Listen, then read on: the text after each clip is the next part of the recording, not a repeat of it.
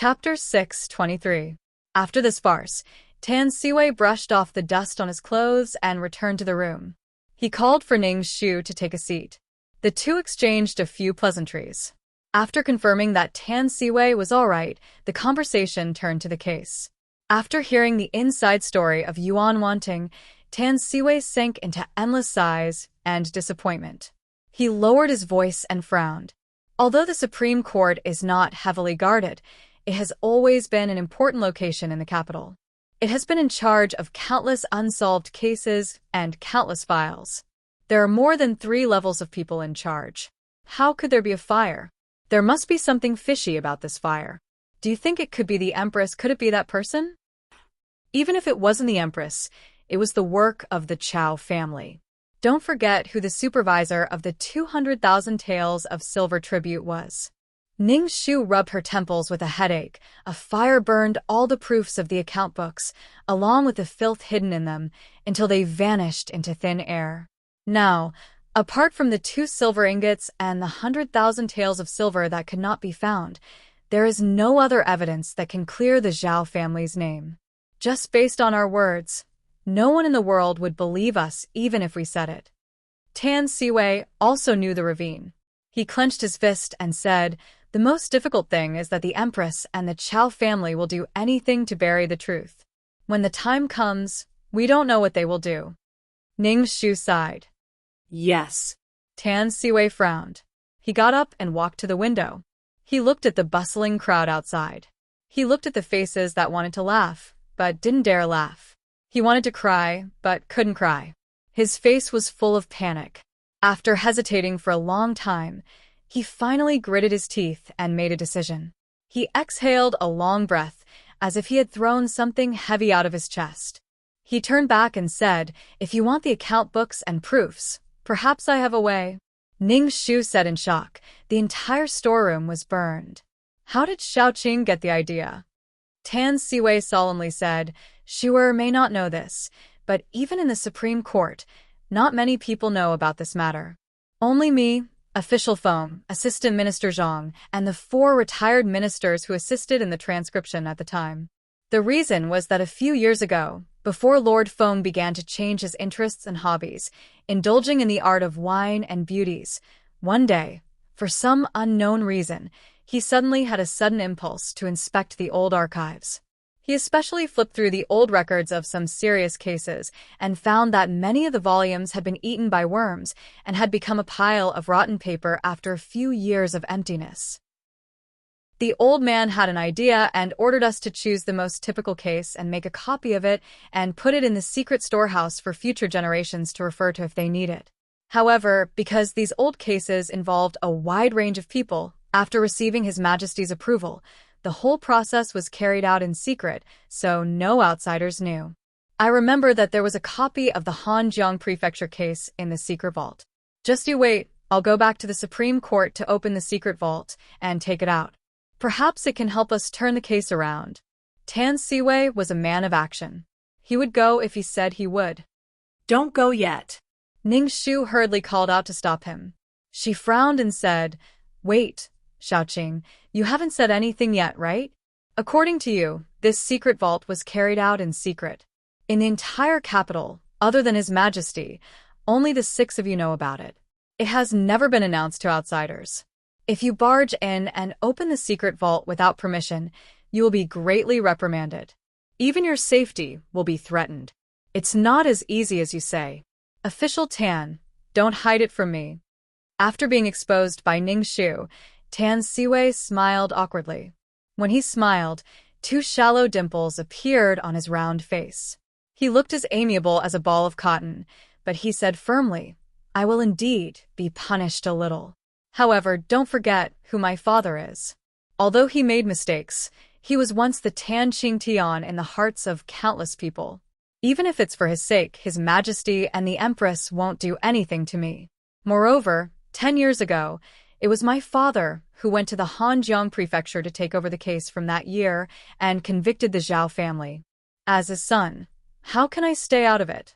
I am the son of the Tan family, the Xiaoqing of the Supreme Court, and an official of the Great Yu dynasty." Chapter 624. I've learned little in my life. Although I'm not very capable, as long as I'm still eating the salary given to me by the people, I should be worthy of this official's robe. For some reason, when these words came out of the mouth of this man with a round face that looked like a steamed bun, it was especially shocking. Ning Shu couldn't help but be filled with admiration.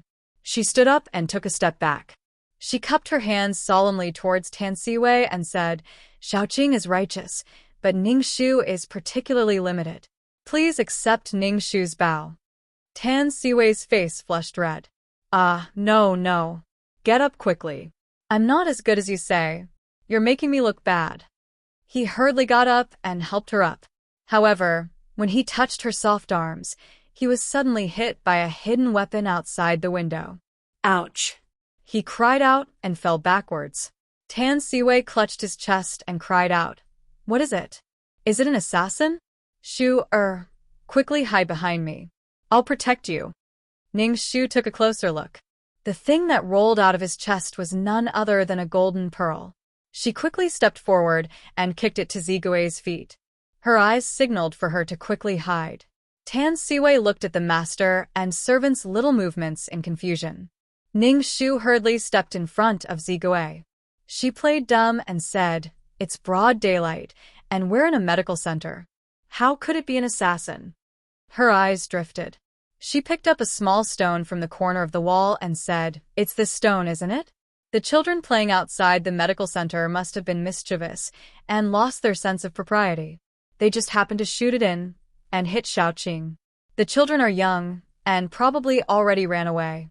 It's better not to argue with them. Tan Siwei asked suspiciously, Really? Ning Shu nodded with certainty.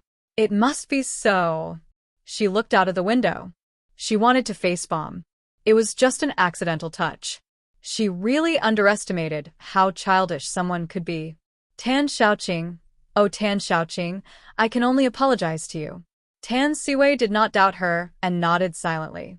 Fortunately, he was not injured. Only his chest was bruised.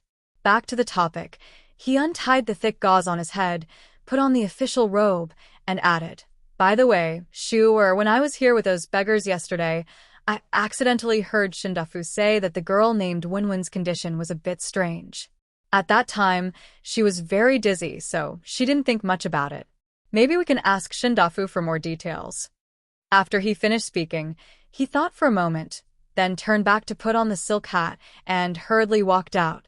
Ning Shu looked around, looking at the elegant jasmine flower on the windowsill and the half of a plain hairpin that could be vaguely seen behind the mirror. Zigui bent his knees and squatted down, holding the cool and refreshing mugwort incense tied to the foot of the bed. The master and servant both raised their eyebrows and smiled at each other. Fortunately, although Shun Dafu's face was cold, his heart was not cold. When Ning Shu asked, he told the truth. He said that the little girl named Wenwen was suffering from tuberculosis and had been sick for more than a year. According to her situation, she should have died a long time ago, but she survived until now. Therefore, he concluded that there must be a very clever doctor who gave her medicine to prolong her life. The three little guys were very tight-lipped. Shun Dafu repeatedly asked, but they refused to answer. Last night, the three little guys took the medicine in the medical hall and quietly ran away. Their whereabouts were unknown. Before leaving, Ning Shu returned the scattered lovesickness beans and the red string to Shindafu. Shindafu, this string of lovesickness beans should be yours. Before Tan Xiaoqing left, he specifically asked me to give it to him. Tan Xiaoqing squatted on the ground and picked them up one by one. I can see that this red string has a lot of wear and tear. It has always been a treasure that Shindafu has been wearing for many years. It's better to keep it. Shun Yan stopped the pestle in her hand and looked at the beads with a pair of clear eyes. Then, she turned her head and said, It's old, I don't want it. I'll have to trouble Lady Ning to throw it away for me. Ning Shu smiled and forcibly held Shin Yan's hand and stuffed the red beads into her palm. Shindafu said that you don't want it, but you still can't help but look at it. This is a typical case of saying one thing and thinking another. If I didn't guess wrong, Tan Xiaoqing's room is not a ward at all, but a boudoir for Shindafu to rest. You. Shun Yan frowned in anger. Then, she heard Ning Shu's sincere eyes continue.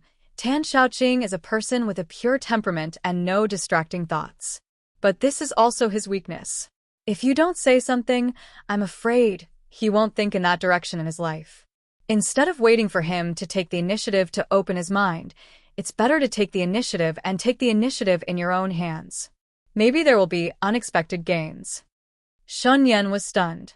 She felt the familiar touch of the red beads in her palm. She lowered her head and smiled bitterly. Then, she softly said, "But he doesn't even remember me. I never existed in his world. What kind of identity should I stand in front of him and tell him about the past that he doesn't remember? I also have my pride." Ning Shu didn't care about her image at all. She bent down and looked at Shun Yan. Pride is nothing. Chapter 6:25. The word fart shocked Dr. Shen, who was a gentleman. However, Ning Shu continued without any hesitation. Time is limited, so I'll make it short. There were millions of men and women in this world. It was not difficult to have a good impression of someone. It was not a big deal to be sad and hurt in the process. She should not take it to heart. She should just kick him away, wipe away her tears, have a good meal, have a good sleep, and start all over again. But if you wholeheartedly believe in someone, it's very likely that you won't meet a second person for 9 lifetimes. That's completely different. What pride in face or fart. Instead of sitting and waiting, it's better to boldly try. If you win, you will be happy for a lifetime. If you lose, you will have a clear conscience. If you give up without even trying, you will regret it for the rest of your life when you see him wearing a wedding dress and riding a horse to marry another woman in the future. Dr. Shen, I heard that you broke the shackles of a woman from an aristocratic family 3 years ago. You didn't hesitate to break your relationship with Dr. Shen and insisted on embarking on this rugged and difficult path of medicine. I know that you are the bravest and most decisive woman in the world. As for how to choose, you have your own decision. Ning Shu's voice was light and powerful, falling on Shun Yan's ears like rain falling on a banana leaf. It was clearly not aggressive, but it made Shun Yan's lowered eyelashes tremble deeply. She bit her lip and fell into deep thought. Ning Shu believed that she was a smart woman, so she didn't need to say much. She got up and said, "Ning Shu has nothing to say. I have something to do, so I'll leave first." However, she was called back by Shun Yan. "You come back." Ning Shu blinked her eyes. "Shindafu, is there anything else?" Shun Yan looked at Bai Shi from head to toe and said, "Do you need a set of clean clothes? I went to the mountain to see the old people in the village. I prepared a few sets of clean clothes for convenience. I can lend them to you first. Wait for me to get them." Seeing Shun Yan trying to restrain herself and not show an expression of disgust, Ning Shu awkwardly closed her mouth and silently accepted Shun Yan's kindness. Ning Shu turned back to look at the obedient Zigui. She lowered her head and sniffed hard at herself. "Zigui, is the smell on my body rotten?" After a brief silence, Zigui nodded, not knowing what to say. Ning Shu wanted to cry, but had no tears. Ever since she took over the case, she had not returned to the manor. She did not even have time to eat, and she had to squeeze in time to sleep. On such a hot day, she had not bathed or changed her clothes for 3 consecutive days. One could imagine how smelly she was.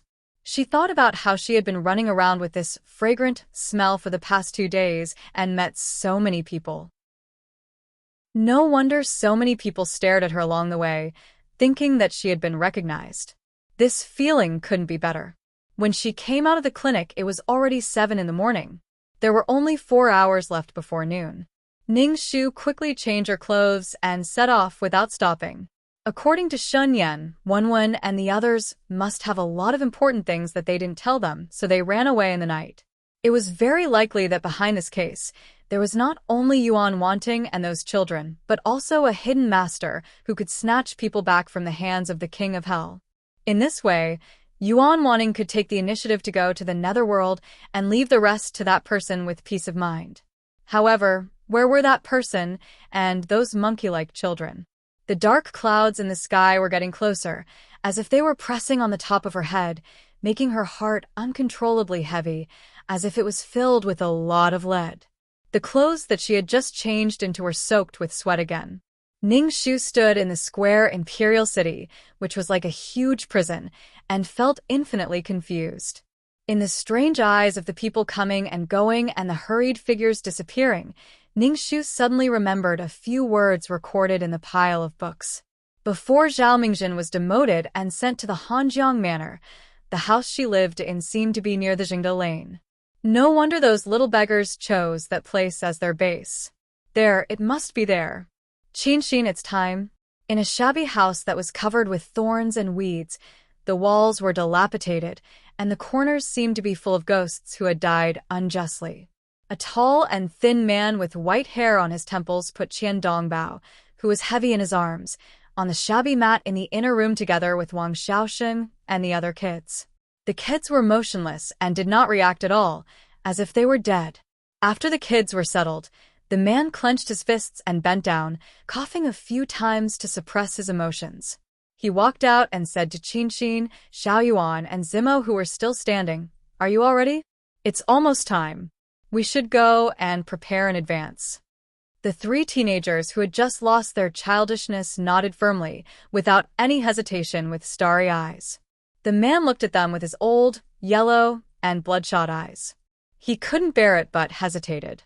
"Kids, have you all decided? You may lose your lives this time."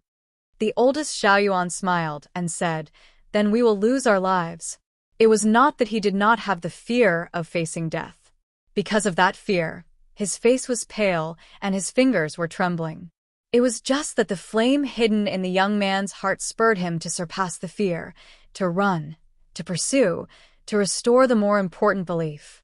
It was the same for Qinxin and Zimo. The man's eyes were slightly wet. He smiled sadly and patted the kid's shoulders. "Your father is in the netherworld. If he knows what we have done, he will be furious. But it's good. We will be reunited soon. At that time, we will kowtow to him and ask for forgiveness. Don't be afraid. It will be over soon." Chapter 626. In the previous decades, who didn't know that the Zhao family in the east of the city was really a house of literary experts? They had produced 10 Hanlon scholars and poets were everywhere.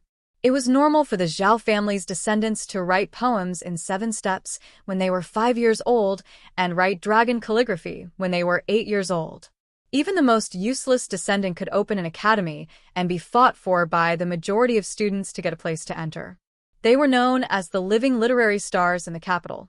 At the most exaggerated time, as long as the students were preparing for the imperial examination, they would run to the Zhao family's door the day before they entered the examination courtyard to burn an incense and worship, praying for a little bit of good fortune to pass the imperial examination.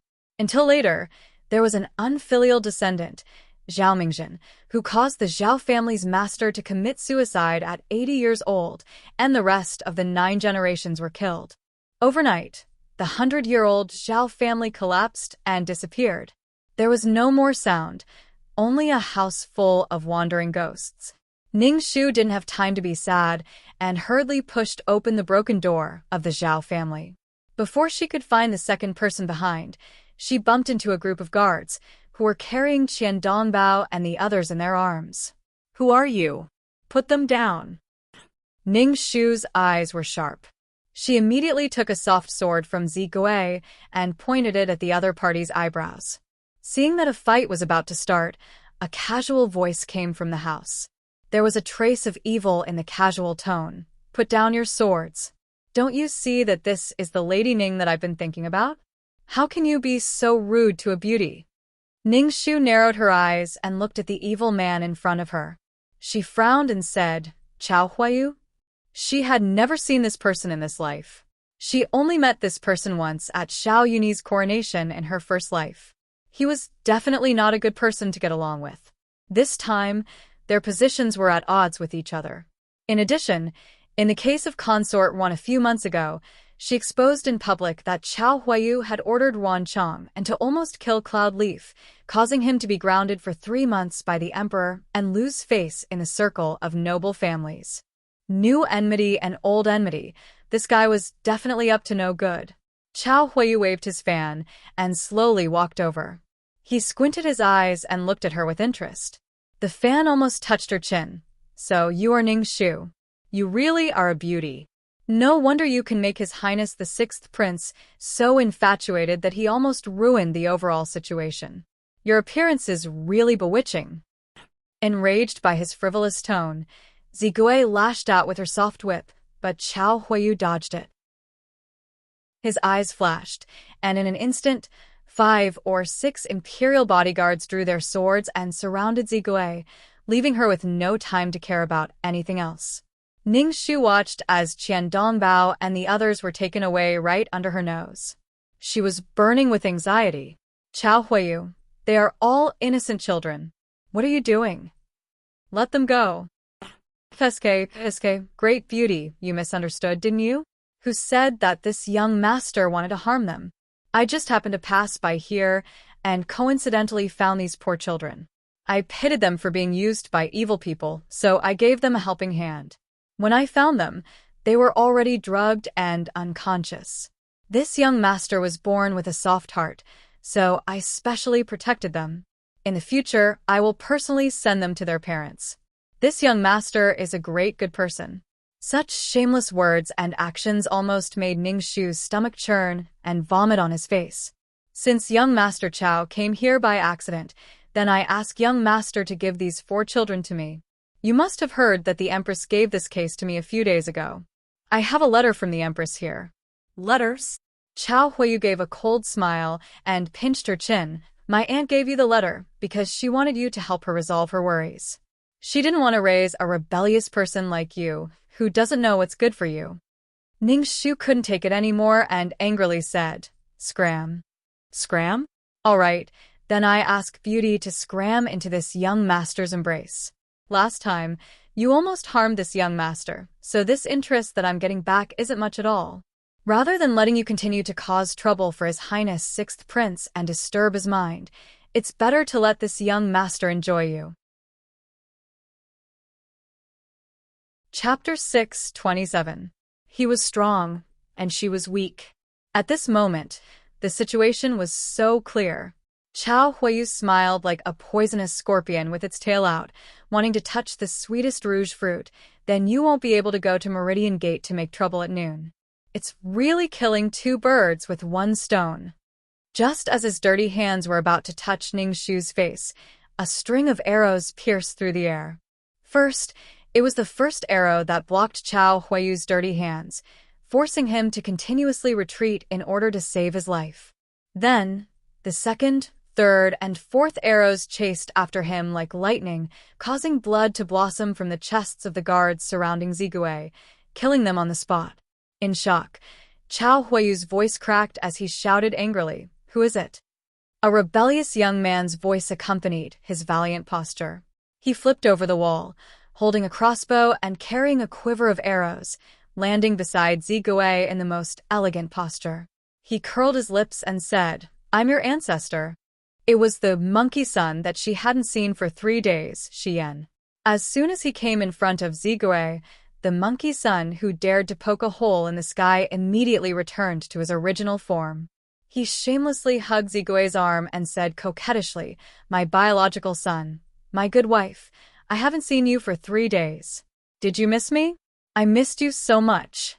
I missed you when I was eating, I missed you when I was sleeping, and I even missed you when I went to the toilet. I missed you so much that I couldn't eat. Touch it, look at my handsome face.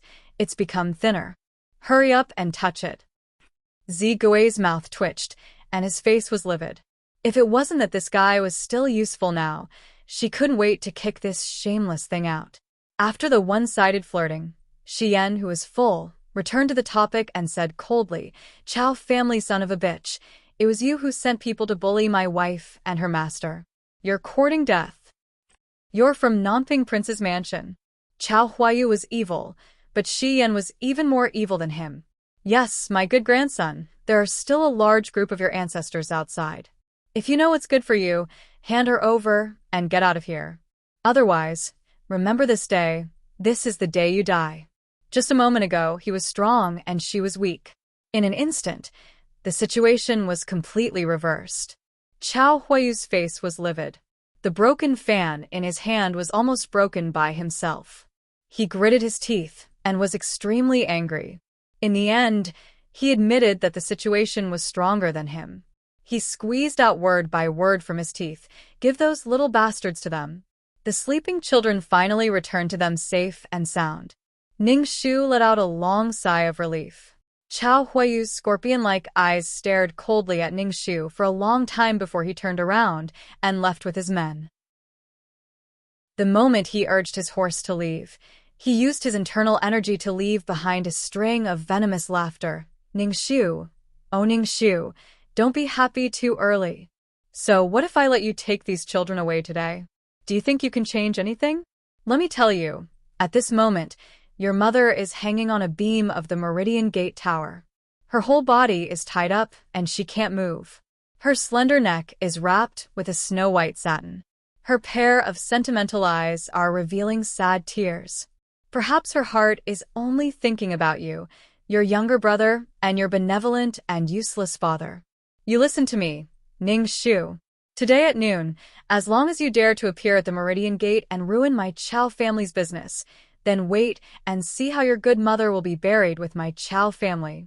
Ha ha ha ha ha. Ning Shu's face turned white. Her eyes trembled. For a moment, her heart was in pain. "Bastard, die." Xian was angry and anxious. He shot an arrow, but Chao Huayu was as fast as a rabbit. The arrow was dodged before it touched his flesh. But another golden leaf was faster. It flew out like a frost blade and hit his shoulder, bursting out a blooming flower of blood. Chao Huayu fell backwards. He was caught by the bodyguard at the side. The master and servant fled like a stray dog. In the Zhao residence, Ning Shu was anxious. Her vision turned black, and she suddenly fainted. Chapter 6:28. After nearly 20 days of people being in a state of panic and not coming out of their doors, tens of thousands of commoners rushed to the Meridian Gate from every corner of the capital early in the morning after hearing the news. They wanted to see who the great demon that caused them to feel uneasy day and night was and give them an explanation. Therefore, the Meridian Gate, which was usually solemn and desolate, was crowded today. Everyone was looking forward to it and even forgot to eat. Finally, the palace gates opened wide. Thousands of Dragon City guards and bailiffs came out in a line. Minister of Justice Zhong Yan, Minister of the Supreme Court Feng Zheng, and Imperial Censor of the Left Tang Lang, the three of them were wearing official robes. They walked out with serious faces and sat side by side in the courtroom. There were also 12 other officials on the side. A hanger and a dog-head guillotine were set up in front of the Meridian Gate. Their bodies were full of muscles and weighed over 200 pounds. They were ready for the trial. Even Feng Zheng, who felt his feet hurt every day, looked up at the corner of the phoenix robe that belonged to the Empress behind the screen at the highest point of the Meridian Gate Tower. He sighed and put away his nature, which was rare for him. He put on a straight face and cooperated with everyone to finish the show. The moment the noon bell and drum sounded, the bailiffs sang, and the trial officially began. Lu Laosan and his wife trembled like sifting chaff and were escorted to the Meridian Gate like stray dogs. They faced the tens of thousands of indignant faces of Shangjing with blank faces. The Minister of Justice Zhong Yan was the presiding judge. He glared angrily and slammed the gavel on the table. He scolded loudly. "Lu Laosan, Zhu Huinyang, where did the two of you get the guts? You dared to help Yuan Tianwang, a remnant of the Hanjiang prefecture, cause chaos in the tomb of a late emperor, kidnap several children in the city, and try to frame the current empress. Your actions are simply audacious and too numerous to be recorded. Now that the evidence of your crimes is conclusive, why don't you plead guilty? Otherwise, you will be punished severely." Lu Laosan subconsciously opened his mouth and wanted to cry injustice. He admitted that he was not a good person. In the past 30 years, he had bullied and taken advantage of countless neighbors, but the word virtue had never appeared in his family. Later, when he finally gave birth to his eldest son, he was also a fool. Even when he was tossing and turning late at night, he would sometimes wonder if this was retribution. However, after a long nap, he was still as unrepentant as ever. So, what if he was being scolded behind his back? As long as they earned the money and took advantage of the situation, wouldn't the Liu family be the ones to be proud? What retribution? Bah. Their family of 3 lived an extravagant and carefree life, which was the most realistic thing. As for their foolish eldest son, he could just buy a willing child bride from somewhere, and she would be his son's slave for the rest of her life. Then, one day, he was lucky enough to pick up a free one and brought it home with a grin on his face. He was wrong, but he didn't deserve to die, did he? He really didn't understand why things turned out like this for no reason. The executioner was less than 100 paces away from him, ready to take his dog's life at any moment. His wife was kneeling by his side. The two of them looked at each other and wept silently. They wanted to cry in justice. Really, these crimes were really not committed by them. What traitor? What Yuan Tianwang? They had never seen him before. However, behind the heavy meridian gate, their foolish eldest son's heart was being held by a sword. He could die at any time. Retribution, there was really retribution in this world. This was the biggest punishment from God. Under the witness of tens of thousands of people, Lu Laosen and his wife lowered their heads as if they were confessing. Zhong Yan continued to ask, "Both of you are admitting to your crimes?" Lu Laosen and Zhu Huanyang clenched their teeth and nodded with tears in their eyes. Their faces were ashen. Trembling, they squeezed out word by word according to the confession they had memorized before they came. Yes, this series of crimes. We were indeed bewitched by ghosts. We were bribed by Yuan Tianwang and committed them together. All the strange and evil things in the mausoleum of the late emperor were all done by you? Yes, it's all an illusion that we deliberately created. We wanted to frame the current dynasty's empress. Her Majesty is indeed innocent and suffered an undeserved calamity for no reason. How did you commit the crimes? Where did the children that were kidnapped by you go? Lu Laosen was only left with a shell, and he was already dead inside. He said dully, "I went to the imperial mausoleum every day to deliver vegetables. According to Yuan Tianwang's order, I sneaked in and set up a trap. Then the traitor Yuan Tianwang used his identity as a headmaster of the academy to seduce several children and the child bride I picked up. Together, we created a false reputation. The more chaotic the capital city was, the more benefits we could reap. We hid those children. If you want to know where they are, you have to let us go unharmed and forgive all our crimes. Only then will we be willing to reveal any trace of those children." Chapter 629. Before Lu Laosen could finish his words, countless rotten vegetables and eggs flew from all directions and hit them.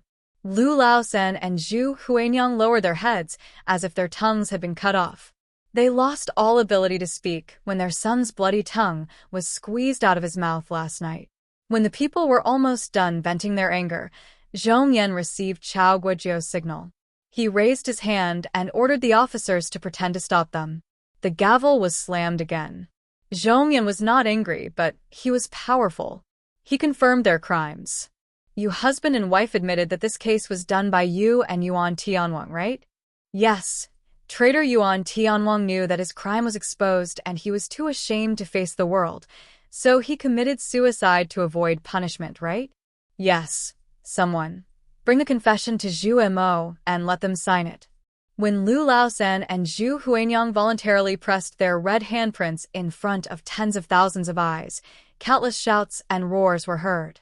Every face was filled with righteous indignation, shouting their long-suppressed anger. Kill them! Kill them! Evil husband and evil wife, death is not to be regretted. Bold traitor Yuan, 5 horses will tear him apart. Kill! Kill! Kill! Kill! Kill! Kill! Chao Zhenwei sat at the head of the table. His eyes were half closed as he slowly looked at the murderous and ferocious faces of the people around him. Listening to their violent shouts, the corners of his mouth twitched without batting an eyelid. When he was done admiring, he picked up the cup of tea in satisfaction. He did not drink it, but blew the tea leaves floating on the surface of the water. He sighed. Minister Zhong, I am old, and I can't bear to see these bloody things. But in this situation, the husband and wife have committed a heinous crime. If they are not punished, I am afraid that the anger of the people will not be appeased. Zhong Yan nodded. Uncle is right. What do you think, Lord Tang? The Procurator's imperial censor of the left, Tang Lang, caught the ball that was kicked over. He rolled his eyes and said, this official also thinks so. According to the laws of Great Yu, he should be sentenced to death as a warning to others. Only then will this case come to an end and peace can be restored in the capital. Only Feng Zheng's sparse, snow-white goatee trembled as he said hesitantly, it's just that we still haven't found the whereabouts of those children. If we hastily deal with these two, I'm afraid. Zhong Yan narrowed his eyes and said, Lord Feng, do you think that the 60,000 Yongchengwai in the capital are all freeloaders? With so many officials, they couldn't even find a few children? Moreover, today's public trial was to give the commoners an explanation and return peace to the capital. If these two traitors were allowed to return to the mountains and cause new trouble and commit new crimes, would Lord Feng be prepared to take full responsibility? How is Lord Feng going to make up for the Empress's ruined reputation? More than a dozen pairs of sharp eyes swept over in unison, as if they were united against a common enemy. Feng Zheng couldn't do anything by himself, and his throat was unconsciously blocked. He could only sigh softly, and didn't say anything else. Lang and Bei looked at each other and smiled, and worked together to push the situation to the end. As the order letter in Zhong Yan's hand fell to the ground, Lu Laosan and his wife were escorted to the execution platform. The executioner shook the muscles on his face and slowly raised the 40-pound, shining silver broadsword above his head. The surrounding commoners shouted excitedly, looking forward to the wonderful moment of blood splattering everywhere. On the Meridian Gate, Chao Huayu was bored to death watching the good show that he had personally prepared. He smacked his lips, and his eyes lazily scanned the entire Meridian Gate, but he couldn't find the figure. He curled his lips and sneered sarcastically, as expected of a person. They talk about etiquette and morality, as if they are the embodiment of justice.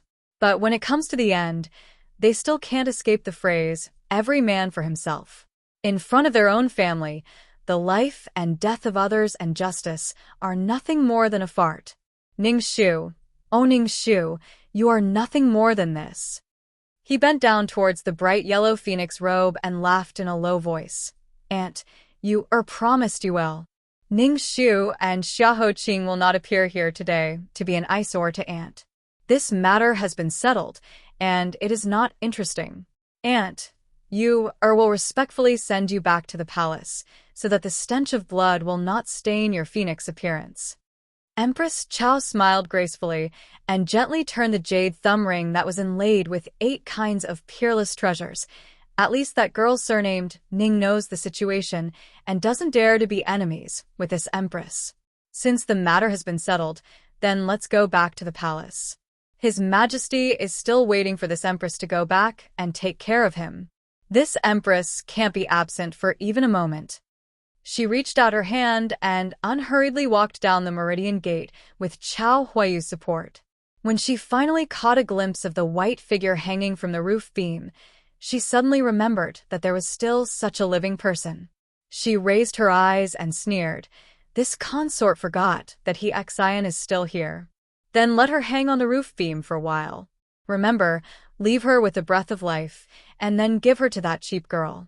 Consider this consort's gift to her. Chao Huayu touched his injured shoulder blade, and the curve of his mouth was full of malice. He smiled and said, Yes, I will follow Aunt's orders. I must give that Ning Shu a big return gift. The bright yellow phoenix robe was the same as when she came. She calmly boarded the phoenix carriage, and with a face full of smiles, she prepared to go back to the palace. Behind her was a thick Meridian Gate. On the execution platform, the executioner sprayed a mouthful of strong wine on the blade and finally raised the blade to the highest point.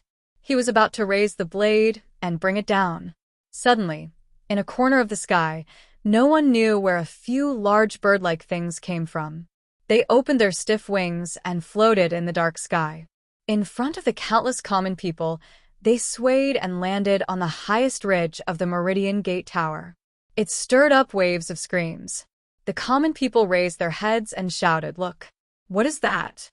The 3 pairs of wings slid down from the ridge and fell to the ground, shattering into pieces. The common people focused their eyes and saw that there were several human figures that landed on the 8-foot ridge.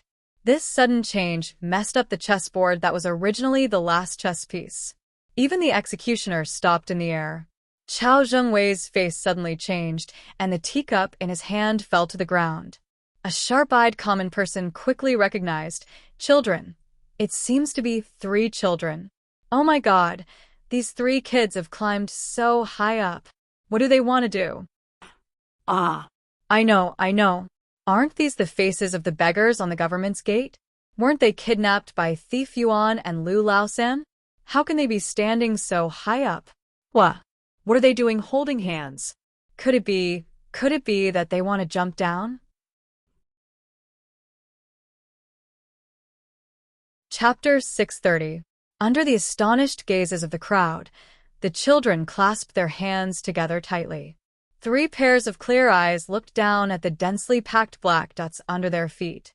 Their legs were trembling, and their backs were drenched in sweat, but there was no hesitation in their eyes. When they searched the entire Meridian Square, but could not find Ning's shoe, Qinxin's eyes dimmed. She bit her lips in disappointment. The teacher was right. There is no one in this world that we can rely on. She thought that Miss Ning would be different from others.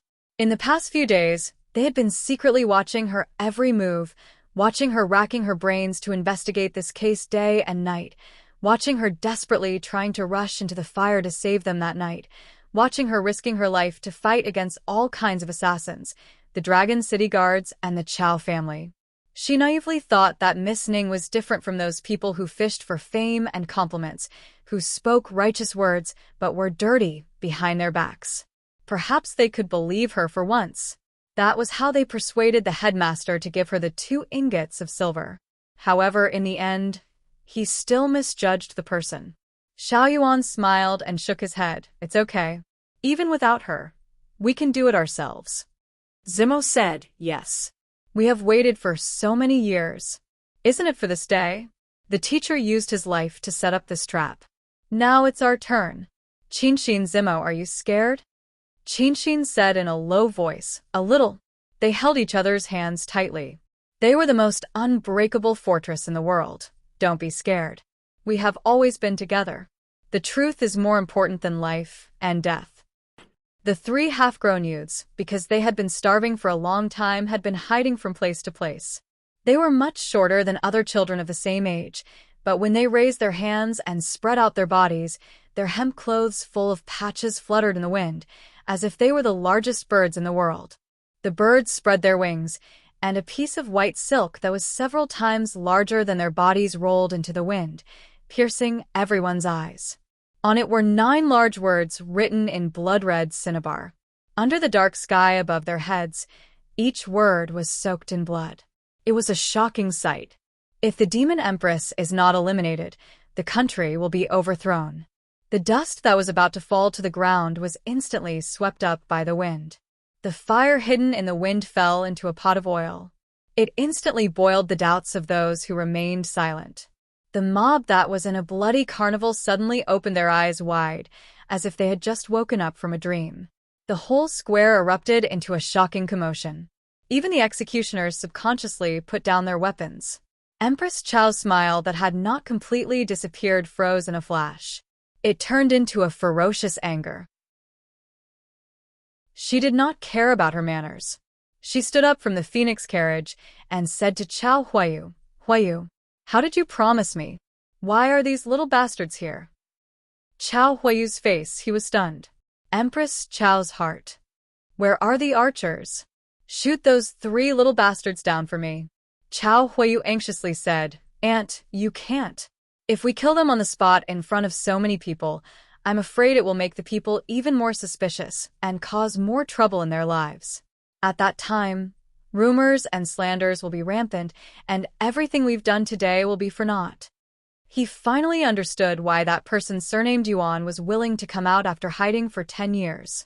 Even yesterday, when he took the white silk and pushed open the prison cell to send him to his death, that person surnamed Yuan did not say a word and took the white silk with a smile. It turned out that he had already calculated today. Yuan Tianwang was sure that as long as he died, they would subconsciously relax and not put these little beggars in their eyes. He also knew that in order to shut the mouths of the world, they had no choice but to choose the Meridian Gate. In front of the people, they had to give a final explanation. He generously faced death. He was waiting for this moment. He was waiting for the tens of thousands of people around the Meridian Gate to see. Empress Chao's face was gloomy. She coldly looked back and looked at him disdainfully. Then tell me what you can do. Don't tell me that these bastards are going to talk nonsense in front of tens of thousands of people and strip this empress clean of her face? If not, then shut up. This empress will not trust any of you. Come, receive this empress's decree. These 3 bastards are the accomplices of Thief Yuan. They change their appearance and makeup to assassinate this empress and court officials. This empress wants these 3 bastards to immediately die with arrows through their hearts. Chapter 631. Our Master Yuan is not a traitor at all. The truth of the Hanjiang Prefecture case 10 years ago is... Xiao Yuan shouted with all his might, but before he could finish his sentence, a sharp arrow had bitten his shoulder like a poisonous snake's tongue, shooting his thin body directly down from the 8-feet-high roof. Xiao Yuan. Qinxin and Zimo stretched out their hands and shouted. Their fingertips only had time to touch the corner of his clothes before they watched him fall down. Then, thousands of arrows formed a net and covered them like rain. Zimo arched his back and protected Qinxin firmly in his arms. While dodging in a panic, the two slipped and rolled down from the roof. At this critical moment, a soft whip made of fine steel pierced through the air and wrapped around their waists. Then, a light purple figure flew towards them, as light as a swallow. At the same time, a huge iron umbrella opened up in the air. The person holding the umbrella was like a heavenly soldier, controlling the bamboo handle in his hand to fly in front of them. The umbrella made muffled sounds like an immortal pulling flowers, catching the dense rain of sharp arrows one by one and flicking them to the ground. Unexpectedly, not a single arrow could penetrate this seamless net. In a mess of mahjong tiles, an unforeseen event occurred again. The commoners scurried around like frightened ants, trying to avoid the arrows. However, the doubts in their hearts grew unconsciously. What the hell is going on? Didn't Lu Laosan and that traitor Yuan conspired to kidnap children in the city? Why did these children appear on their own? Didn't they say these children were victims? Why did they shoot them on the spot? Was this case related to the case of the Hanjiang Prefecture 10 years ago? All of this was like a deliberately sown fire, invisibly igniting in the hearts of all the common people present. Then, all of the fire coincidentally gathered on the white handkerchief that fell to the ground. The word injustice was written in large letters. The complexion of all the officials present changed. Chao Huiyu's brain exploded with a buzzing sound. From behind the Meridian Gate, he angrily pointed his sword at the intruder. Who are you? How dare you be so presumptuous at the Meridian Gate? The man under the umbrella burst out laughing. Son of a bitch, I haven't seen you for only 4 hours and you've forgotten me? I'll tell you again out of kindness. I'm your ancestor. His son, his father, and his ancestors were a mess, but this didn't prevent Chao Huiyu's deceitful face from twisting uncontrollably when he heard this voice. He squeezed out word by word from between his teeth. It's you. What about Ning Shu? Where is that woman?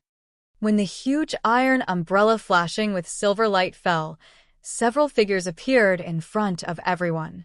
One of them was a black-clothed youth holding an umbrella. He had a quiver of arrows on his back and a blade of grass in his mouth. He raised his eyebrows and smiled. One was a young girl dressed in light purple clothes. She had just dragged Qinxin and Zimo, who had yet to recover from their shock, to the ground steadily. Putting away the iron umbrella that weighed 100 pounds, Xian swung his wrist, which was not that sore, and lazily pointed behind Chao Huayu. "Hey, my good grandson, isn't he over there? My name is Ning Shu. Greetings, everyone." A voice as clear as a spring came from behind him. She took off the disguise on her face and walked to Chao Huayu, as well as to everyone else. Her hands were supporting Xiao Yuan, who had fallen from the eaves after being shot by an arrow. Chao Huayu's mind was stretched taut. The moment he saw her, he couldn't hold it any longer and snapped. He opened his eyes wide and almost shouted, "How dare you? How dare you come?" She lowered her eyelashes and smiled, with young Master Chao's constant concern. "How dare I not come? Moreover, this case is not over yet. The truth is far away from us. If I give up halfway, won't I fail to live up to my master's teachings and fail to live up to Nyang's trust?" Chao Huayu clenched his fists, the veins on the back of his hands almost bursting. He came in front of Ning Shu and lowered his voice. Using the most vicious voice in the world, he said, "Ning Shu, you don't want your mother's life, do you?" When she heard the word mother, Ning Shu's heart uncontrollably twitched. She slowly shook her head and pushed Xiao Yuan into Xian's hands, indicating for her to quickly treat Xiao Yuan's wounds. The children hugged each other tightly after escaping death and cried silently. Ning Shu took a deep breath and suppressed the bloody feeling in her chest. She smiled and said, "Second young master misunderstands. My daughter doesn't dare. My daughter has come here today not to go against second young master, and I don't dare to go against Nyang. I want to expose the true faces of these child beggars in front of all the people. They are not the so-called victims, but the culprits who have concocted this whole series of cases and played everyone in the palm of their hands over the past half a month." Chapter 632. The moment Ning Shu appeared, people quickly recognized her. Ning Shu. Isn't that the Ning family's Ning Shu? No, that sharp-tongued and tough? Why is she here? She even said that those little beggars were accomplices. What is going on? That's right. What is going on? Why did the officials kill them the moment they appeared? Hearing the discussions around him, Feng Zheng's goatee trembled. He carefully looked at the Chao family's furious expressions and sighed inside. This Ning family girl had been too rash this time. Right now, the emperor was still sick and the empress was in control of the court. Who dared to go against her wishes? There were almost 10,000 Yongchengwei guarding the Meridian Gate. Fighting the strong with the weak was not a wise move. It was very likely that they would not be able to save the people and would die here. It was clear that Feng Zheng was not the only person who knew this. Chao Huayu gave a cold laugh. He stared darkly at Ning Shu and said, "Ning Shu, do you think I can't see through what tricks you want to play? Don't treat people like idiots. Do you believe that I have 10,000 ways to make you wish you were dead right now?" It was unknown if it was because the sky above them was too dark or if Ning Shu was already very weak, but her lips were unnaturally white. Zigui worriedly went forward to support her back. No one here knew what kind of struggle and torment her young miss had experienced before she decided to come here. The blood she had vomited was still hidden in Zigui's handkerchief and burned Zigui's heart. Ning Shu shook her head, indicating that Zigui was fine. She obediently lowered her eyelashes and smiled faintly. She did not move in the slightest. Has young Master Chao misunderstood? I've already said that I'm not here to stir up trouble. Instead, I'm here to lend you a hand and expose the conspiracy of that thief Yuan and his accomplices to the public. The people of Jing have been in fear for half a month because of them. They have not been able to eat or sleep well. Everyone is in danger. Don't they deserve a reasonable explanation? Or could it be that in young Master Chao's heart, their thoughts never mattered at all? If it was said that the commoners were only suspicious just now, then after Ning Shu's words, the anger in the commoners' hearts was completely ignited. They may not be as smart as the officials present, but none of them are fools. They hated being treated like fools and fooled by others. As the saying goes, the people are the most important, the state comes second, and the monarch is the least important. Even if these words were pompous, no one would take them seriously. However, if water can carry a boat, it can also capsize a boat. Once the ants were forced to the extreme, their combined strength could also shake the heavens. No matter how much Chao Huiyu wanted to pierce her throat with the arrow in his hand and let her blood splatter on the spot, how much he wanted to cut off her tongue and cut her body into pieces so that she would be cursed by the world without clothes. But at this moment, Ning Shu's fearless eyes were telling him, if you want to do it, fine. But before you do it, you'd better think about it first. If you kill people again and again in front of so many people to silence them, how can you stop the mouth of the world? When the people were angry and the country was in chaos, what could the Chao family gain from this? Some things, when Ning Shu appeared, were already destined to have an outcome. Chao Zhenwei, who was strategizing not long ago as if everything in the world was in his hands, now looked defeated and closed his eyes forcefully. The truth. We want the truth. We want the truth. When the shout sounded, no one could stop the footsteps of the truth anymore. Ning Shu smiled slightly. She walked to the front of the crowd and bowed her head. She curtsied and said, "Thank you for your trust. I will not let you down." She raised her head. Her eyes were like the surface of water that looked gentle but would never be torn apart. She pointed at Xiaoyuan Qinshin and said, "First, I want to tell you how these 3 child beggars abducted children and committed this shocking crime."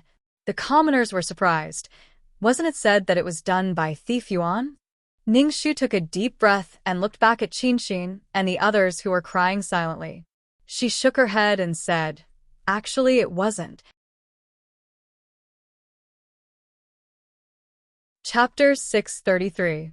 That night in Denglong Alley, the only son of the Qian family, the 8-year-old Qian Dongbao, told his parents that he was going to play with his friends. He never returned until his lost shoes and a strange black pattern were found 5 miles away from his home by the Lishui River.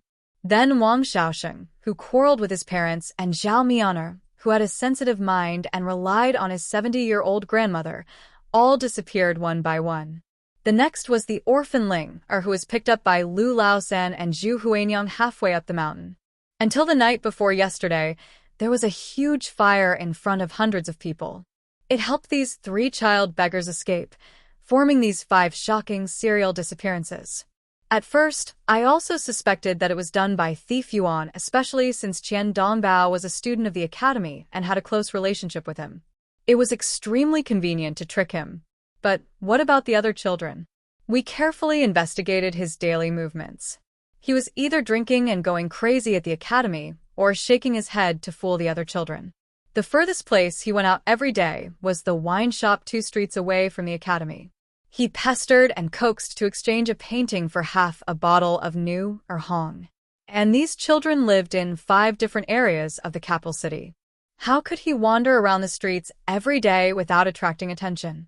How could he announce his identity as the headmaster of the academy and coax these sensitive children?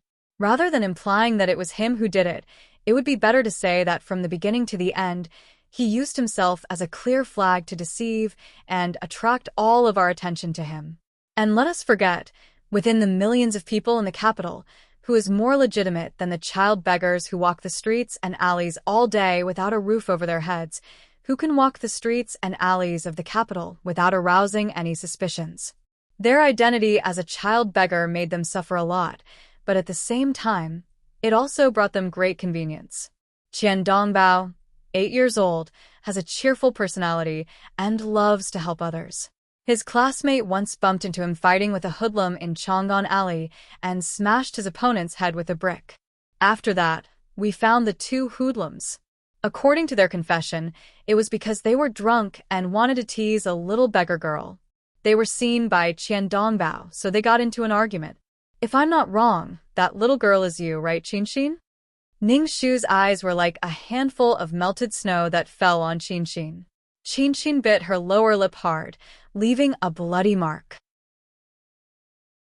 She clenched her fists and dared not look at her. It's me. Hearing her confession, Mother Dongbao, who had cried until she collapsed from exhaustion, rushed out of the crowd waving her skinny hands and shouted at her, "Then what about my dong bao? Where did you trick my dong bao?" Facing such a question, Qinxin's face turned even paler. She lowered her head, not daring to look at her sorrowful eyes. Ning Shu hurriedly stepped forward and comforted her. "Mother Dong Bao, don't worry. Dong Bao is fine now. He's in a very safe place. After I clear up everything, we'll definitely return him to you in one piece. Trust me, okay?" Mother Dong Bao looked at her with tears in her eyes. She recognized that the girl in front of her was the servant who came to comfort her a few days ago. After hesitating for a long time, she suppressed the fear in her heart and held Qinxin's hand tightly to stop crying. Ning Shu asked Zigui to take care of her. She straightened her thin waist and stood in front of the axeman's big knife that was oozing with thin bloodlight. Then she continued to talk. "Then there's Zhao Mian. Zhao Mian's father died on the battlefield and her mother passed away due to illness. The two of them were at their wits' end. They relied on Grandma Zhao, who is 70 years old, to wash clothes for people in exchange for money. Once, they encountered a family of hooligans who framed her for washing clothes and wanted her to pay for it. It was Qinxin, Zimo, and the others who happened to see them and testified for them. And then there's Ling Er. After she was picked up by Lu Laosan's family, she lived a life of fear every day. If she wasn't careful, she would be beaten, scolded, and humiliated by Lu Laosan. She suffered unspeakably. She couldn't take it anymore and escaped to live, but she was caught again. I guess that one of the times she escaped, she coincidentally met you guys.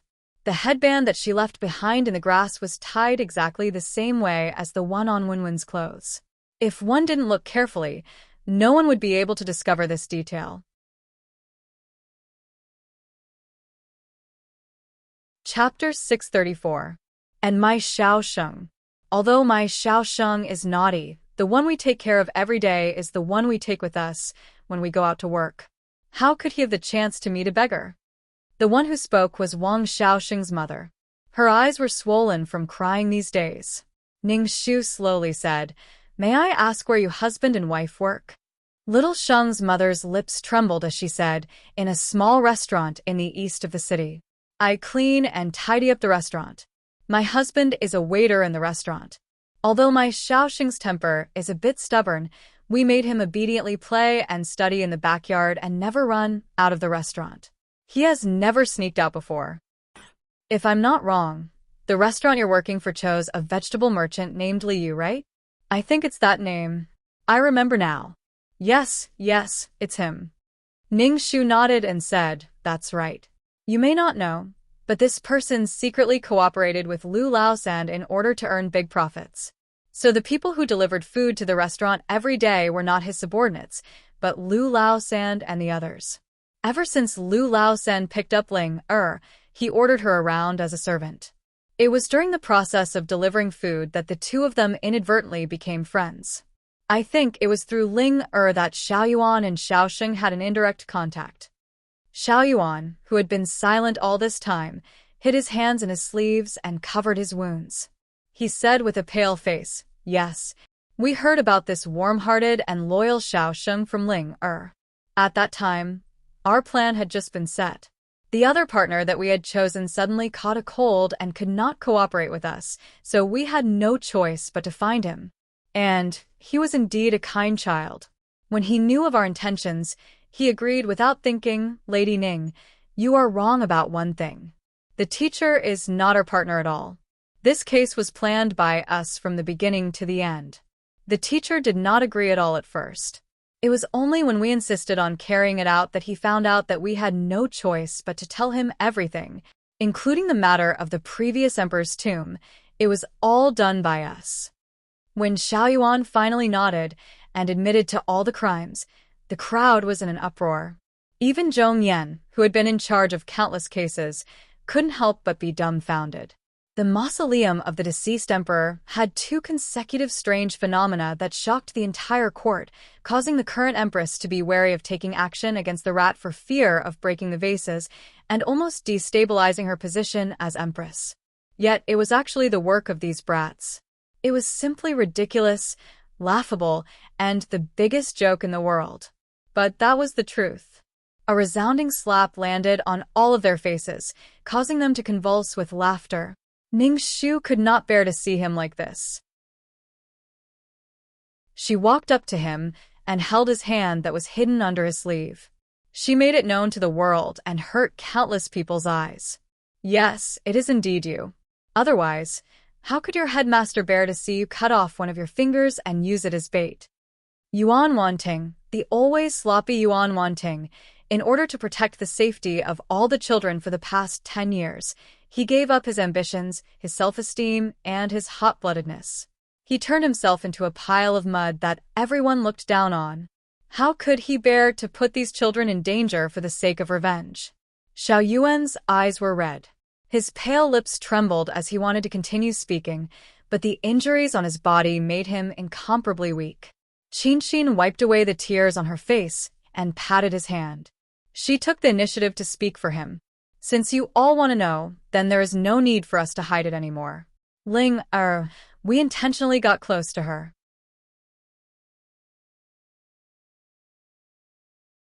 Chapter 635. At the wide meridian gate, Qinxin's voice was as weak as an oriole whose neck could be broken at any time. But no matter how weak the bird was, it still wanted to flap its wings and fly before it died. A few years ago, when the headmaster was drunk, we accidentally heard that he had buried something in the mausoleum of the late emperor, that stone tablet. In fact, we know that in the past few years, he had countless thoughts of not caring about anything and risking his life to take revenge on the court. But because he was burdened by us, he was afraid that we wouldn't be able to survive in this cannibalistic world. So, time and time again, he forced himself to restrain himself. He waited for 10 years, waiting for us to grow up, waiting for his hair to turn white. In the years that followed, we couldn't help but wander around the mausoleum. At that time, we were ignorant and didn't know what we wanted to do. Until one day, we found out that the vegetable seller, Li Yu, was secretly doing business with Lu Laosan. Then an idea suddenly appeared in our minds. Maybe this was an opportunity given to us by God? He was hinting that the time had come and we had grown up. We had waited for so many years. If we missed this opportunity, we might not have any hope in our lives. So, we followed Lu Laosan's vine and found Ling Er. Lu Laosan. Qinxin's nails dug deep into the flesh of her palm. She looked at Lu Laosan and his wife with resentment and said angrily, "What a beast." Ling Er had just been picked up by them. She was full of satisfaction and gratitude and treated them as the bodhisattva who saved her life. She was completely unguarded against them. Even when she was tricked into signing the marriage contract, she felt that her life was saved by them. Marrying their stupid son was a matter of course to repay their kindness. At first, when I approached her, she refuted me and said that I was trying to sow discord. But a few days later, this bastard surnamed Lu revealed his true colors. He actually took advantage of the fact that he was drunk to think of the same thing as his idiot son. Ling Er had smashed her own forehead open in order to scare them off and escape with all her might. That time, we brought Ling Er and hid outside for 2 whole days. After that, even though the one surnamed Lu had restrained himself, he still beat and scolded her. Relying on the marriage contract in his hands, he basically did not treat Ling Er as a human being. Tell me, do you think that this kind of bastard deserves to die? Not only does he deserve to die, any kind of death is not excessive. Ning Shu sighed. So you set them up? Qinxin nodded expressionlessly. That's right, for the sake of avenging Ling Er, and for the sake of avenging ourselves. We discussed it with Ling Er, and had her pretend to return to the Lu family. After that, she would take the initiative to help the Lu family's husband and wife every day. She would do the laundry, cook, and push the cart to deliver the groceries. She never complained about being tired, and gradually lowered their guard. Until that night, When Lu Laosan was secretly delivering vegetables for Li Yu, Ling secretly hid Xiaoyuan and Zimo in the vegetable cart and then sneaked into the imperial mausoleum. Ning Shu frowned. How did you know the layout of the imperial tombs? We found it in a book hidden by the headmaster. He didn't want us to read it, but we still found it. Looking at the extremely thin and weak children in front of her, as if they would be blown away by the wind, but on the inside, they were as tenacious as a group of green bamboos. No matter how strong the wind blew, they clenched their teeth and refused to give in. Ning Shu's heart couldn't help but ache. So, during those 2 days, the two of you were hiding in that clock tower? Zimo continued. That's right.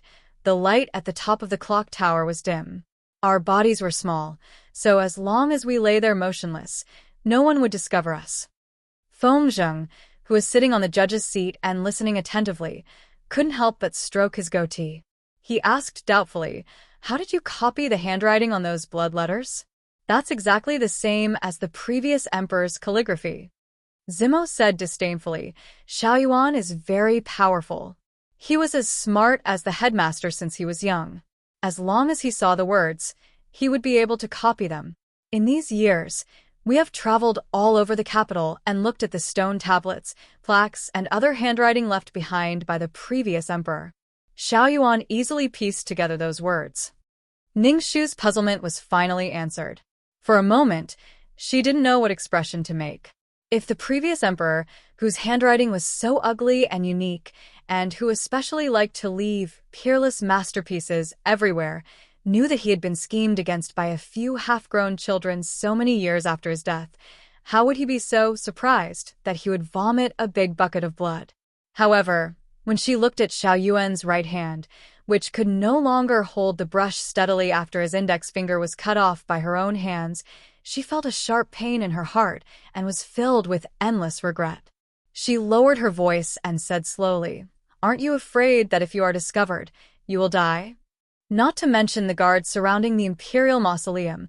If the person ringing the bell inadvertently raised his head and looked at them casually, their lives would be as insignificant as ants. The children said in unison, What's there to be afraid of? If we die, we die. We should have died 10 years ago.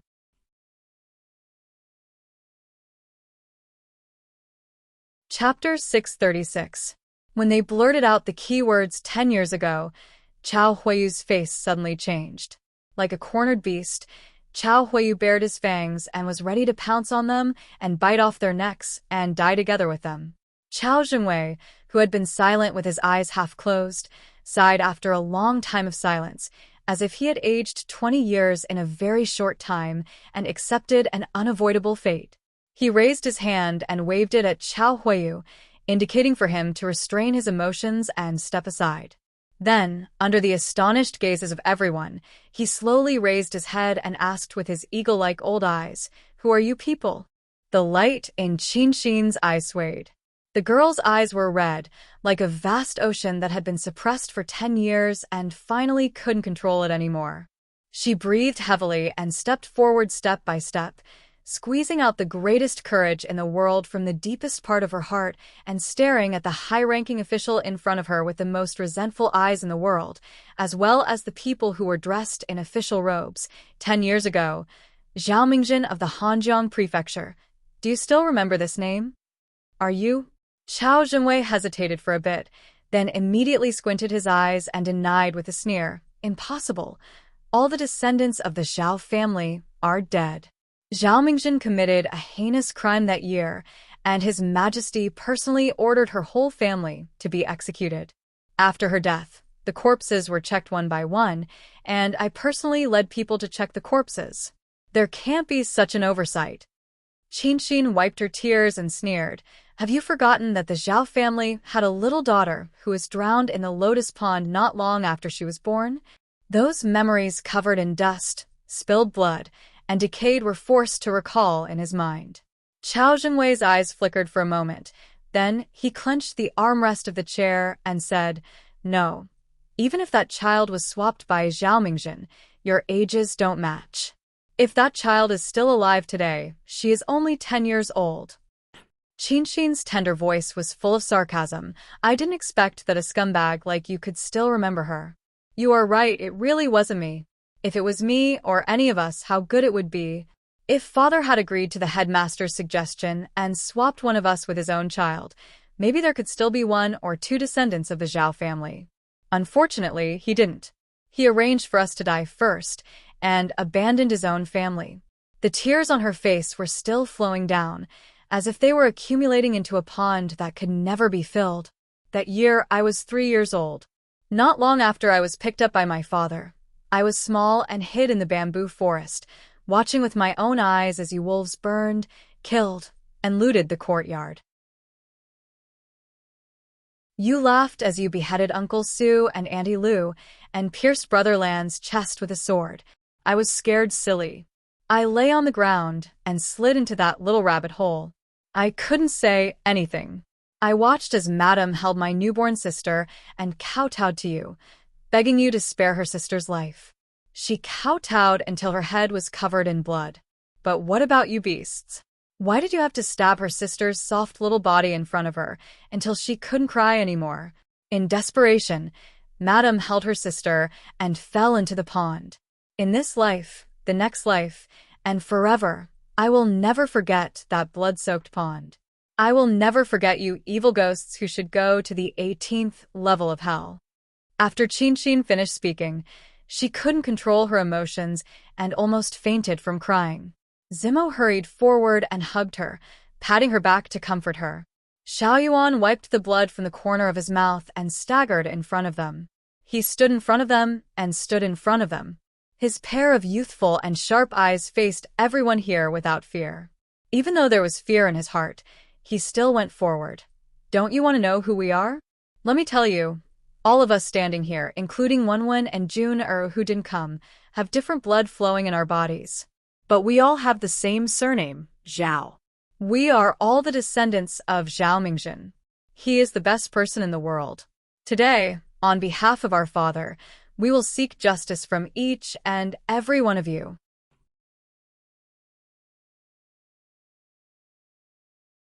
Chapter 637. The name Zhao Mingjin had returned to the world after so many years. The common people didn't even react for a while. Only after a long while did they gradually awaken their dusty memories. Wasn't this the corrupt official who had embezzled 200,000 taels of silver? How did today's case have anything to do with that? Could it be that there was some secret hidden here? How was that possible? Ning Shu looked at the anger in Xiao Yuan and the others' eyes, as well as the unbearable sorrow in their heaving chests. She couldn't help but feel a lump in her throat. She turned to the side and blocked most of the questioning gazes from the commoners. She stretched out her arms and stood with them, giving them silent strength. Chao Zhengwei's face twitched, and suddenly, as if he had heard the funniest joke in the world, he raised his head and laughed. Ha ha ha ha, what a joke. Back then, Zhao Mingjin had taken bribes and perverted the law. Because of the disaster relief, he had caused hundreds of thousands of commoners to lose their lives. The crimes he had committed were too numerous to be recorded. Before he died, he had personally written them all down on the confession letter. His handwriting could not be faked. The rope he used to commit suicide was his own belt. Every day, under his pillow, he hid the heavy and mesmerizing snowflake silver. Let me ask you, if it wasn't for him, who would be able to smuggle so much silver under his bed under his nose? You actually want to seek justice for a corrupt official who shocked the world? What a joke. How foolish. In this old man's opinion, today's trial should be over. Young people who don't know the immensity of heaven and earth do not know the immensity of heaven and earth. Seeing that you are still young and immature, I will let you go. Minister Zhong, put the 3 of them in jail and give them a lighter sentence. Chao Zhenwei stood up and was about to leave when Zmo angrily said, Nonsense. My father is not a corrupt official. The crimes written on that paper, he did not commit any of them. All of us lost our parents during the famine and were almost starved to death by a pond in the wilderness. We were even buried in the belly of a wild dog. If it wasn't for our father finding and bringing us back, I'm afraid we would have reincarnated long ago. Although we've only been by father's side for a short period of time, sometimes we don't even see him once a day, but we've seen him with our own eyes. He's so busy every day that his feet don't touch the ground for the sake of disaster relief. In order to save a mouthful of food so that one more person can live, he, a dignified third-rank official, has to eat chaff and chop vegetables with everyone every day. Because every now and then, he would bring an orphan back to the manor. Sometimes, when there wasn't enough food in the manor, he would secretly save his share for us. He would smile and tell us that he was full and that he couldn't eat any more today. Then, he would turn around and go out to those rich gentlemen, begging them to donate some silver rice. But we know that his belly was actually filled with water. I don't know why he wrote that confession letter, but we can guarantee with our lives that he definitely didn't do those things. Absolutely not. Chao Zhengwei let out a long sigh and turned around. He looked at them with pity as if he was looking at a few lost lambs.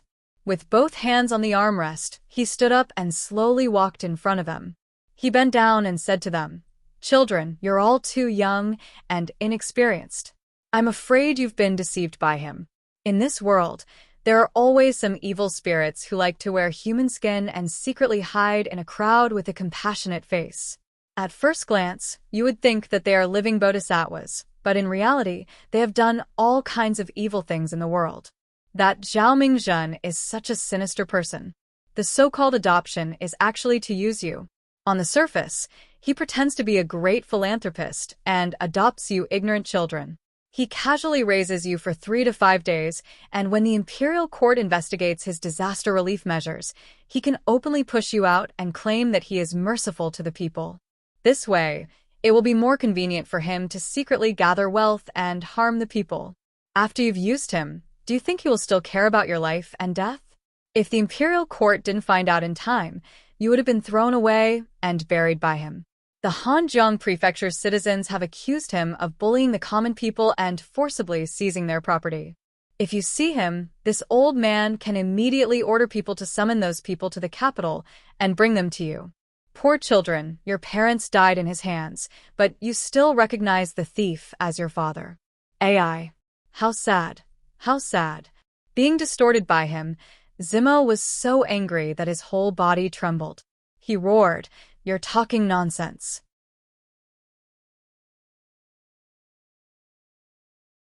Chapter 638.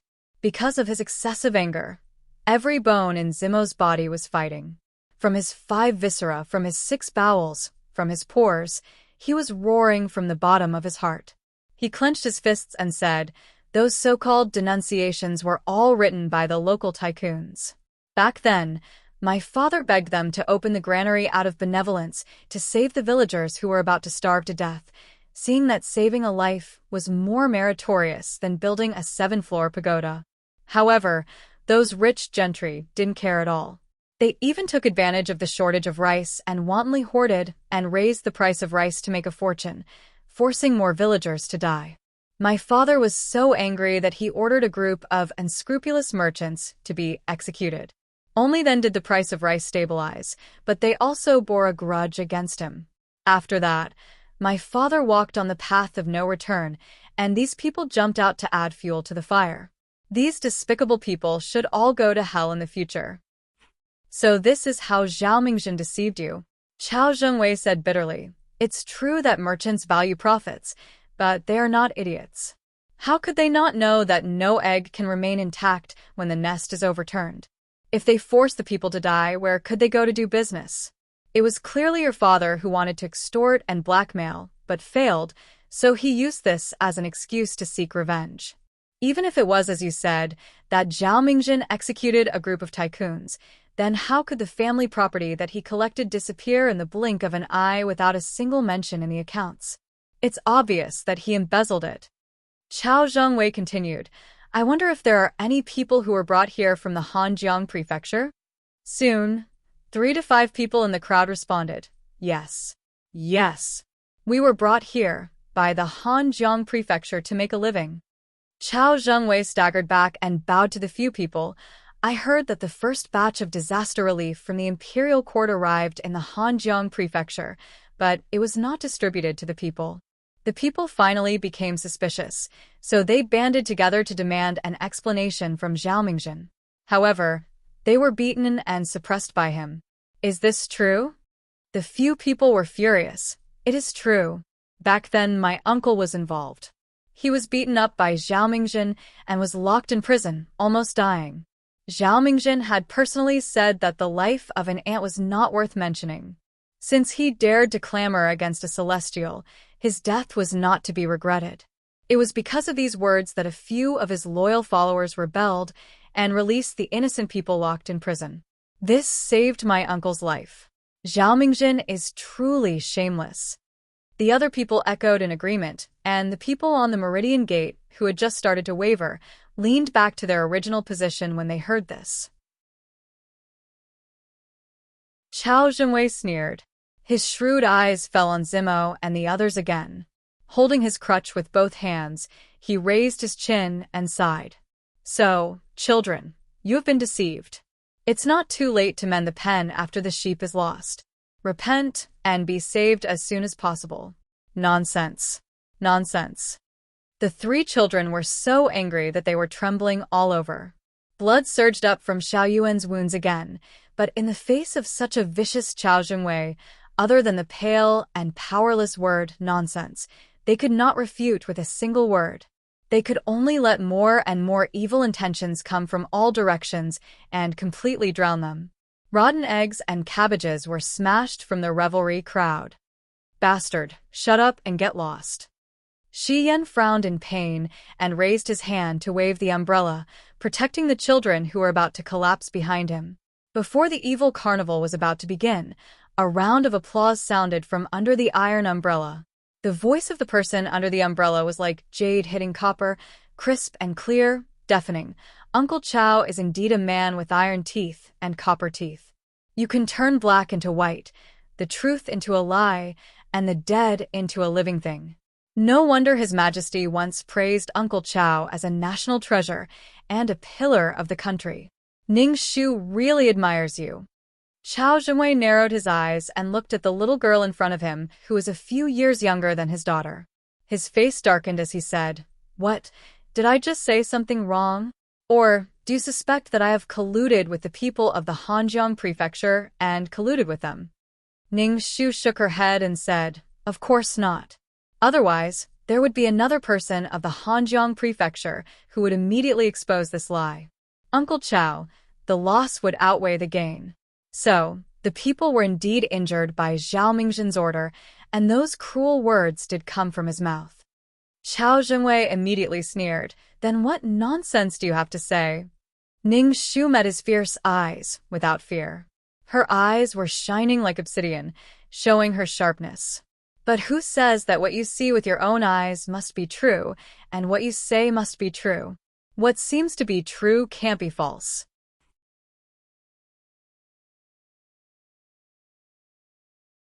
Chapter 639. In the courtroom, Zhong Yan, who had always disliked Ning Shu, mocked, "What do you mean by true or false? You're just pretending to be mysterious. If Zhao Mingjin was innocent, then why did he hide the truth from the Hanjiang Prefecture when the disaster first started? Why did he only reveal the truth when there were starving people along the way? Zhao Mingjin deserves to be banished to the 18th level of hell and never be reincarnated." Ning Shu did not take him seriously at all. She looked at the rotten egg on her body that had been affected by the disaster. Her snow-white brocade was stained with a muddy and stinky yellow. It was as if she was looking at someone's broken and untimely life. Yes, this person seems to have been doing wrong all his life. She slowly said, "To put it nicely, he is impartial and upright. To put it bluntly, he has an eccentric temperament, doesn't know how to be flexible, and can't be tolerated by the world. He is obviously a talented scholar and was born in a prominent family. If other people had half of his capital, they would have already achieved meteoric success and become a high-ranking official. He, on the other hand, endured 8 years in the Hamlin Academy before he became a registrar. After a few years, he barely became an imperial censor. In the end, he did not cherish it.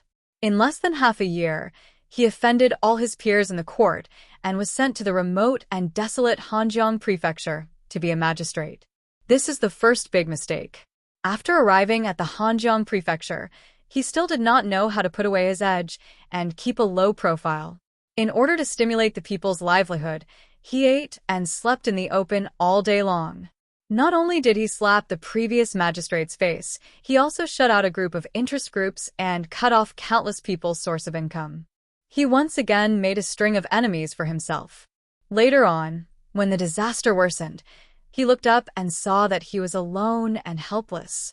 This is the second big mistake. As an official for 15 years, he had made himself countless enemies. Anyone with a discerning eye should have some self-awareness. However, he still maintained a laughable naivety, hoping that the reports on the disaster, which could not speak and walk, could fly directly to the emperor. He did not know that not to mention a few reports, even if there were hundreds or thousands of reports, they would probably be burned to ashes as soon as they arrived in the capital.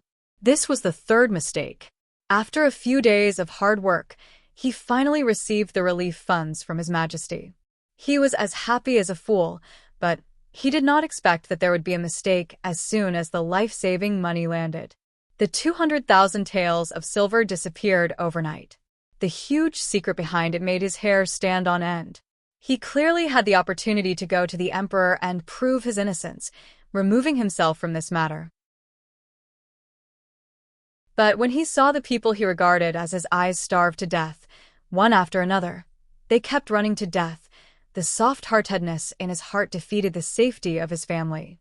It made him betray the reputation of his family, bury the lives of his blood-related wife and daughter, and trample all the principles and reputation that he cherished most in his life under his feet. He took the initiative to become the scapegoat of others, and from then on, he would be nailed to the pillar of shame for the rest of his life. He clearly made mistake after mistake, but from the beginning to the end, he did not know where he was wrong, even to the extent that he was willing to die. He was truly the number one fool in the history of the Great Yu dynasty for more than 200 years. Hearing this, the faces of all the officials present changed. Qiao Zhenwei's calmness completely disappeared. He angrily pointed at her and said, "Ning Shu, what nonsense are you making up?" Hot blood surged in her chest. Ning Shu threw out the pieces of silver, one real and one fake, from her sleeve, smashing them heavily in front of the people. She spoke very quickly, wishing she could pour out all the anger she had hidden for 10 years on behalf of the Zhao family, on behalf of Zhao Mingjin, who had died unjustly. What I am saying, Uncle Qiao should know very well in his heart. 10 years ago, to celebrate His Majesty's birthday, the Qiao family was ordered to supervise the production of 200,000 taels of silver. Half of it was real, but the other half was a mixture of white copper and lead. Originally, they wanted to use the silver for their own use. Once it was cast, it would be kept in His Majesty's private treasury. Perhaps in 10 or 20 years, even when His Majesty abdicated, the silver would not be able to enter the market. However, they did not know that a sudden natural disaster would occur in the Hanjiang prefecture. The situation immediately reached a dead end. Once the fake silver was exposed, not to mention the Qiao family, even the current empress would not be able to save the situation. What should they do in such a desperate situation? Not only the Qiao family, but everyone involved in the casting of the silver was afraid of breaking the vases. Their hearts were burning with anxiety. Then, their gazes naturally fell on the idiot who was ostracized and hated by everyone. They had all been officials for many years, and they were the ones who understood him the most. They knew that he was pedantic, and they were clear about his benevolence and righteousness. Even more so, they mocked him from the bottom of their hearts for his benevolence. After a carefully arranged illusion trick, the disaster relief silver that he had been looking forward to was gone. If he wanted to apply for a second batch of silver, it would take at least a month. At that time, the number of people who starved to death would increase by tens of thousands. Even if the other side only promised to return half of the silver, the lives of tens of thousands of people and his family were more important. Zhao Mingjin had already made a choice in his heart. He took the initiative to become the sinner for them. He did not need to use his brain to think about the script that had been arranged, he just followed it. The people cursed him in confusion, but he calmly accepted it all. When he took off his belt and hanged himself, he wrote down the evidence of his crimes. In his heart, he foolishly thought that his people would be saved. Could there be another fool in the world who was more stupid than him? It was simply laughable. Uncle Chow, tell me, why didn't this kind of fool die?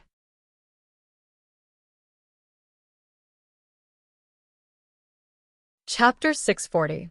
A bolt of lightning came from the sky like a whip, followed by a muffled clap of thunder, awakening countless ignorant souls in the chaos. When Ning Shu's voice fell, the entire Meridian Gate was stupefied and silent. Behind the Meridian Gate, Empress Chow almost crushed the 7-jade thumb ring in her hand. That graceful and noble face under the cold light of the lightning changed several colors in an instant. Someone come. She waved her hand and said a few words to her confidant. She coldly looked at the thick red door, as if she was looking through the door at Ning Shu. The veins on Chao Jingwei's forehead twitched as he raised his head and laughed out loud. Ha ha ha ha ha. Hilarious. Hilarious.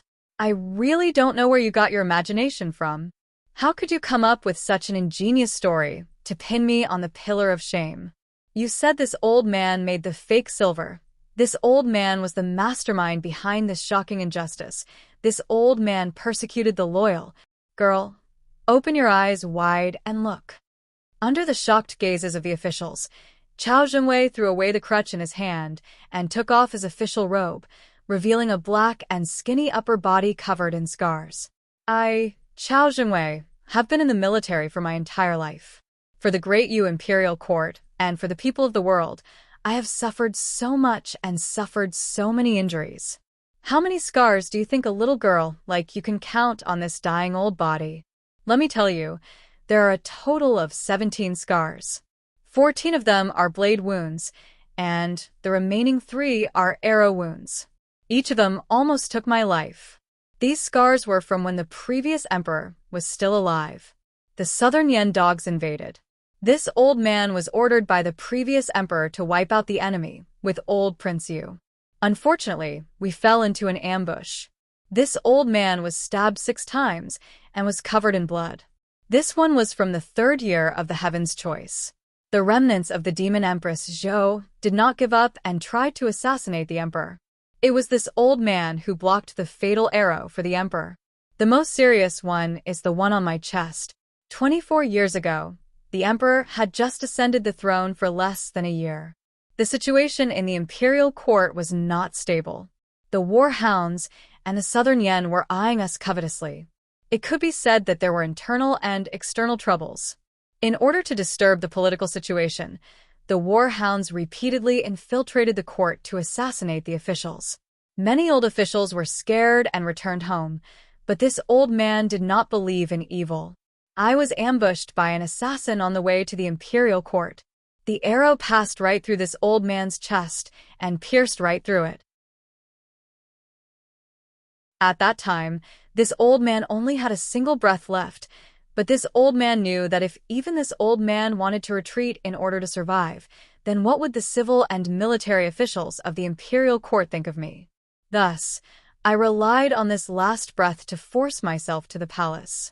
Only after His Majesty sent an imperial physician to treat me was I able to preserve my old life. Chao Jingwei, the emperor's uncle Chao Jingwei. But ask yourselves, this old man is not. Today, you little children have their white teeth of their white teeths, and white of their teeth of you peoples of. By of you, I of you, of you, of you, of you. When the scars on his body were revealed, Chao Huiyu's sinister eyes finally revealed a taunting smile. It was as if he was mocking Ning Shu for daring to compete with a big tree, overestimating herself. Ning Shu's expression changed. She immediately turned around to look at Xian. Receiving the signal, Xian nodded and handed the umbrella to Zigui before quickly disappearing into the crowd. The 3 of them clenched their fists in nervousness. Their hearts were beating like drums. No one knew what to do.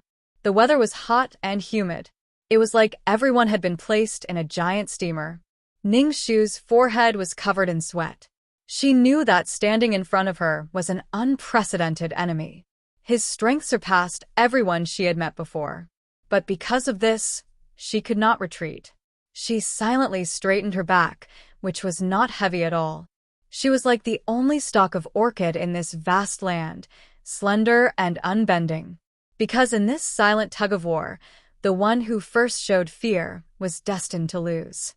Facing Ning Shu's silence, Chao Zhenwei raised the corner of his mouth and pressed, "Where is the evidence?" Ning Shu's shoulders tensed. Zigui anxiously shook Ning Shu's sleeve. Ning Shu silently lowered her long eyelashes. Chao Zhenwei took a step forward and raised his voice to ask, "This old man is asking you, where is the evidence?" He smiled coldly and said, "You can't take it out? Then today, you and these traitors are framing this old man, framing my Chao family. What do you want? Do you want to take advantage of His Majesty's illness to cause chaos in the court and bring disaster to all of Great Yu?"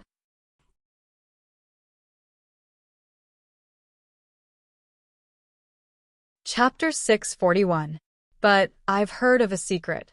Before the Southern Yan's diplomatic mission arrived in the capital, the seemingly weak and harmless Princess Hsien, who is your mother, had met with the vice emissary of Southern Yan in private and reached an unspeakable agreement.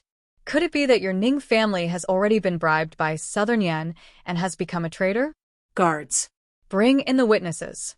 Today, as a court official, this old man is willing to ask the common people to bear witness and carefully interrogate your Ning family's traitors for my Great Yu dynasty. One huge accusation after another was placed on Ning Shu. Their goal was very simple.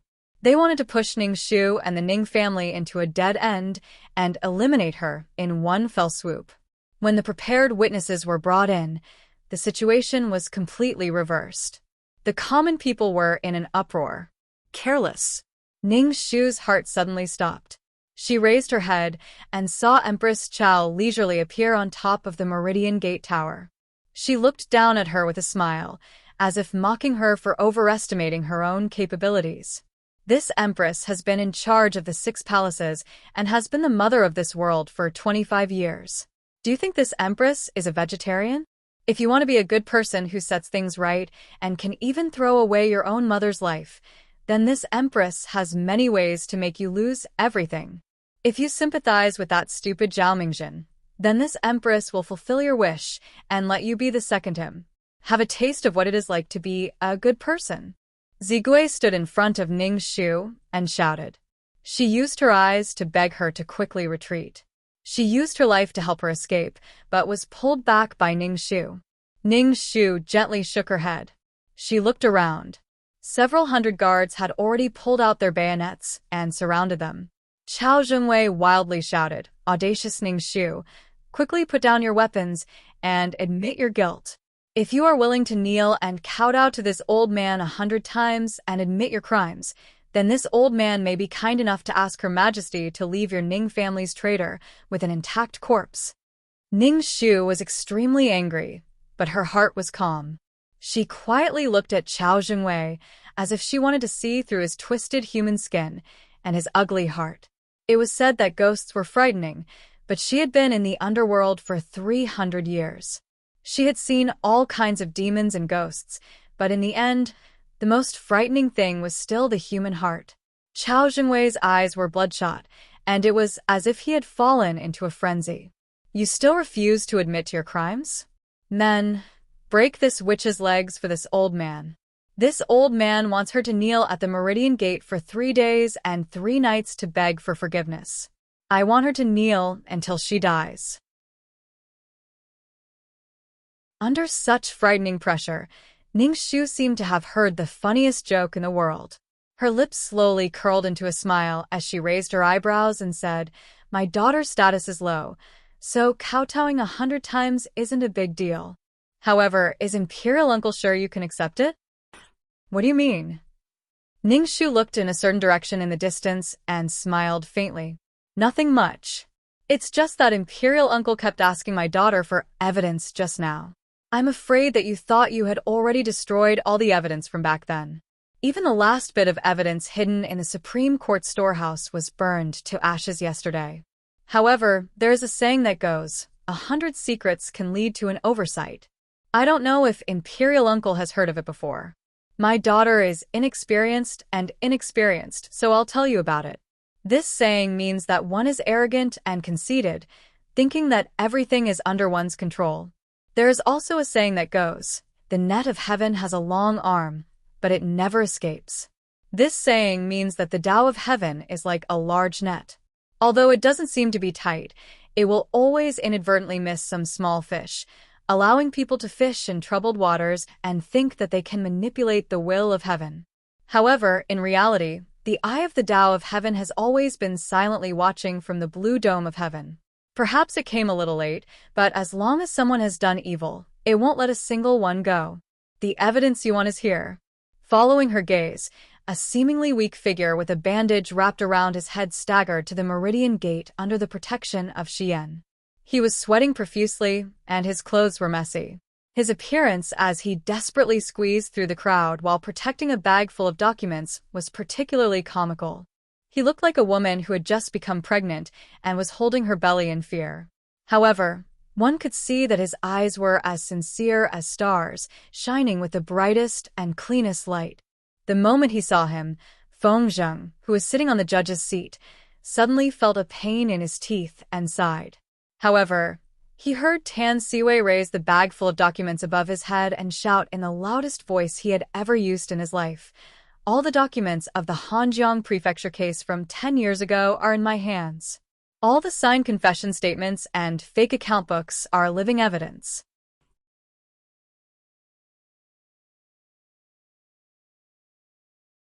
Chapter 642.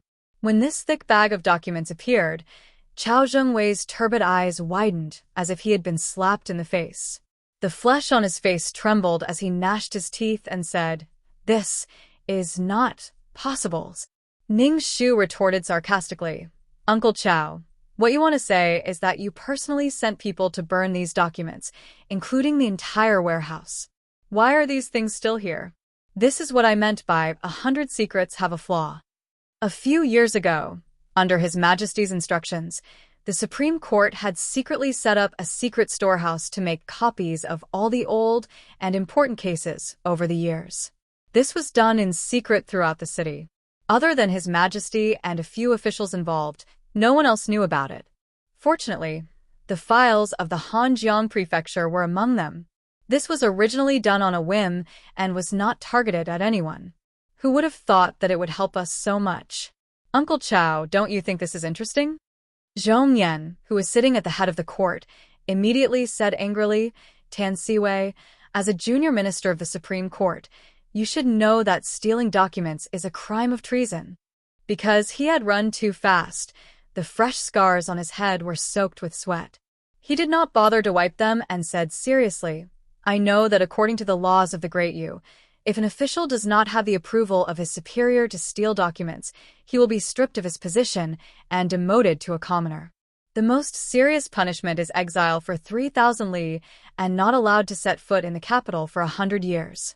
If it is more serious, he will be beheaded if he colludes with traitors. However, I've long been aware of my own limitations. I'm not cut out for being an official. I've only been able to barely stand firm in this chaotic imperial court all these years because of my father's protection. If I lose my official position because of this, it's not a pity. Even if I die because of this, it's a worthy death. On the way here, I have already flipped through these accounts. There are many mistakes and contradictions in them. It is obvious that they were forged. This is enough to prove that Zhao Mingzhen was framed. If there is anyone who does not believe me, you can come forward and refute me." Tan Siwei Yu. Zhong Yan had a belly full of vulgarities that he wanted to spew out when facing this reckless little kid, but when he met Qin Shi's fearless eyes, he was actually unable to spit out a single word for a time. Because he knew that this seemingly weak and easy-to-bully youth in front of him, at this very moment, was standing at the Meridian Gate with his back straight and standing together with Ning Shu. Against thousands of enemies, he had truly thrown his life and death to the back of his mind. However, blocking Zhong Yan's mouth did not mean that other people's mouths were blocked. Chao Zhengwei lowered his wrinkled eyelids like a rattlesnake that had been forced to a dead end. He slowly tidied up the robe that he had just taken off and raised his chin high. If you say that Zhao Mingjin was wronged, then she was wronged? You said that this old man deceived the world to gain fame, so I deceived the world to gain fame? How would this old man know that these tattered account books weren't your handiwork to frame this old man? The word shameless had been engraved into his bones. Tan Siwei, who had a stomach full of books and classics, could not find a single word to describe his shamelessness. Ning Shu was almost disgusted by this face of his. However, when a person was completely shameless in private, he had reached an indestructible state. Feng Zheng, who had been silent all this time and wished that he could drill into a crack in the ground and pretend that he did not exist, only wanted to quickly retire and return to his hometown. He did not want to get involved in any muddy water. Suddenly, he let out a long sigh and staggered. He supported his old bones and stood up with 3 stumbling steps. He picked up a handkerchief and wiped away the sweat on his forehead. His bones looked extremely brittle, as if they would fall apart with a gust of wind. He slowly said, "Please forgive me. Allow this old official to be so bold as to interrupt." When His Majesty ordered the establishment of the secret treasury, this old official was also involved. If you want to verify the authenticity of these account books and documents, it is very simple. All you need is a basin of charcoal. These transcribed papers were specially made at His Majesty's order. In order to prevent forgeries, a secret mark was made at the bottom right corner of each paper. Normally, it would not be seen at all. However, if placed on a charcoal fire for half the time it takes to burn a stick of incense to brew a cup of tea, the true identity will be revealed. In this old official's opinion, these documents cannot be faked. Chao Zhengwei had expected that anyone would betray him, but he did not expect that it would be this greedy and cowardly old thing. He was unable to restrain his anger and said, "Feng Zheng, do you want our rebels?" Feng Zheng slowly adjusted the black gauze hat on his head and smiled with his eyes that were good at appreciating Western beauties. He said, "This old Feng is wearing an official's robe handed down from the ancestors of the Great Yu dynasty. On my head, I wear an official's hat bestowed by His Majesty. This old Feng only wants to be loyal to His Majesty, and the one I should be loyal to is His Majesty. Whether I rebel or not, even in front of the Empress, I cannot talk about it, let alone imperial brother-in-law. Don't you think this is reasonable?" These words were extremely shrewd and ruthless. They directly pierced Chao Zhengwei's chest, directly pointing out that Chao Zhengwei had regarded himself as the emperor. This was a treacherous heart that deserved death. Ning Shu couldn't help but laugh out loud.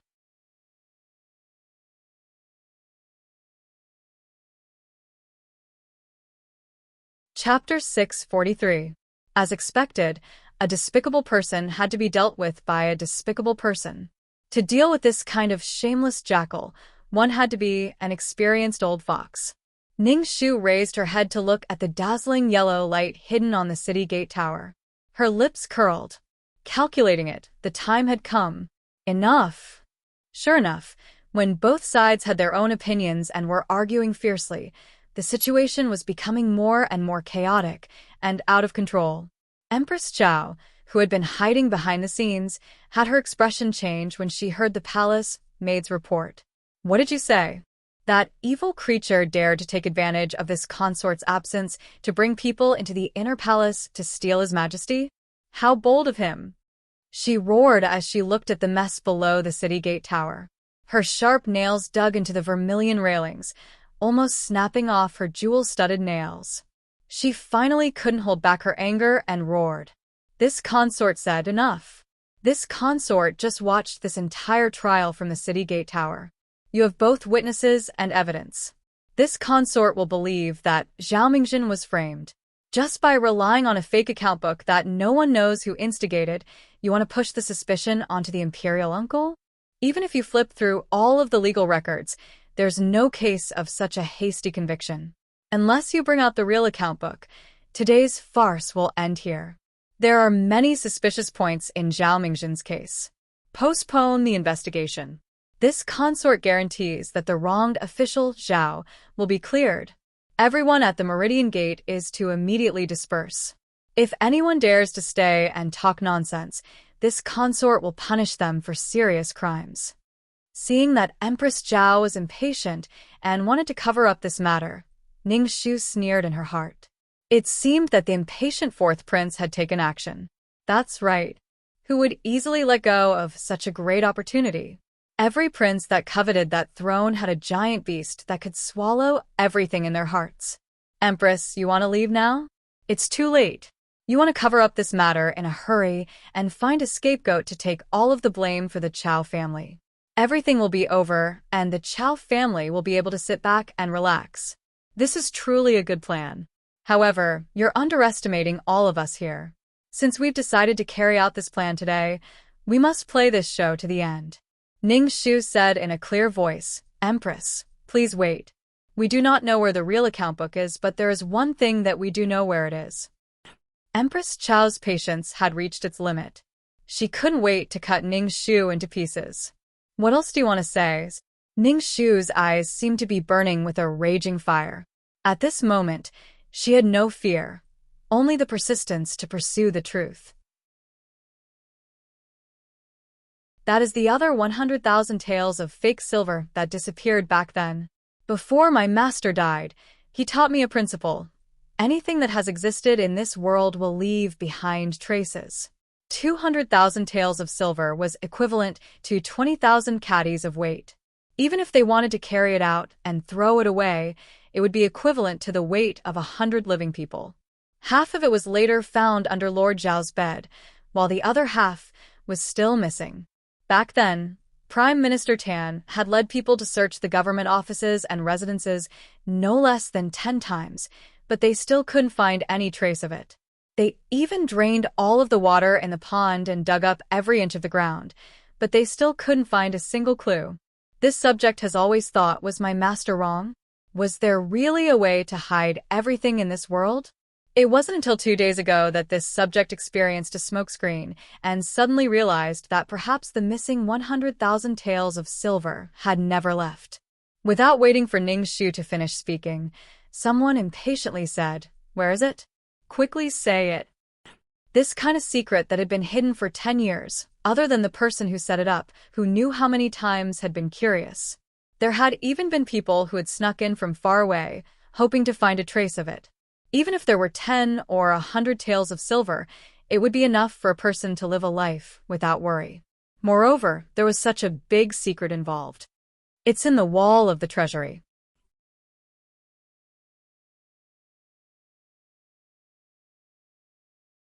Chapter 644. In front of Chao Zhengwei's eyes that were about to pop out of their sockets, and the Empress' eyes that wanted to devour people, Ningxu tore off their last piece of cloth. Yesterday, this little girl asked people to rush to the Hanjiang Manor. An arrow for 10 li, smoke for 100 li. Just now, at the last moment of the trial at the noon gate, this little girl received the news that they sent back, proving that this little girl's words were not false. In order to prevent suspicions, my daughter specially instructed them to invite the thousands of people of the Hanjiang prefecture to be witnesses before they broke the wall. Every one of them could testify that the 100,000 fake silver taels had been quietly staying in that ordinary wall for so many years. They had been mixed with mud, smeared with white ash, and disguised as a wall. However, they were like the guilt that was buried deep in the heart. No matter how much they wanted to erase it, it had never disappeared. It had only been waiting for the arrival of today. The world will be revealed. When these words came out of her slightly pale lips, her voice was already hoarse.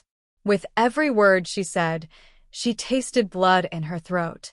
However, her gaze was like an immortal bird that refused to bow its head. It was as if she wanted to burn all the light and heat in her body. Empress Chao's mind suddenly felt dizzy, and her legs couldn't help but sway. A palace maid rushed forward to support her. Ningxu's last words were, "In 3 days, the fake silver personally supervised by Chao Guijia will be escorted back to the capital under the witness of the people. This case is closed." Empress Chao's long golden fingernails pierced deeply into the palace maid's flesh, causing blood to flow. Her sharp eyes were like ropes, like whips, like thousands of sharp knives. She wanted nothing more than to cut Ningxu into pieces on the spot and chop her into a pulp. On the tall city gate tower, in front of the wide noon gate, two pairs of equally sharp eyes, one above and one below, seemed to be engaged in a silent contest. And on the horizon, lightning flashed like silk. That was only a high and mighty phoenix that had been hovering in the 9 heavens for over 20 years. It had long since become accustomed to trampling all things in the world beneath its feet. On the other hand, the plant on the ground was just a little orchid that grew by the river. The moon-white tip of the flower was a little green, and it looked so weak that it could be crushed into a pile of mud with a gentle pinch. However, the long green leaves beside the flower were like sharp swords that guarded the faith in the heart. Whoever came to attack, they would fight to the death. Good for you, Ningxu. You clearly know that as long as the commoners see the fake silver with their own eyes, there will be no turning back. But you still did it on purpose. You clearly want to be irreconcilable with this consort.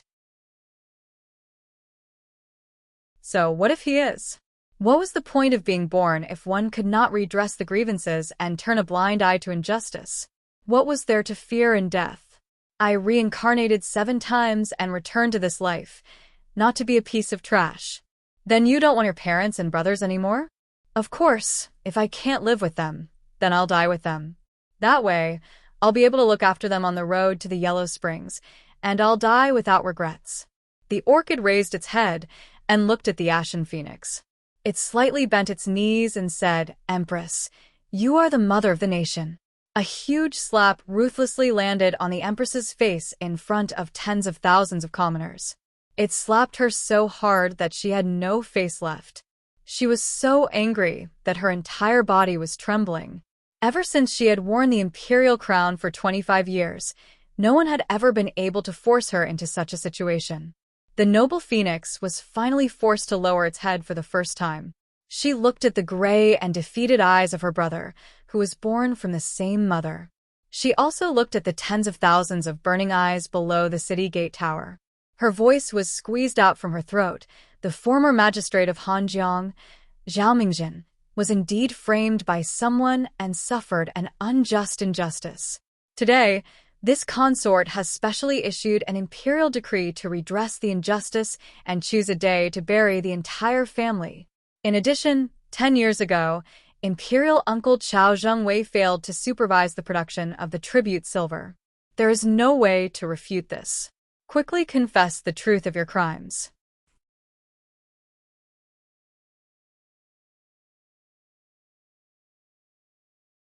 Chapter 645.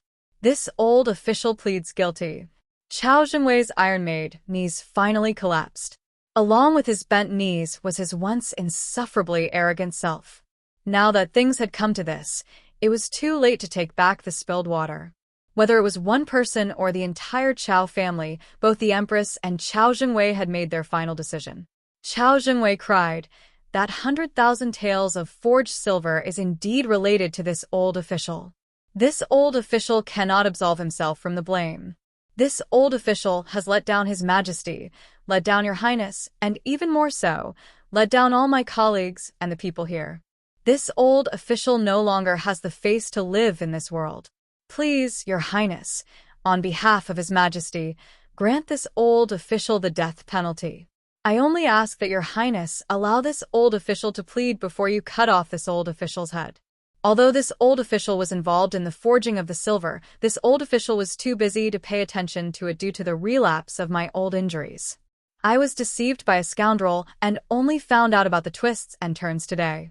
If this old official had known about this earlier, how could I have let Lord Zhao cry out injustice and die? His forehead hit the ground with a bang, and soon, a patch of red blood appeared. The thick liquid dripped down his wrinkled face and onto his body that was full of scars. It was as if the old wounds had come back to life, and it was incomparably dazzling. Soon, an official stepped forward to plead guilty, reporting to Your Highness, this was this humble official's doing. It was this humble official who dared to take advantage of the imperial uncle's trust in this humble official to do this despicable thing in secret.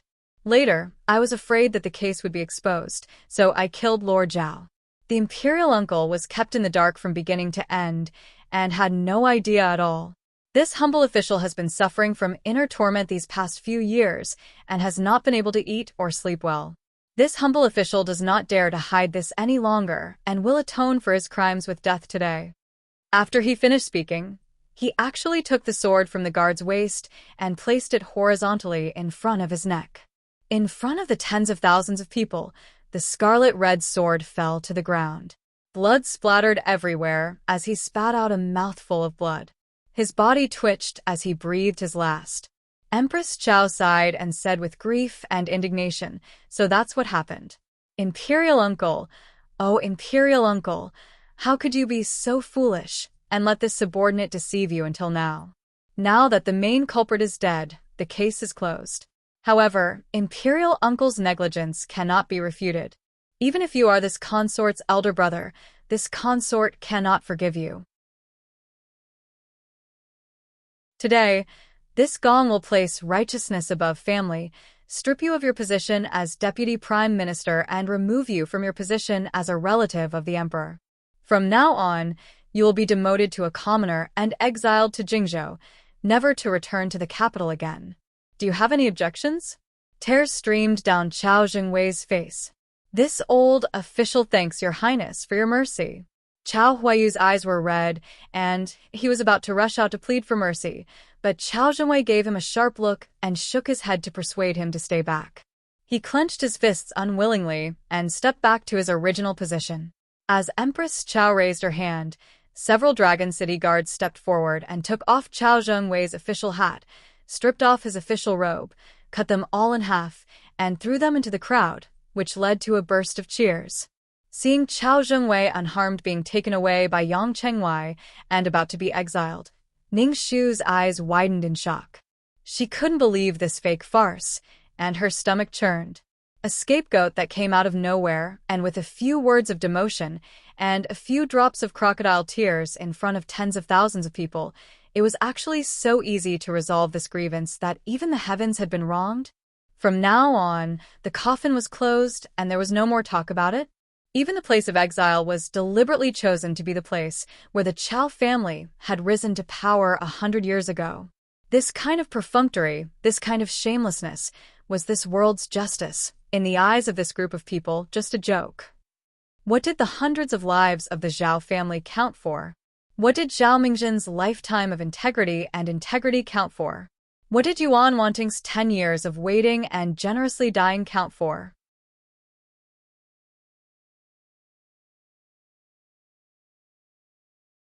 Chapter 646. Shi Yan was so depressed that he wanted to curse. Zigui's eyes were already red. He did not dare to look at Mississippi. For this case, Miss almost gave up everything and stood here with the determination to die. But this was the result she was waiting for. Why? She hated it so much. Zimo glared angrily and breathed quickly. Xiao Yuan closed his eyes tightly and his face was ashen. Qin Xin's shoulders twitched. She sobbed and murmured, "Headmaster died for nothing. Everyone died for nothing. It's not worth it. It's really not worth it." Her chest was blocked by a ball of cotton wool, making it hard for her to breathe. Ning Shu unwillingly clenched her fists. Her fingertips were deeply embedded in her flesh, but she did not feel any pain. There were tears floating in her eyes. From a distance, she looked at her father, who rushed over after hearing the news. Thousands of words were stuck in her throat. She could only say, "Father, I'm sorry." A few strands of silver hair swayed around his temples. Separated by layers and layers of people, Ning Diyuan lovingly waved his hand at her, just like he had done countless times when they were children. His eyes were red as he smiled, as if he was saying, "Silly girl, why are you crying? Your mother won't blame you.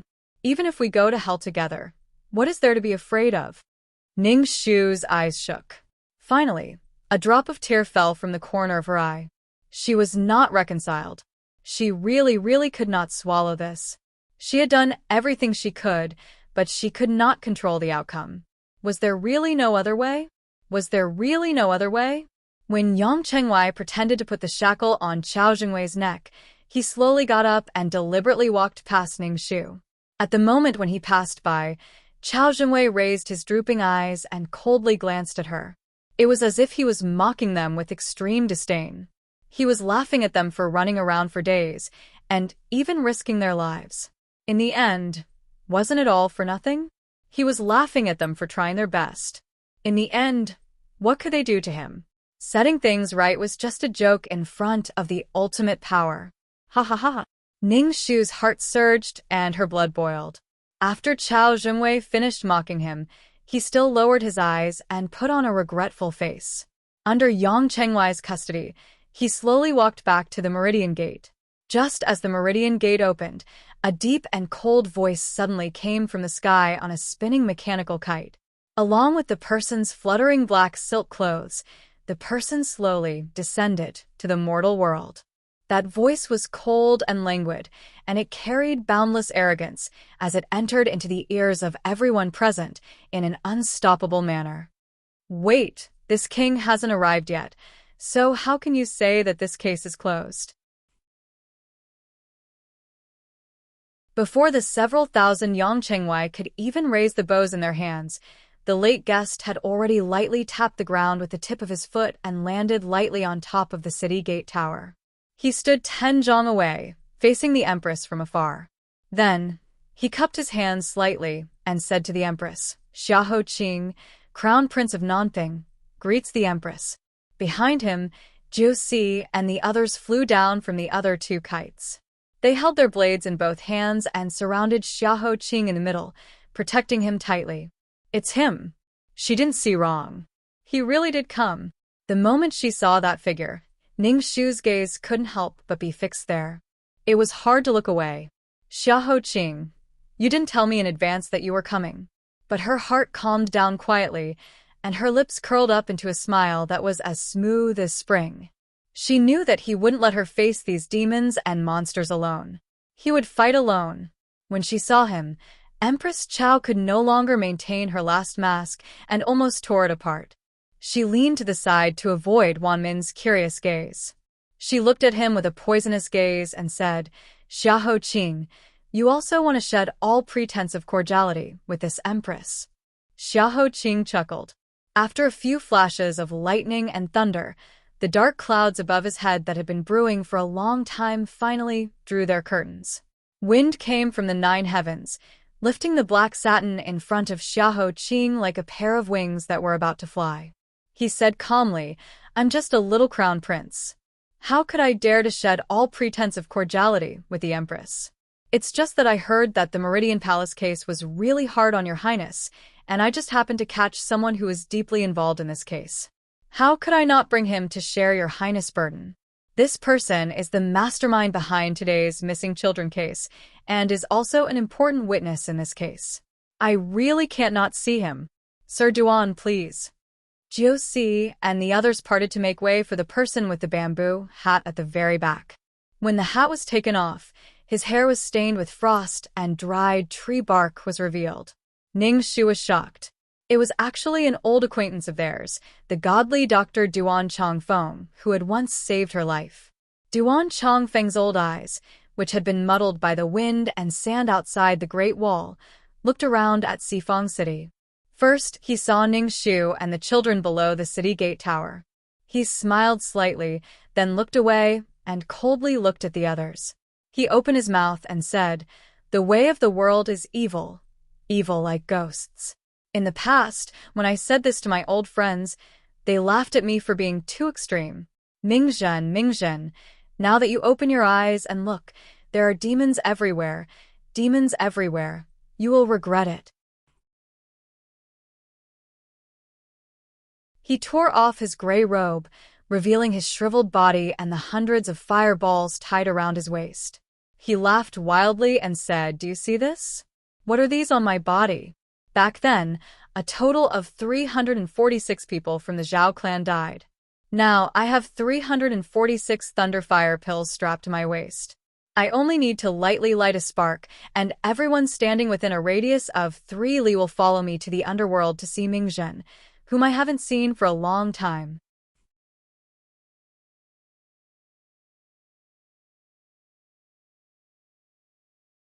Chapter 647.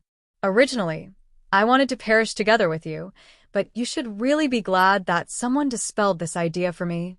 Duan Chongfeng smiled, looked at Xiahou Qing, and then glanced at Ning Shu. He raised his head and looked at the black clouds hovering above his head, as if he was thinking of an old person he hadn't seen for a long time. He took a deep breath, took off the thunder fire pill, and threw it on the ground. Then he turned around, revealing his back that had long been bent by the wind and sand to the world. He closed his eyes and said in a clear voice, "Bring me a fire." Jiusi lit a torch and slowly burned it on his back according to his instructions. The yellow and skinny skin on his back slowly turned yellow under the flickering flames. Beads of sweat appeared on Duan Chongfeng's forehead. He clenched his teeth and resisted the inhuman pain with all his strength. Everyone felt their hair stand on end. They didn't know what he wanted to do. Roasting his own skin with fire. Was this person crazy? The next moment, they saw the red skin on his back gradually change color, and black lines appeared one after another.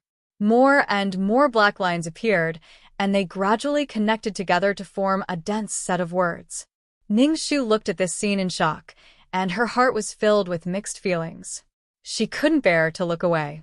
When all the words appeared, Jiusi quickly took the torch and picked up Duan Chongfeng, who had almost fainted from the pain. "Mr. Duan, are you okay?" Duan Chongfeng waved his hand weakly, as if he had just been fished out of the water. Then, he placed his hands on the wall, trembling as he supported his hunched waist little by little. Then, with all his strength, he shouted to the world in a hoarse voice, "Haven't you always wanted to ask where the real account book is? Open your eyes wide for me. Ha ha ha." He laughed loudly, and his laughter was carefree and tragic. "Chow, you personally sent people to destroy the real account book and destroyed all the evidence related to you. Since then, you think you can sit back and relax and completely wash your hands of this case? You didn't expect it, did you? Every word in that account book has long been engraved on my back. For so many years, I carried it on my back as I walked, leaned on it to sleep, and carried it to live in the human world. Every day was painful and unbearable. I left my home and lived like a walking corpse, waiting for the day when your crimes would be exposed to the world. Look, all of you, open your eyes wide and look carefully. Watch how ghosts put on human skin. Watch how loyal officials are forced into a dead end. Watch how power covers the sky with one hand." The moment this human flesh account book appeared, the real ending of this case was destined. The indignant shouts of the people almost overturned the entire Meridian Gate. Seeing that more and more people broke through Yang Chengwei's blockade and surrounded the gate tower, Chao Jingwei's knees went soft, and he fell to the ground like mud. The result was obvious. There was only one way in front of them. Empress Chao reluctantly and tearfully made the decision to behead Chao. When a head fell to the ground, the shocking case that had lasted for 10 years finally came to an end. The heavy rain that had been lingering and brewing in the sky finally fell down like a sigh, soaking the hot blood on the ground and slowly melting into one place. At this point, the people were finally satisfied, and they all went home to hide from the rain after being driven by the soldiers. Looking at Chao Jingwei's scattered body and head, Chao Huayu knelt down and cried bitterly. The rest of the people watched silently and sighed. With tears in her eyes, Qinxin murmured, "We took revenge, didn't we? Yes, we finally took revenge for our father. Headmaster, did you see that? We did it, we really did it." Several children hugged each other tightly and cried loudly. 10 years, it was really too long. It was so long that they couldn't remember what the man called Zhao Mingjin looked like. They only vaguely remembered that he was very thin, no different from the skinned, withered branches on the roadside. He bent down with a sad face and picked them up from the dry riverbed and the fields full of corpses one by one. He held them in his thin arms, saving his own rations and giving them a life. His home was also very shabby and empty, which was not at all like what was described in the drama. They lost their father, but they had a home again on the day they met him. It seemed that he had raised them for less than half a year, and some of them were even raised for 2 or 3 months or 10 days. But the time of ants was too short. They could only remember one thing and one person in their life, and that was enough.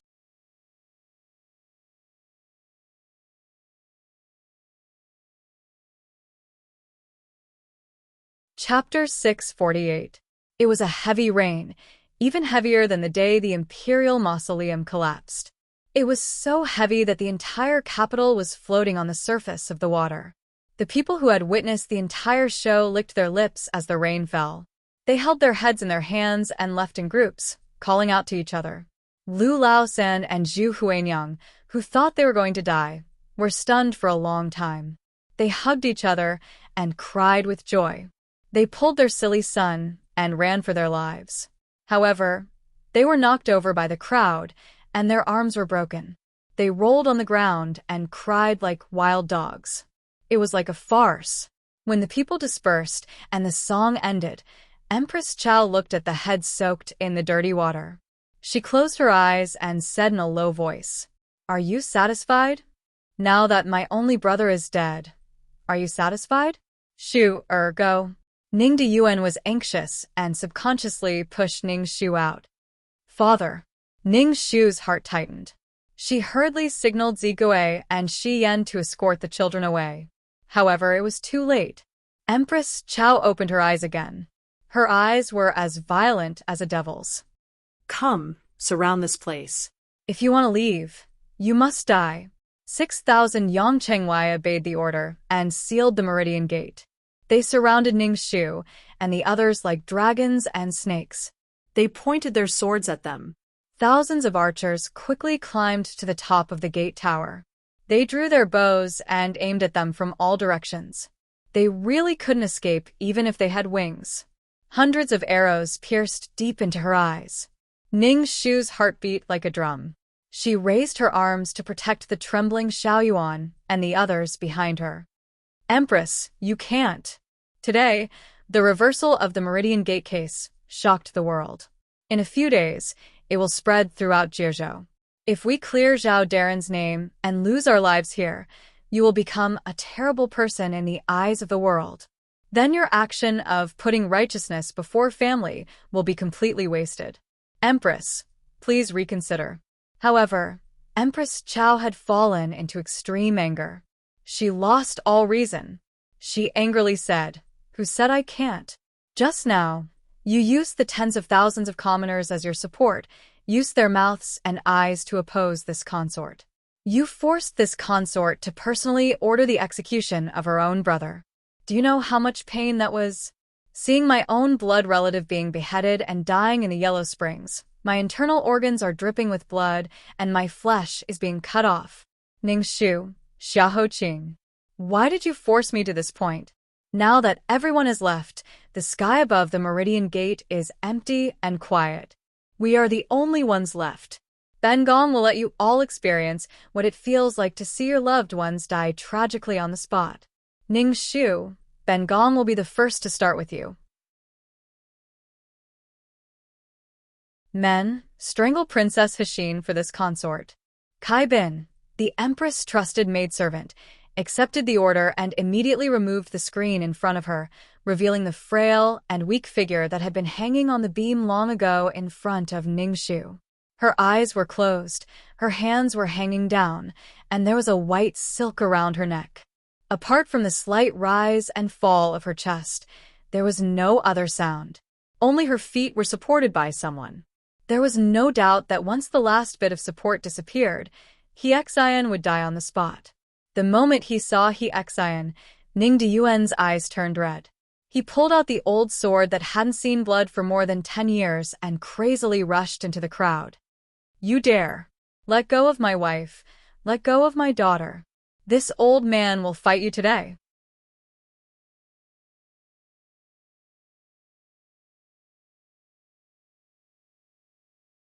Chapter 649.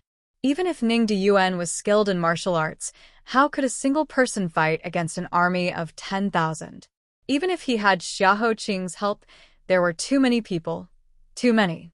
Ning Shu's eyes were filled with tears as she watched him fall into Yang Chengwai's hands. On the city gate tower, Empress Chao looked up to the sky and laughed happily. I was just thinking about what excuse I should use to sentence you to death to shut the mouths of the world. Now that you've taken the initiative to come to me, it saves me a lot of effort. The Ning family of the Duke's public house offended their superiors and attempted to assassinate me. They are guilty of the most heinous crimes and should be executed. Chao Huayu held Chao Zhengwei's head and shouted crazily, "Aunt, kill them. Kill them all, and send them to the underworld to be buried with my father." Kill them. Yang Chengwei raised his sword high. Ning Shu's face was pale. The rain had already drenched her body so early in the morning. Her mind was cold, and there was only fear left. No, let him go. Empress, the one who disobeyed you is me. The one who became your enemy is also me. I beg you to kill me. Don't touch my father. Kill you? Ah, wouldn't that be too easy for you? I want to keep your dog life and your eyes. I want to let you watch your family die one by one in front of you and let you have a taste of the world's greatest sorrow.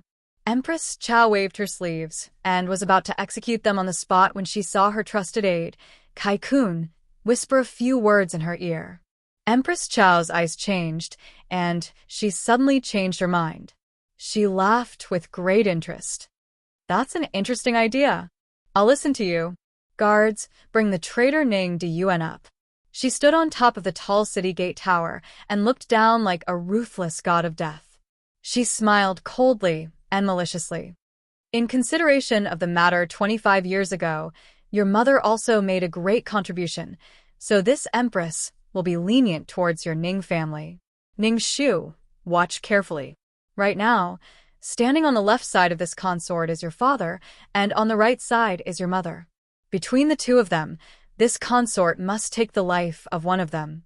This consort will spare the life of the other. Kill him or kill her, it's your choice. A sudden clap of thunder from the horizon penetrated her ears and into her skull. Ning Shu's head buzzed. The heavy rain brought her back to the dark night where there was no daylight. It made her taste the feeling of not being able to live, but not being able to die again. Pain, pain, pain, pain, pain, pain, pain. The wounds all over her body that were about to heal were torn open again. Every one of them was painful.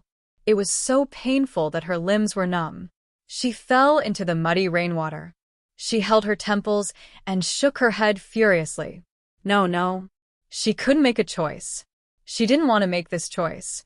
No. Don't choose. It's rare for this consort to be lenient, but you don't know how to cherish it? Then this consort will have a headache. What should I do? This consort will give you 10 more seconds. If you still can't make a decision, then this consort will have no choice but to kill both of them. Listen carefully. 10, 9. Voice after voice lingered in her ears like a demon. It was like an invisible giant hand was laughing nastily and pushing her step by step to the edge of collapse. Ning Shu almost went crazy. She desperately closed her eyes and covered her ears. It was as if she didn't listen or see, she could pretend that this nightmare didn't exist. But could she avoid it if she didn't listen or see? That silent countdown followed her like a shadow in her heart. The wild laughter forced her to a dead end. Her father's tears, her mother's weak breathing. No matter which one she chose, she was destined to fall into hell forever and turn into ashes. Good Shuer, father is useless and can't protect you and your mother. Ning Diyuan's eyes were red as he shook his head. He couldn't bear to see his precious daughter fall into such a painful struggle. You don't have to make this choice. Father will make it. He slammed his head into the saber of the guard next to him, preparing to kill himself. The guard dodged in time and used the back of the saber to chop him to the ground. Father, don't. Ning Shu was already sobbing. Her eyes were completely red, and she seemed to be in a daze. Father, don't choose. I'll choose, she murmured. Suddenly, she snatched the soft sword from Zigui's hand and held it across her own neck. Then in front of everyone's shocked gazes, she slit her own neck. She weakly lay in the cold rain. Bright red blood rushed out and dyed the cold rain red. Zigui's sorrowful cries filled the sky. Ning Deyuan's eyes almost split open as he fainted on the ground. Empress Chao laughed happily. Does it hurt? Pain is right. This consort wants to feel the same as you. No, that's not enough.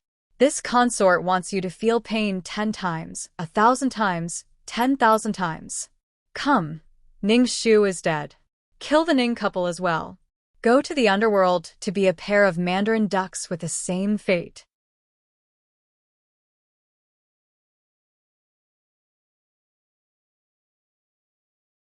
Chapter 650.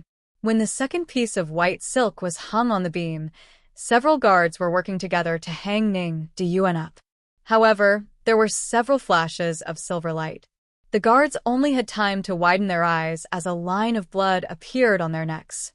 They weakly let go of the white silk and fell straight to the ground. Empress Chao's expression changed. Who? It was Xiahou Qing, who had been silently watching from the side, who gently coughed. He slowly walked into Empress Chao's line of sight from the other side of the gate tower. He said in a low voice, Xiahou Qing's eyes may be blurry and I can't see things clearly, but I still have a breath left. Empress doesn't seem to care about this Shitzi at all. You? Empress Chao didn't hide the contempt in her voice at all. It was even filled with resentment. Xiahou Qing, it's true that you are extremely intelligent. If you were in perfect condition, this Empress would indeed be somewhat wary of you. But aren't you about to die? The poison of the plum blossom kiss should have already spread throughout your body. At most, in a month, your 5 senses will disappear and your intestines will rot. You are just an arrow at the end of its flight. Otherwise, when that Ning family's fox spirit committed suicide, you wouldn't have been so indifferent. Since it's like this, what else do you have that is worthy of this Empress's attention? Don't worry, when the Ning family is all dead, the next one will be you. Xiahou Qing's mouth twitched, as if he was interested. He said in a low voice, Why does Empress know so much about this poison? Could it be that the poison in my body was caused by Empress? Empress Chao sneered. You want to get information from this Empress? This Empress won't do as you wish. Xiahou Qing, you think that you are clever and resourceful. In reality, you have been played by this Empress for the past 20 years. If you want to know the truth, wait until you meet that poisonous woman in the Yellow Springs. I'm afraid that at that time, your tears will fill the entire river of forgetfulness. Ha ha ha, come, what are you waiting for? Move. This consort doesn't believe that these 7,000 elite soldiers won't be able to take Xiahou Qing's head. Xiahou Qing gently rubbed the yellow jade fingerbone in his hand and smiled slightly. Xiahou Qing of the Nanping Wang estate would like to test Her Highness's skills. How arrogant. You are courting death. 6,000 swords and 1,000 longbows weaved into the mouth of a giant beast in the torrential rain, pouncing towards Xiahou Qing and the others. Empress Chao watched as they retreated in defeat, exhausted from running for their lives. She raised her chin slightly, her eyes gleaming as she waited for those swords to chew them into a pile of minced meat. But in the next instant, an unforeseen event occurred. No one noticed what had happened to Princess He-Xian, who had been hanging from the beam like a dead person. She suddenly opened her eyes and a silver light flashed in her mouth. It was as if thousands of needles had shot out, silently silencing the palace maids and guards around her. Her figure flipped in the air like a ghost, and then she pulled the white silk that had been tormenting her into her hand. She was so close to Chao Ho that the white silk danced and wrapped around Chao Ho's neck like a snake. How could this be? This sudden change happened so quickly that Chao Ho only had time to widen his eyes in shock. His throat was already firmly grasped in the palm of someone else's hand. The Hashin Junju, who had been as delicate as a willow for decades, raised an eyebrow evilly. She smiled and said, Many thanks to the Empress for trusting me so much and not guarding against me at all. Only then did I have the chance to make a move against the Empress. After saying this, Princess He-Xian couldn't take it anymore and turned her head to vomit. Her entire body trembled. Cross-dressing as a woman really was poisonous. Poisonous. Being controlled by someone else, the situation instantly reversed. Empress Chao was as arrogant as she was angry now. Who are you? Who are you? Princess He curved her eyes and smiled. She reached out with her hand, and a mask that almost looked real fell to the ground. This servant is just a small guard of the Nanping Wang estate, the first foot soldier of my family's heir. I am also a ghost that was lucky enough to not starve to death in the Hanjiang estate 10 years ago. This Hui Mo is here to greet Her Highness.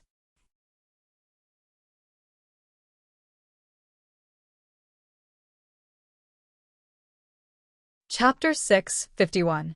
With a strange cracking sound, the person standing in front of the dignified mother of the Great Yu Empire changed his appearance, turning into a 7-foot 8-inch tall young man. Xiahou Qing slowly smiled and said, Hui Mo, how dare you be so rude in front of the Empress? Why don't you quickly apologize? Hui Mo embarrassedly scratched his head and hurriedly said yes. Then, he tightened the white silk and pushed it to the front of his shitsi. Xiahou Qing slightly smiled and said, Empress, swords have no eyes. If they accidentally stab you, it will be a sin. I think it's better to retreat first. What do you think? Empress Chao's mind buzzed and a huge amount of anger accumulated in her chest. She almost spat out a mouthful of blood. You guys planned this all along. Then Ningxu, Empress, why did you call this little girl? This little girl will listen to your orders. A crisp voice slowly climbed up from the ground. She looked at the dirty water and dazzling bright red on her body with disgust. But now, she didn't have clean clothes to change. What else could she do? Endure it. No. Die. Ningxu blinked at Zigui, Qinxin, and the others who were still in shock. Then, she lifted her wet skirt and passed through countless swords that didn't dare to move. She climbed up the city gate tower. It's too lonely to walk on the Yellow Springs Road alone. How can I bear to part with Nyang Nyang? Moreover, Empress rarely has such an elegant mood. If this little girl doesn't cooperate with Empress to finish the whole play, it will be too unappreciative. Now that the play is over, Empress, are you still happy? If you are, please order the brothers to open a path for us, so that we can go back and take a hot bath and change out of these dirty clothes. The taste of chicken blood and dog blood is really not very good. Empress Chao's eyes almost split open. Do you think that by holding this Empress hostage today, you can leave here safely? Don't forget that all the land under the sky belongs to the Emperor. All the people on the shore of the land are the Emperor's subjects. As long as you're still alive in this world, even if you're at the ends of the earth, this consort will capture you and tear you apart. She did not believe that Ningxu and the others would dare to touch a single hair on her head. Otherwise, the tens of thousands of Yongchengwei in the capital would instantly rush into the Duke's mansion and Prince Nanping's mansion and kill everyone alive, regardless of whether they were old or weak. Ningxu sighed and said, That's right. Everything under the heavens belongs to His Majesty. Compared to Her Majesty the Empress, my daughter and the others are as weak as ants in the mud. You can pinch us lightly, and we will die without a burial place, just like the many people whose lives and deaths have been controlled by you in the past. It's just that Your Highness hasn't suspected anything since just now. Why hasn't Your Highness the Sixth Prince, whom you trust the most, come to help after such a big commotion at the Meridian Gate? Chao Zhenwei had lost his mind the moment his head fell to the ground, but Ningxu's reminder quickly came back to her. Her face suddenly changed, and she suddenly shifted her gaze to the magnificent and silent towering building. What did you do? Other than scheming against this consort, what else did you do? Xiahou Qing said casually, Nothing, we just came to save Her Majesty.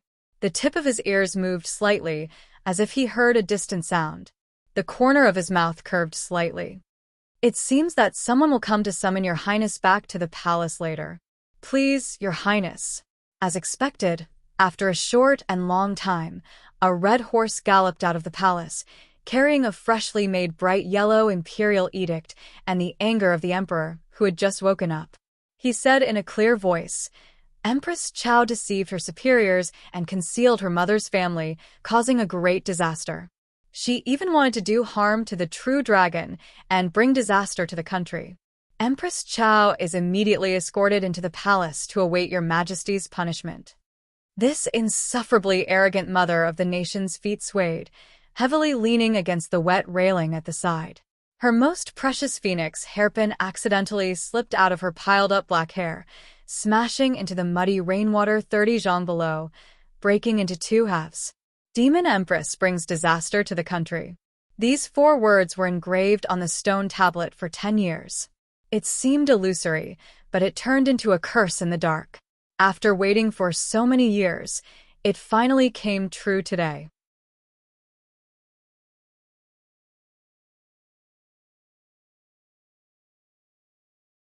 Chapter 652.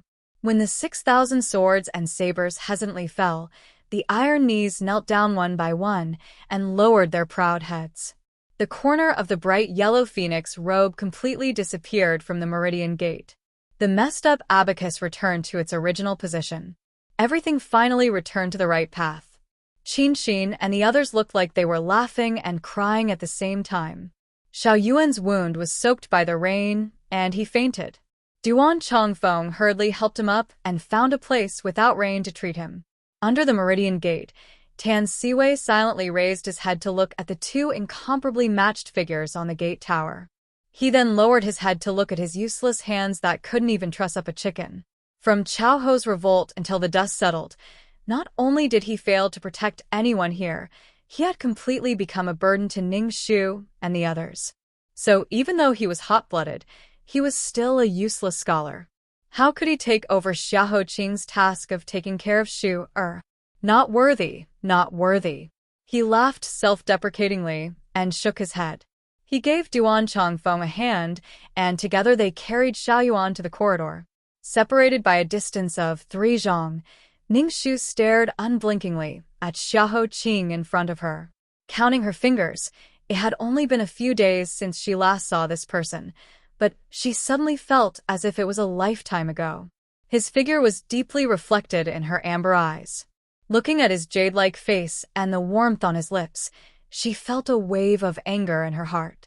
She was angry that this person had a heart of stone and didn't show his face in front of her. But looking at his frosty thin lips, she didn't know why she couldn't be angry. So she curled her lips and said, "After Hui Mo left last night, there was no news of him. So it was you who sent him to sneak into the celestial prison and pretend to be my mother?" "Yes. After I learned that Princess He Xian was locked in the celestial prison, I sent people to secretly look for a way. It wasn't until last night that I made a foolproof plan. I ordered Hui Mo to disguise himself in the prison and swap out your mother. Right now, Princess He Xian should have been properly sent back to the Duke's mansion by Tianwen. You will be able to see her when you return." She asked again, "Then how did you know that the person hiding behind the scenes was Sir Duan?" Qian Dongbao. "Did you purposely let that little fatty go? The first time Qian Dongbao escaped in front of your eyes, he was caught by Juicy. At that time, Juicy sprinkled tracking powder on him. The powder is colorless and odorless, so even the sharpest person would not be able to detect it. However, it can be caught by a bird called the Birds of Bliss. It was also because of this that we were able to follow the vine to the melon and find the Zhao family's old residence. It's just that it's difficult to change a 10-year obsession. It took me a long time to meet him in person and convince him to change his mind. This is also the reason why I couldn't contact you in time. I didn't mean to hide it from you." His voice was low and deep, neither hurried nor slow. It was rare for him to be gentle and patient, as if he was thinking of a way to coax her not to be angry. Ning Shu didn't want to accept it. If she was so easily coaxed by him, wouldn't it be too embarrassing? So she continued to put on a straight face and said, "You are the one who caused His Majesty to wake up. How did you do it? The imperial harem is impregnable. If you want to fish in troubled waters, you can only do it with your wits. Empress Chao is indeed powerful in the imperial harem, but her only flaw is that the 6th prince, Xiao Yuni, whom she regards as her biggest bargaining chip, has a biological mother. And this seemingly weak and low-key Yin Jiaoyi is not as desireless as she looks on the outside. As the saying goes, the enemy of an enemy is a friend. How could she refuse such a deal that has many benefits and no harm? In addition, the 13th princess secretly helped Sir Duan to successfully bring him into the palace. After treating His Majesty, he immediately disappeared without a trace. Only after the incident at the Meridian Gate is over and His Majesty wakes up can we set things right. Treacherous, Xiahou Qing slightly raised the corner of his mouth. Didn't little Shu also use the 4th prince openly? She joined forces with several courtiers to lead troops to attack the Dragon City guards, which greatly restrained them. Because of this, I was able to smoothly carry out my plan on my side. So we are the same. Ning Shu silently rolled her eyes and finally asked the last question. What if I didn't receive the message you sent and was forced to commit suicide in a moment of desperation? What would you have done? Xiahou Qing frowned and said unhappily, "Don't even think about it. If I wanted to hurt you, I would have to die first. You're the one who is wasting your time. You still have a lot of time to enjoy and waste. Don't talk about death."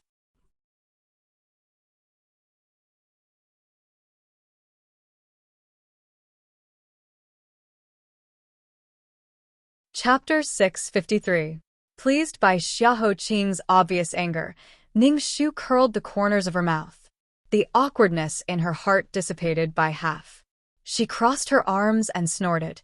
"Then the person who has been following me these past few days is you, right?" Hearing the slight anger in her voice, Xiahou Qing shook his head helplessly. "Haven't you already guessed it?" Ning Shu asked knowingly. "Why are you following me?" Xiahou Qing's lips moved. For a moment, he was stuck in place, not knowing how to answer. Seeing that he didn't answer, Ning Shu became anxious and asked again, "Hey, I'm asking you, why are you following me?" Xiahou Qing's heart flowed with a light sigh. He really didn't know how to tell her the most painful struggle and entanglement in his heart. What should he say? In this doomed whirlpool of death, he didn't want her to be involved in it at all. But every time he made up his mind to push her away, he was the one who couldn't control himself. How should he put it? He clearly knew that being indecisive would only harm her, and being indecisive would only lead to trouble. Even if he was extremely reluctant, the most rational thing to do was to completely remove this malignant tumor from her life. But before the knife had even landed, he was already in so much pain that he was covered in cuts and bruises. What should he say? Even if there were 1,000 words in his heart, he couldn't say them out loud. The wind and rain came as usual. It was a rare coolness in this hot summer. But Ning Shu was soaked, as if she had been fished out of the water. Being blown by the wind from the tower, she couldn't help but sneeze. Xiahou Qing's eyebrows moved. He untied his cloak and waved at her. Ning Shu curled her lips and didn't move. Xiahou Qing's finger was still in the air. It seemed that if she didn't come, his hand wouldn't let go. She didn't move, and he also didn't want to move. The two people stood there like wooden statues until Xiahou Qing sighed and said weakly, "Xiao Shu, come, I can't see you." Ning Shu suddenly let out a painful groan from her throat. She staggered and spat out a mouthful of hot and fishy liquid. The liquid splashed onto the ground like heavy rain. Xiahou Qing's face stiffened. He hurriedly threw away his cloak and ran towards her. He held her waist that was falling down like a feather. He almost panicked. He stretched out his sleeve to wipe the blood from her mouth. But because he couldn't see it, he didn't wipe it clean. Instead, he smeared her chin. "What's going on? Where are you hurt? Did the officials take the opportunity to hurt you? I want them to pay with their lives." "Huima." "No, Mr. Duan. Why are you still in a daze? Go and ask Mr. Duan to come here." Ning Shu looked at him in a daze. For a moment, she was stunned. In her impression, this person was cold, cruel, awkward, indifferent, vicious, and unmoving like a mountain. She seemed to have seen all kinds of things.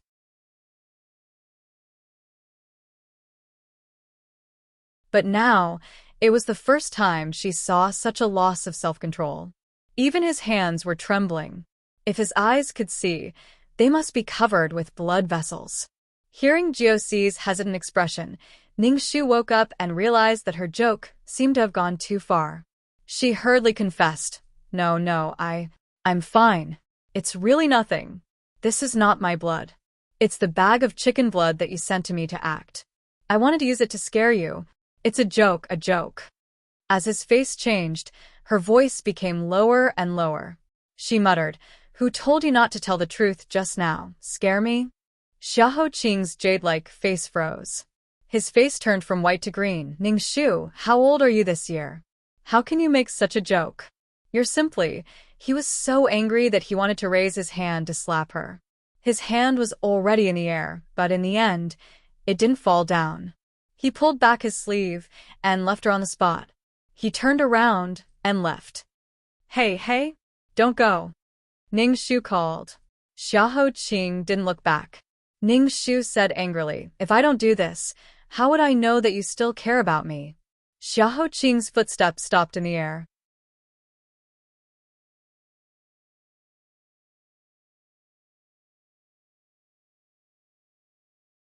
Chapter 654. Looking at his tall back, Ningshu stood up and said, "To tell you the truth, my memory has recovered. To be more precise, the last 2 days in White Horse Village have been slowly recovering, so I know all the things you wanted to hide from me. I also guessed your little tricks. I didn't say anything, because I wanted to see what you would do. In the end, you really didn't tell me anything." The 100 needles in her heart began to stir, rolling and stirring, making her sad, angry, and heartbroken, making her sour, depressed, and restless. Thinking of this, her heart became sad again. She wanted to throw a tantrum, so she repeated, "You didn't tell me anything." Hearing the hidden trembling in her voice, as if she was trying hard not to cry, Xiahou Qing's heart suddenly softened. His throat slid, and the tiptoe he raised fell back to the ground. He slowly turned back and walked towards her, whispering, "I'm sorry, it's my fault. I didn't tell you. Also, I'm sorry, I'm dying." Her guess was true. Ningshu's heart suddenly throbbed with pain, and the tears in her eyes finally overflowed. Fortunately, the rain outside was too loud, and the water vapor was too heavy, covering a lot of it. She looked away and blinked fiercely. How much longer? 3 months is always enough. Jiusi looked up at him in surprise, but didn't say anything. Ningshu said, "The truth?" Xiahou Qing nodded, "Yes." Ningshu still didn't want to believe him. "What if you lie to me?" Xiahou Qing said, "Then let me owe you a debt for the rest of my life, like an ox or a horse for you to drive." How about that? Ningshu nodded. "That's more like it." She wiped the fake blood off her face, bit by bit, and took a deep breath in the rain. She stiffly raised the corner of her mouth and pretended to be relaxed. 3 months, that's 90 days, 1,080 hours. That's not too little. Xiahou Qing also laughed. "Yes, I'll be able to make it in time for your 17th birthday. I'll definitely prepare a generous gift for you then." Ningshu raised her eyebrows and questioned, "Then why did you try to push me away and push me to Tan Shaoqing? Who do you think I, Ningshu, am? Could it be that it had to be a man? If you're going to die, I'll just replace you with a new one. I don't care who it is. You're looking down on me too much." The more she spoke, the angrier she got. She turned around and left. Xiahou Qing flew over and grabbed her wrist tightly, pulling her into his arms. "I regret it." He apologized. "I've never looked down on you. It's just that after knowing you, I realized that I was as timid as a mouse. I'm afraid that you won't have a good life in this world after I die. But, Xiaoshu, I regret it." The suppressed tears finally couldn't help but fall down her cheeks. Ningshu wiped her red eyes with her sleeves and gritted her teeth. "Xiahou Qing, Ningshu, am not as weak as you think. If I, Ningshu, like someone, even if I can only spend a moment with him, I'll have no regrets in this life. If I don't like him, even if he's a celestial being, he'll have nothing to say. Let's make a promise," she said. "Before you die, I won't care about any other man except you. We'll live well for the next 3 months. But if you die after 3 months, I'll be sad, but I still have a long life ahead of me. I won't die for you. I'll be sad for half a year at most. After that, I'll definitely forget about you and continue to investigate my case. I'll find a good man to marry and be his wife, the mother of my children, and the grandmother of my children's children. I'll enjoy my life. When I die of old age, I'll go to the Yellow Springs and tell you how wonderful and interesting my life is. When the time comes, don't be too jealous." Xiao Qing hugged her trembling body. "Then I'll wait for you on the road to the Yellow Springs to show off to me. Don't come too early. At least 83 years, remember?" She grabbed his sleeve. "Deal?" Deal.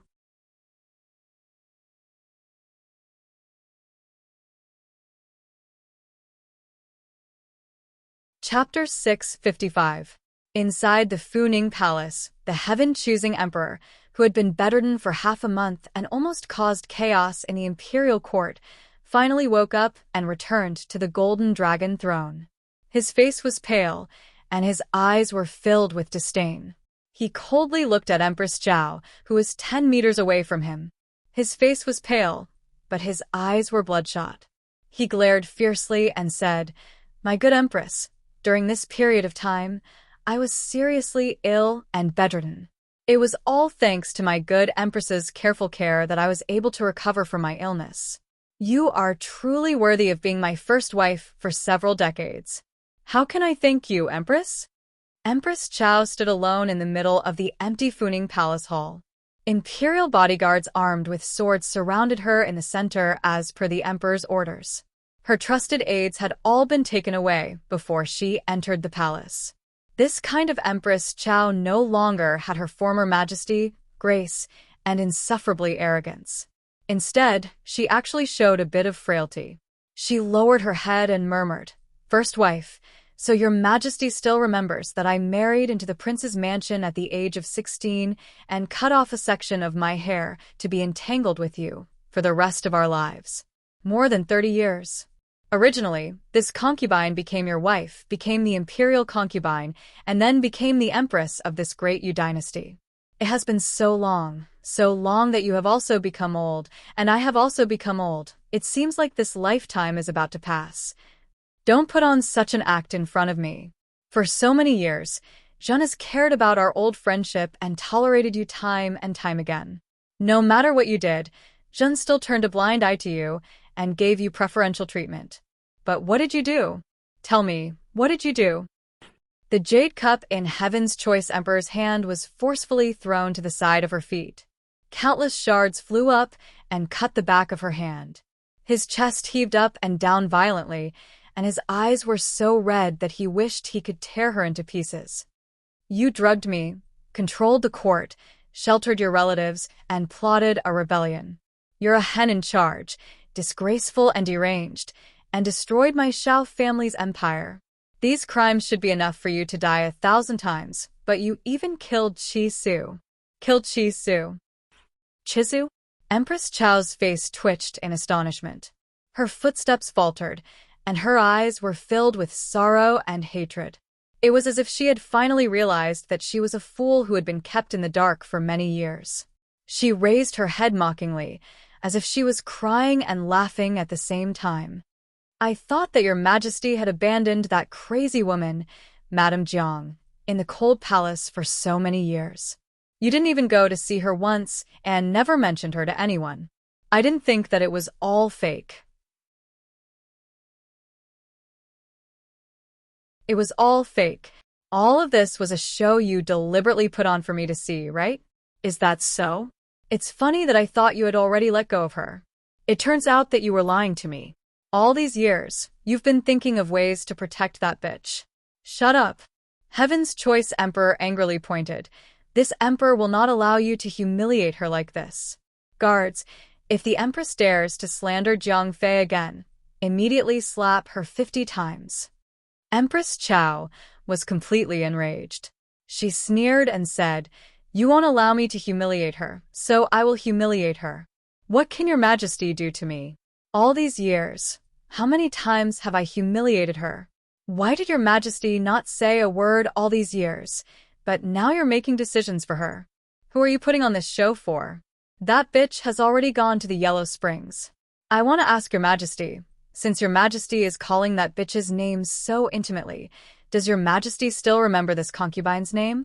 The name that you haven't called for over 20 years. The name that you have long forgotten.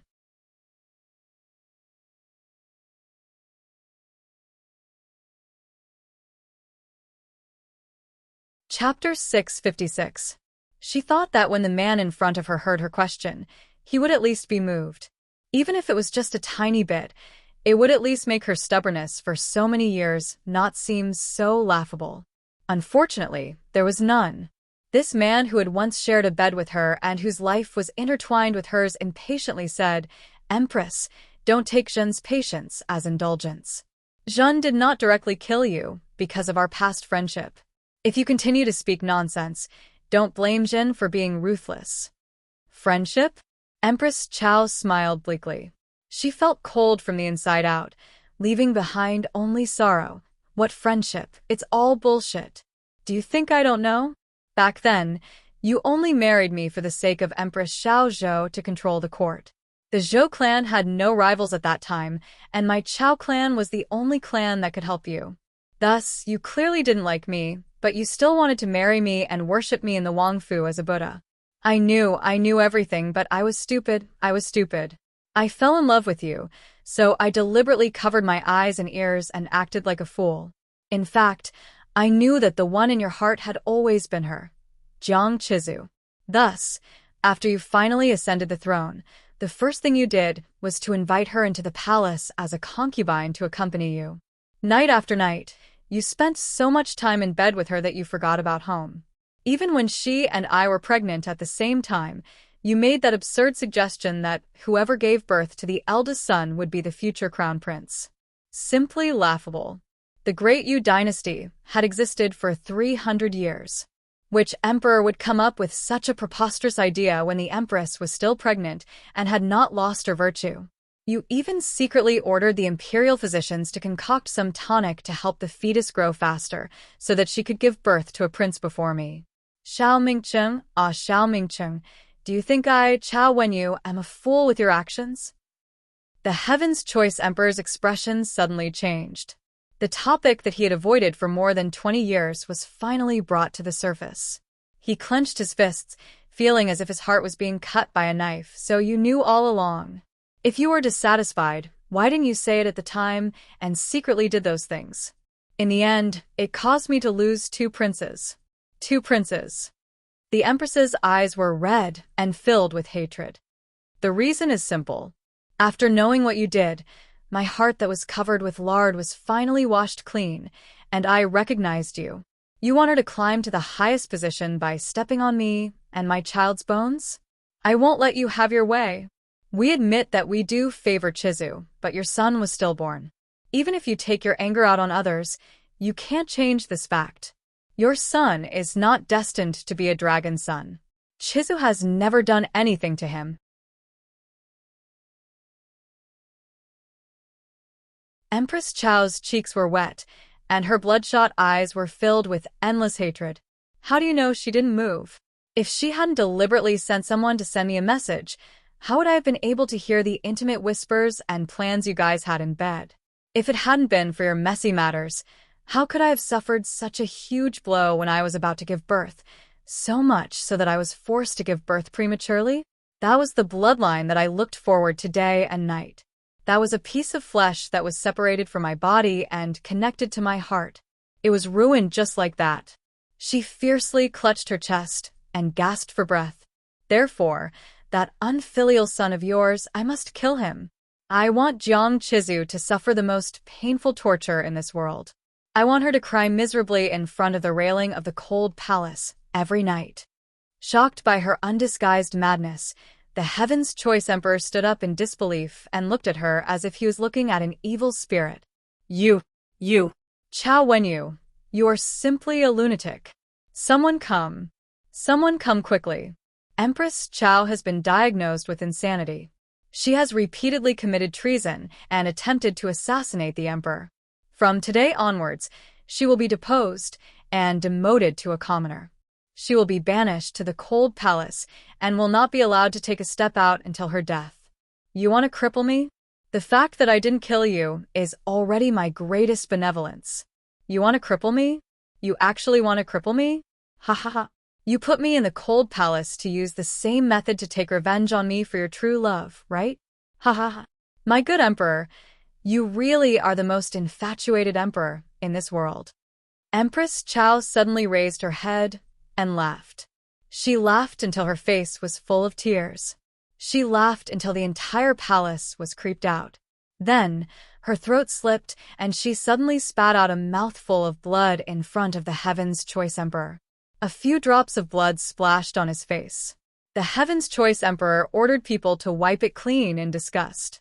However, she was still laughing crazily until the guards surrounded her and prepared to take her to the cold palace.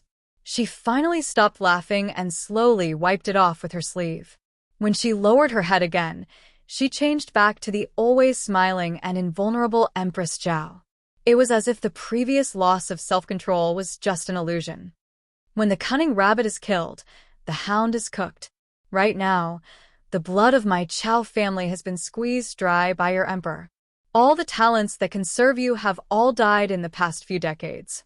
The younger generation hasn't grown up yet.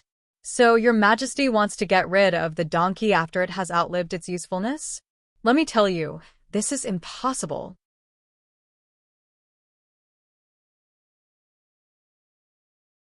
Under the strange expression of the Heaven's Choice Emperor, Empress Chao lowered her voice and said, "My good emperor, don't you feel that there is something wrong with your body?"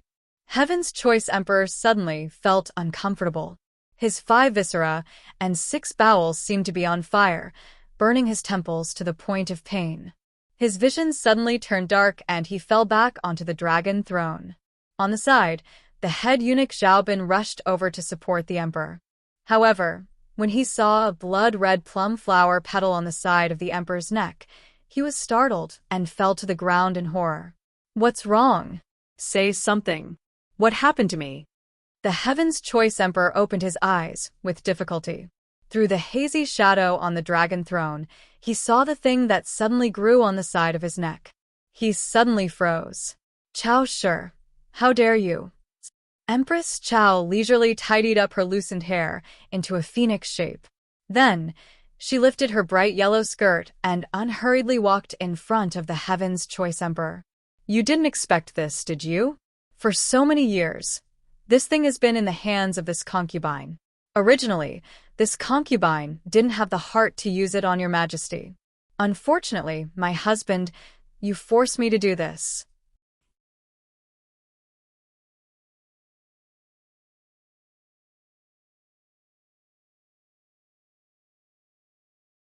Chapter 657. Heaven's Choice Emperor's 5 fingers clenched onto the dragon throne as his eyes bulged. "Chao Wenyu, you crazy woman. Where is the antidote? Quickly bring the antidote." "Zhen wants." Empress Chao bent down and carefully helped him tidy up his dragon robe. She faintly sighed. "Is this scene familiar? No matter how much I thought about it, this concubine did not think that we would follow in the footsteps of the previous emperor and Empress Zhou from 25 years ago. Your Majesty, right now your eyes look like you want to kill this concubine, right? It's too late. Don't forget how the previous emperor died. When this concubine breathes her last, it will be your Majesty's day of national mourning." Meeting her horrified and smiling eyes, Heaven's Choice Emperor unconsciously retreated. He wanted to avoid this crazy woman, but he could not avoid her. She stretched out her arms and tightly hugged Heaven's Choice Emperor from behind. She placed her chin on his neck and stood at the top of the jade steps, looking down disdainfully at him. "Your Majesty, this position is too high and too cold. You are too lonely by yourself. Let this concubine accompany you for a long time and walk to the end together. In this life, only you and I are destined to be together." Heaven's Choice Emperor covered his burning heart and neck. Xuemei's entire body froze. Perhaps because of fear or something else, she could not say a single word. The guards had already been ordered away by Chao Wenyu to seal their mouths. This empty and gorgeous Funing Palace Hall was like a place of death. Only Heaven's Choice Emperor's stiff throat kept making caw-caw sounds, mixed with Chao Wenyu's crazy laughter, echoing in the palace hall. After dealing with the last guard, Xiaobin was already soaked in the rain. He closed his eyes and let out a long sigh. He tiredly waved his hand and ordered his trusted eunuchs to take away the innocent corpses. He raised his head and looked at the huge dark clouds that still covered the capital. For a moment, he was terrified, as if the dark clouds would not disperse. The eunuchs did not dare to ask how these imperial bodyguards had died, because they had unfortunately spied on some kind of heavenly secret. They lowered their heads and hurriedly covered the corpses with white cloth and moved them onto the cart, seizing the time to transport them out of the palace and clean them up without anyone noticing. No one noticed that a young eunuch, Lian Song, had appeared in this hurried line of footsteps. With his head lowered and shoulders slumped, he followed them out of the palace. The heavy rain continued for a day and a night, until the surface of the Chaobai River was about to overflow to the shore, causing the people downstream to panic and prepare to flee for their lives with their children in their arms. Only then did they find their conscience and put away the Thunder God hammer to stop the Electro Mirror, reluctantly sparing the human world. As for what kind of mysterious things had happened during this day and night in a corner that the public could not touch, no one knew. After the dust settled, Yuan Wanting's body was finally released. Ning Shu and the children followed his wishes when he was alive and buried his bones beside Zhao Mingzhen's ashes, so that he could accompany his good brother and close friend forever. Qinqin, Zimo, Wenwen, and the other 6 children knelt side by side beside their tombstones. After 10 years of hiding, they could finally wear mourning clothes for their most loved ones. They just didn't know if they could hear it in the Yellow Spring. Wanting, I thought I would leave first. I didn't expect you to be ahead of me again. Duan Chongfeng stood in the wind. His face was dark green, and his lips were pale. He looked like an old bone that was about to fall apart. His turbid eyes looked at the newly erected tombstone. He bent down and sprinkled a cup of wine in front of the tombstone. He shook his head and sighed. You've been like this all your life. You've always wanted to take responsibility for everything. You didn't even tell me. It was like this in the past, and it's still like this now. But it's fine. I don't have many days to live anyway. Soon I'll go down and chat with you and old Zhao. I'll let you win in the first round to apologize to you. Okay?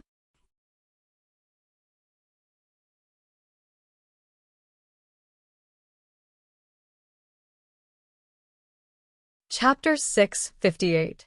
Ning Shu, who was silently comforting the children, was stunned when she heard this. She stood up and carefully looked at Duan Chongfeng's yellow and skinny skin. Even the light in her eyes was dim, like an oil lamp that had been flickering for decades and finally reached its end. Her heart sank. Mr. Duan, you. Duan Chongfeng waved his hand indifferently and nodded gratefully to Xiahou Qing. If it weren't for your help, I would have long rotted away. Now that he was nearing the end of his lifespan, he had to return what he had stolen. Now that Ming Zhen's grievance has been exposed to the world, the debt of gratitude has been paid. In this world, I no longer owe anyone anything except for one person. I have wronged her in my entire life. It's time for me to go to the Yellow Springs and apologize to her. As he spoke, his eyes unconsciously looked at Ning Shu. His eyes were filled with nostalgia and regret, as if he was looking at an old friend he hadn't seen for many years. Ning Shu's heart moved. Mr. Duan, are you talking about my master? Duan Chongfeng tilted his head and looked at the distant mountains and lonely, white clouds. After a long time, he nodded slightly, yes. A speculation collided in her heart, making Ning Shu unconsciously frown. She couldn't help but complain. So, the person my master said before she died that she would never see again in this life was you? Never see again in this life. So she still blamed me even when she died. Duan Chongfeng seemed to be hit by a huge sadness. His footsteps became weak, and he almost fell. Xiahou Qing heard him and supported him. Little Shu, let's listen to Mr. Duan first before you make a decision. Duan Chongfeng waved his hand. Don't blame her. It was my fault. I wronged Xiaoxiai. His eyes were filled with sorrow and regret. He clutched his chest and coughed heavily for a long time before leaning against a large locust tree and slowly recounting the events of the past. Your master, and I were fellow disciples of the same sect. You could say that we were childhood sweethearts, and we both studied under the frost-robed holy hand. Cold cloth divine hand. Hearing this name, Huimo couldn't help but excitedly interrupt. Is it the legendary cold cloth divine hand Qinran? He's my idol. Duan Chongfeng nodded, his expression full of bitterness. That's right. Our master is a strange and eccentric divine man. He is an expert in the art of divination, the Book of Changes, the 8 trigrams, curing diseases, and poisoning. It seems that apart from martial arts, there is nothing in the world that he doesn't know. Even farming, cooking, and brewing tea, he can do something different from others. His greatest hobby in life is to study all kinds of techniques that he doesn't know how to master, and then after mastering them through a comprehensive study, he will show them off to us. Among them, the one he was most proud of was that he had developed a set of methods for investigating corpses and solving cases that were completely different from the collection of innocents. It was unprecedented. It could be said that he was an out-and-out old urchin. We were all picked up by him from the side of the road. He didn't have high requirements for us. He only asked us to choose any one of his skills to study. So, eldest senior brother chose divination. Second senior sister learned the 8 trigrams. I learned master's medical scriptures, and youngest junior brother fell in love with growing flowers and plants. Master was happy to see this. Only the art of investigating corpses and solving cases not only requires hard work, but also requires a naturally sharp root of wisdom, so no one practiced it until Master picked up Xiao Xi. Only then did he have a successor. At this point, every skill of his had a successor. Master was very happy and taught us almost everything. The only thing he forbade us to do was to go down the mountain and get involved in the secular world. If we violated this rule, we would be kicked out of the sect. He said that the secular world was too chaotic and people's hearts were treacherous. Once someone with a weak mind got involved, they would be crushed to pieces. But every little boy who just grew up and didn't know the immensity of heaven and earth, how could he restrain the restless heart of the secular world?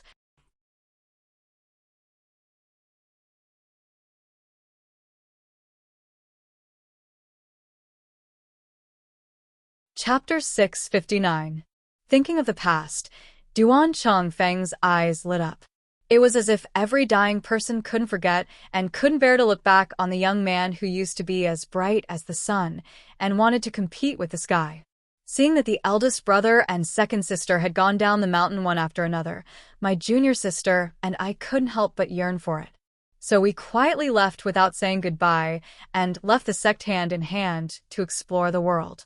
We originally planned to go back and apologize to our master, but we didn't expect that the moment we stepped into the world, we were blinded and lost the date of our return. Xiao Xi was smart and had the demeanor of a master since she was a child. I was good at medical skills and helped her.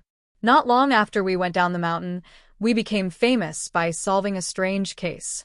Then one difficult case after another came to us. So much praise and worship piled up in an instant. For us who had just entered the world, we had no power to resist. Soon, we were lost in it and thought that there was nothing we could do in the world. After that, we came across that case. Ning Shu vaguely remembered her master's advice when she was a child. Mr. Duan, are you talking about the case where my master was almost killed by someone more than 10 years ago? My master had been brooding about that case for many years and warned me many times to be vigilant of people. Yes. At that time, we received a request for help. It said that a young girl was humiliated by a local squire and was forced to hang herself. As a woman, Xiao Xi was filled with righteous indignation, so she took the case. After some investigation, the squire was sentenced to death. Who would have thought that after the squire was beheaded, the girl who was supposed to be dead suddenly appeared and accused Xiao Xi of having an old grudge with the squire, so she bribed the girl to do this. Hearing this, Huimo was shocked and his eyes widened. Isn't this a case of a thief crying thief? You must have accidentally offended someone in the process of solving the case, so they made such a scene to kill you. What happened later? You weren't convicted, were you? Recalling that dark moment, Duan Chongfeng's eyes slowly became moist. He couldn't bear to look back. We can only blame ourselves for being young and hot-blooded at that time. When we suddenly stood at the peak, we didn't even know that we had offended someone. We didn't even know that the people in this world were sinister. The seemingly weakest and most innocent people were often wearing animal skins. After the case was announced, Xiao Xi's reputation of solving 54 cases in 3 years was instantly forgotten. Countless slanderous words came from all directions, as if the earth was collapsing and the mountains were collapsing. The government immediately locked Xiao Xi in prison and prepared to execute her after autumn. Only when I went around asking for help did I realize what was called the hypocrisy of the world. Those who were saved by us in the past all turned their backs on us and avoided us. In desperation, I had no choice but to beg the young girl to tell me the truth. Huema's curiosity was aroused. And then, Duan Chongfeng nodded and lowered his head. It was only after I found her that she had no other choice but to help others frame Xiao Xi. Her mother was seriously ill, and she was at the end of her rope. Coincidentally, this is my specialty.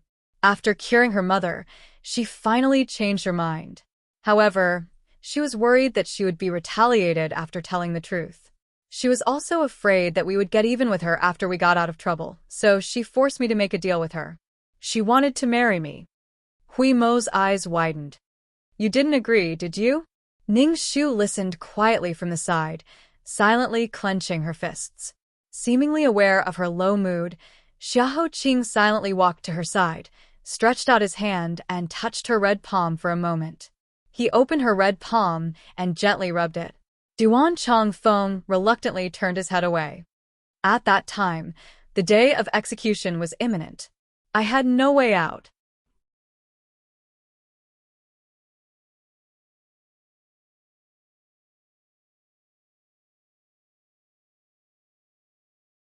Chapter 660. Hui Mo whispered. When Hui Xi's master was released from prison and found out, she must have been heartbroken. Duan Chongfeng closed his eyes. His throat trembled and he couldn't continue, so he skipped this part and continued. After that, I parted ways with Xiao Xi, and we never saw each other again. Xiao Xi went to the capital to continue investigating and lost contact with us. I took the girl and continued to wander around the world. When I passed by the Hanjiang prefecture, I met the righteous Mingzhen. So, I was invited to stay in the Hanjiang prefecture to treat patients. But I didn't expect that I would encounter almost the same thing as that year. Mingzhen was forced to die, and I couldn't save him this time. Wan Ting took the innocent children and disguised themselves as beggars to escape the Han River. I wanted to return to the sect and ask Master to lend a helping hand and help Mingzhen clear her name. Who would have thought that as soon as I arrived at the mountain gate, I would discover a river of blood. My entire family had been massacred, not a single person left alive. Master had died on the cliff. Later, I also encountered an assassination attempt. In the end, I was the only one left alive. I wandered around the world until I reached the foot of the White Wolf Mountain. I happened to meet the heir. Later, I changed my name and stayed in the Southern Yan Empire to become an imperial physician. Over the years, there were only 2 things in my heart. First, I had to clear Mingzhen's name and avenge my sect. Secondly, he wanted to see if he could see Xiao Xi again while he was still alive. But I didn't expect that I would wait for a lifetime. She didn't reply to my letter until she died. She hated me to death. Shi Yan was also a gossiper. He touched his chin and shook his head. Hui Xi's master was your childhood sweetheart. When she was willing to go down the mountain with you, she must have wanted to grow old with you. But you turned around and married another woman. It would be strange if she could let it go. Hui Mo couldn't help but refute, but there was nothing we could do. If Sir Duan didn't agree to marry that woman, Hui Xi's master would have died. Ning Shu's violently fluctuating emotions finally couldn't be suppressed. Her eyes reddened as she said, "My master hates you, not because you married someone else, but because she would rather die than let you go against your own heart and be separated from another person for her sake. Your wishful thinking saved her life, but she will have to live in heavy guilt and shackles for the rest of her life. She doesn't just hate you, She hates herself more. If I were her, I would rather live one day in love than live the rest of my life in regret. Duan Chongfeng felt as if he had been struck by lightning. A huge teardrop fell from the corner of his eye, and the white hair on his temples seemed to be covered with a layer of snow.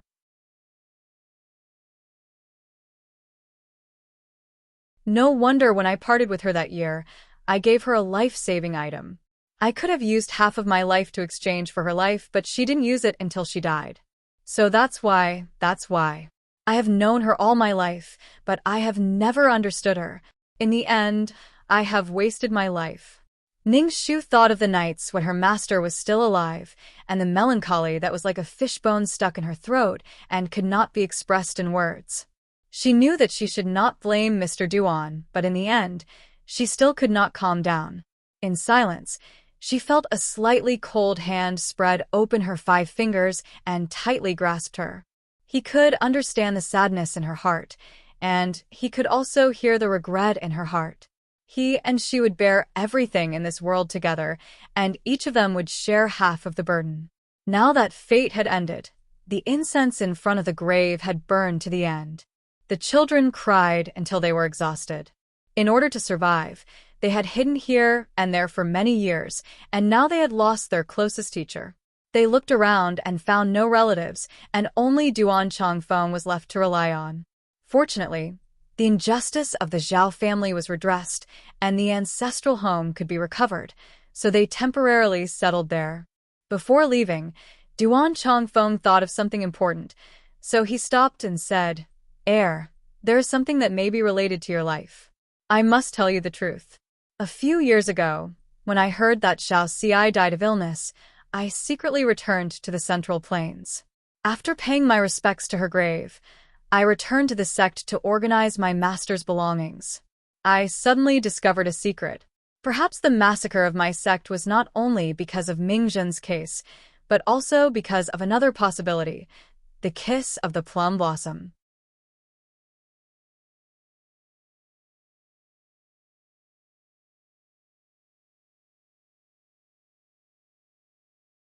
Chapter 661. A stone raised 1,000 ripples. Everyone's eyes widened. Ning Shu was even more impatient than Xiahou Qing. "What do you mean?" she said impatiently.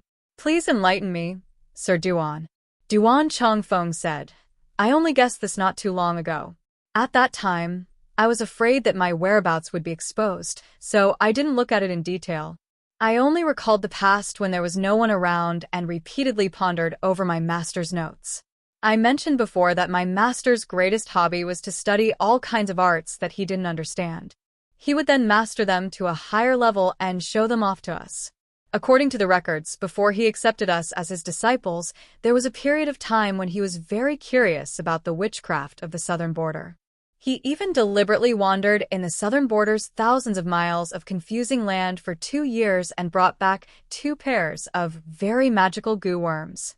One of them was the life substitution goo that I left for Xiao Xi.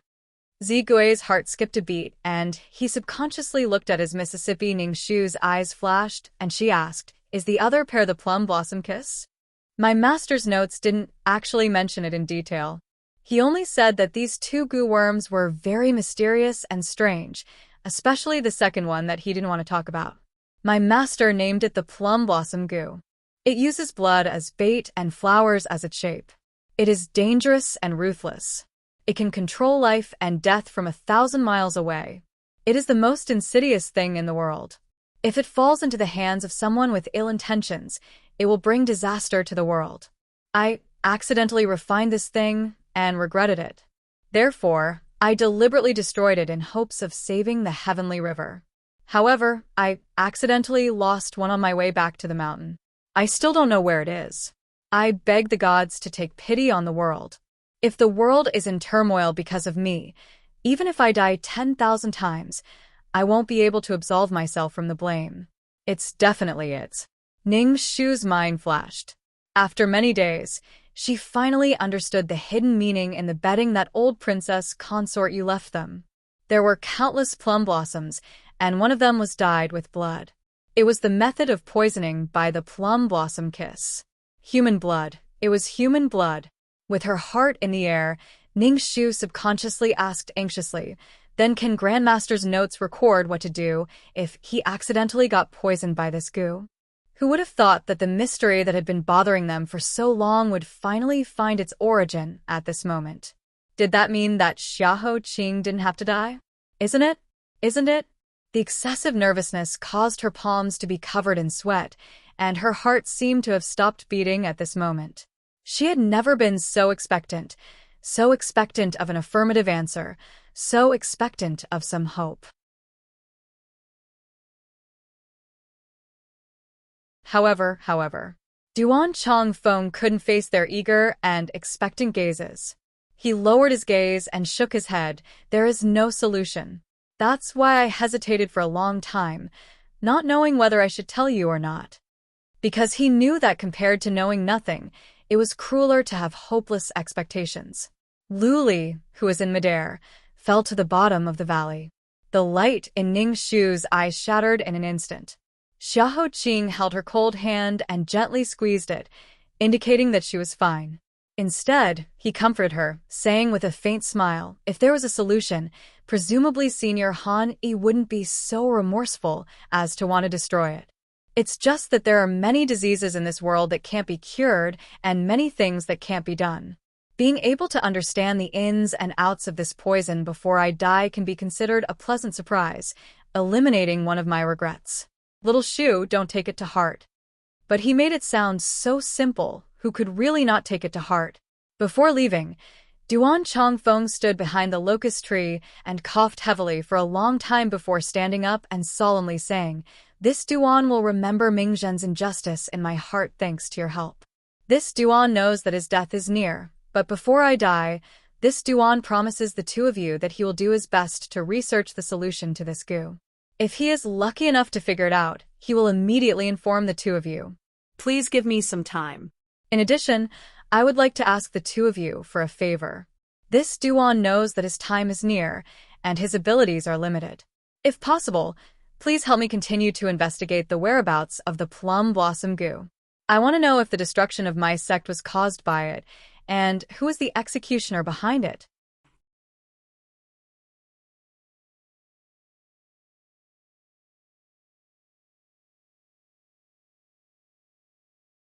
Chapter 662. Ning Shu didn't know what to say. Looking at his haggard face, she only felt a hole in her heart. She felt very uncomfortable. "Mr. Duan, thank you. Maybe you should call me Sherbois." Duan Chongfeng looked at her lovingly, as if he was looking at his beloved junior, or as if he was looking at another person through her. He smiled sadly and said, "I've done Xiao Ci wrong in this life. If I can help you, it can be considered as making up for it. I will follow my master's footsteps to enter Nanjiang again. Time is tight, so I won't talk to you. Goodbye." Before he left, he poured a cup of wine in front of Yuan Wanting's and Zhao Mingzhen's tombs and said, "Old friend, take care in your next life." Just like when he came, he floated away silently from the end of the world, unable to find a place to return to in this life. Ning Shu's eyes involuntarily turned red, and she whispered, "Sherbor." Xiahou Qing said loudly to his back, "The world is far away. I only hope to see you again." Duan Chongfeng strode forward and waved to them with a smile. "The world is far away. I only hope to see you again." After saying goodbye to Duan Chongfeng, Xian offered to be responsible for settling Qinshin and the other children safely. Of course, the condition was that Zigui would go with them. For this kind of obvious selfish behavior, Huiyamo said that he was very disdainful and felt jealous. After the children were sent away, Ning Shu and Xiahou Qing stood there for a long time. After burning a stick of incense to the two deceased, they solemnly said goodbye. "Xiao Shu, let's go." Xiahou Qing reached out to her. Ning Shu's clear eyes looked at the large white hand with distinct joints. She smiled and shook it. "Okay," Ning Shu said, "it's so hot today, I'm about to melt." "Yes." He reached out and motioned Jiuxi to pass the paper umbrella to him. Then he tilted it in the direction of Ning Shu. Ning Shu said again, "I'm thirsty, I want to eat watermelon." Xiahou Qing said, "Okay, Huiyamo will buy it." Huiyamo. Ning Daji continued, I also want to peel the lotus seed heads to eat. The old man's lotus seed heads from last time were pretty good. The lotus seeds are fat, white, sweet, and tender. It's very fresh and refreshing. It's perfect for cooling down the heat. Xiahou Qing. Huiyamo, go buy it. Huiyamo. Ning Daji rolled her eyes. It would be even better if there was another bowl of iced cheese. I haven't eaten the iced cheese from the Chasing Cloud Chasing Moon restaurant in a long time. I miss it. Xiahou Qing. Huima, what are you waiting for? Go quickly. Huiyamo. What kind of sin did he commit in his previous life that he was continuously provoked by these annoying men and women in this life? Why did he have to run errands on such a hot day? How infuriating. But he couldn't do anything to her. Sob, sob, sob.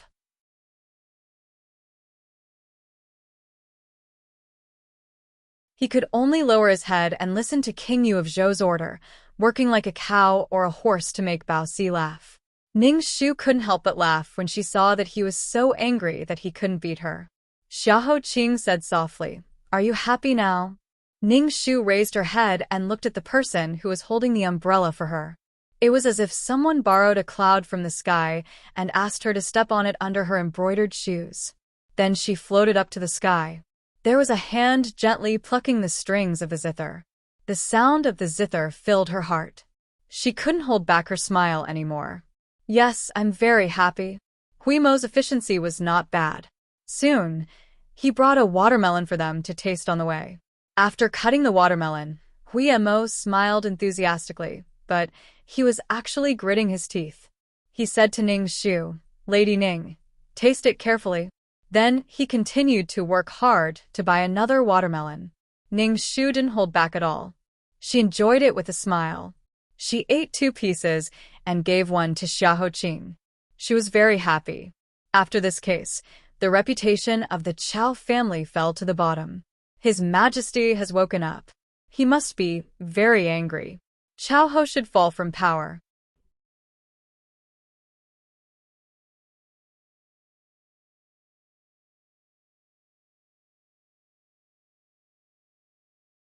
Chapter 663. Ning Shu bit into the melon and savored the sweetness and coolness. She let out a sigh of relief. She asked curiously, Why hasn't there been any news from the palace? Does His Majesty have other plans? Speaking of this topic, Xiahou Qing pursed his lips, and his expression sank. There might be changes in the palace. Ning Shu's heart jumped, and she did not care about the melon in her hand. What do you mean? Based on the information from my spies in the palace, ever since the Empress returned to the palace to meet His Majesty, all news from Funing Palace has been sealed. Hundreds of names were removed from the Divine Martial Guard's list, and dozens of carriages of corpses were transported out of the palace late at night. The next day, many officials sent reports to accuse the Chao family and Empress Chao, but all of them were ignored. The huge amount of information hidden in these few short sentences caused Ning Shu's mind to buzz. She subconsciously blurted out, Has His Majesty already? Xiahou Qing shook his head and dispelled the terrifying guess in her mind. Not yet. His Majesty has been attending court for the past 2 days and seems to be fine. However, his body is a little weak, and in less than an hour he left court. Several old officials, led by Lord Feng, repeatedly asked His Majesty how to deal with the Chao family. His Majesty's expression was extremely strange, as if he wanted to say something but stopped. In the end, he restrained himself and only said, Let's discuss it later. I have my own plans. Then he boarded the dragon carriage. It is said that the shadow waiting on the dragon carriage is Empress Chao. How did this happen? Ning Shu's brows furrowed into a knot, unable to understand. The Chao family's actions have already incurred the wrath of the masses, and the news has spread like wildfire among the commoners. Especially after Tianwen and the others brought the 100,000 taels of fake silver back to the capital, the indignation reached its peak. Empress Chao even dared to drug His Majesty. Such a heaven-defying action, His Majesty will not let her off easily. Unless. This unless made Ning Shu's heart involuntarily thump. It was as if she had suddenly been placed in a dark whirlpool. The whirlpool was bottomless, and every tiny ripple contained a terrifying, devouring force. It was as if as long as one was placed in it, they would be crushed into powder. Neither their body nor soul would be spared. A chill silently crept from the soles of her feet to her brain, causing her mind to go blank. Countless details of the past swirled in her mind like specks of light, piecing together one terrifying image after another. Her master's words rang in her ears like a bell, shaking her soul. When you eliminate all the impossibilities, then the remaining one, no matter how unbelievable it seems, is the truth.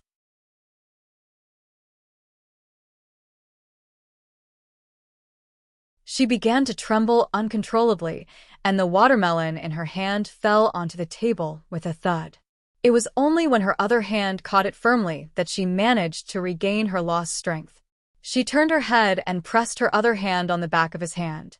This way, she could draw more strength to support her words. Empress Chow, could it be the person who manipulated the plum blossom kiss on you, no, on everyone? We have been blinded by the messy cases one after another, as if we were in a maze. Inadvertently, we were thrown into confusion by the various tricks set up in the case. But what if we jump out and look at it from a distance? Other than Zhao Mingjin's case, the final beneficiary of every case in the past seems to be Empress Zhao. In Consort Ruan's case, Wan Qinghuan, who is pregnant, lost her reputation and committed suicide in the cold palace. She successfully got rid of her greatest opponent. After that, in the Demon Wolf case, old Consort Yu successfully got her revenge. However, Consort Qi, who had been hit by the plum blossom kiss and had gone crazy, was the fourth prince's mother. She was the second obstacle in helping the sixth prince ascend to the heavens. Then, there was Xue Qiongwei's case. The sudden death of the envoy shook the court. It seemed like no one benefited, but don't forget that Prime Minister Tan ended up becoming a monk. At that time, Prime Minister Tan had been the head of the court for many years. The Chao family's foundation was stable, but as the older generation of the Chao family withered day by day, and the younger generation had not yet grown up, the Chao family was increasingly suppressed in recent years. They were no longer as invulnerable as before. After Prime Minister Tan's reputation was ruined and he resigned, the Chao family, which had been suppressed to the point of suffocation, finally had a chance to make a comeback and recover their lost territory. These three shocking cases seemed unrelated, but in the end, each of them quietly became a stepping stone for Empress Chao to ascend to the heavens. In addition, this time, it was a crime of rebellion. In the end, she was able to escape unscathed. If the plum blossom kiss had nothing to do with her, I really can't think of any other possibility.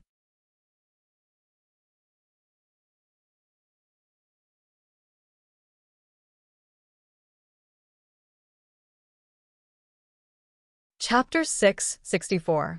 The summer in the capital was always hotter than other places. The chirping of cicadas outside the carriage was filled with impatience. It was as if there was a large furnace not only in the sky, but also underground. However, at this moment, when Ning Shu personally tore apart the layer of cotton in front of her, she fell into an ice cellar that had been hidden for a long time. The bone-chilling cold came from all directions and condensed into a thick layer of ice, trapping her, him, and everyone else in this situation. Every pore of her was stimulated by the cold, but her thoughts became clearer because of it. So, my 3 failed marriages have an explanation. Cloud Leaf was accidentally implicated by Consort Wan and was used as a chess piece. Consort Wan was willing to commit suicide in the end because she had reached an agreement with Empress Zhao, using her life in exchange for Cloud Leaf's safety. Qi Huaijin died because he was too dazzling. When the Chao family had no successor, he gradually grew into the pride of the capital and became the face of the Liu and Ho families. No matter what, the Chao family had to kill this tiger that was about to grow into a child. As for the cause of young General Song's death, perhaps it really was an accident, or perhaps there was some hidden discord that we have yet to find out. Heavens, I should have thought of it earlier. If she had thought it through earlier, perhaps everything could have been salvaged. She wouldn't have had a 1-month contract now. There was only 1 month left. Her chest was filled with heavy rain. She couldn't control it and wanted to flood out. She wanted to ignore everything and drown the entire city. However, she didn't dare because she knew how sensitive the person in front of her was. Even if she leaked a trace of emotion, it would be caught by him. Therefore, she pretended to be angry and took a bite of watermelon, swallowing the sourness in her heart. Then she pretended to sigh in annoyance. All day long, I didn't expect to be pecked in the eye by the goose. Master must be scolding me in the underworld for not learning enough and disgracing the school. Xiahou Qing smiled faintly. The curve of his mouth was like a swallow flying over a beam.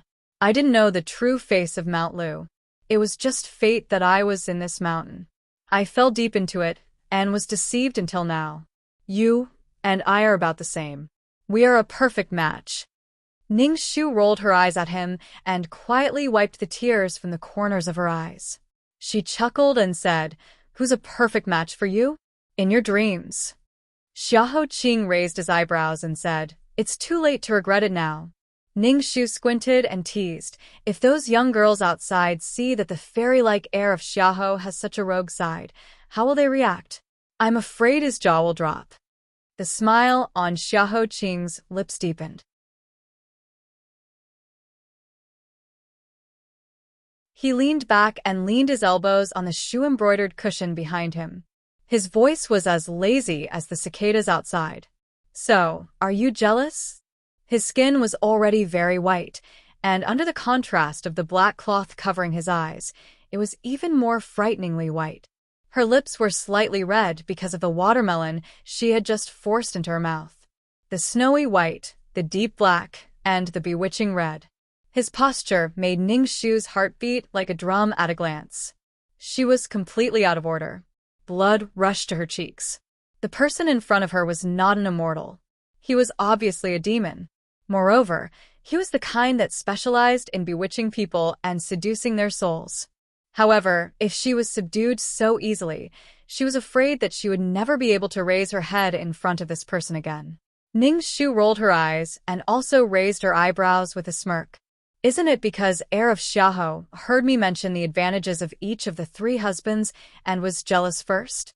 Xiahou Qing pressed his lips and suddenly got up and pulled her into his arms. Thousands of black hair hung down. His voice was like autumn rain and spring flowers. "Are you jealous? Do you want to taste it?"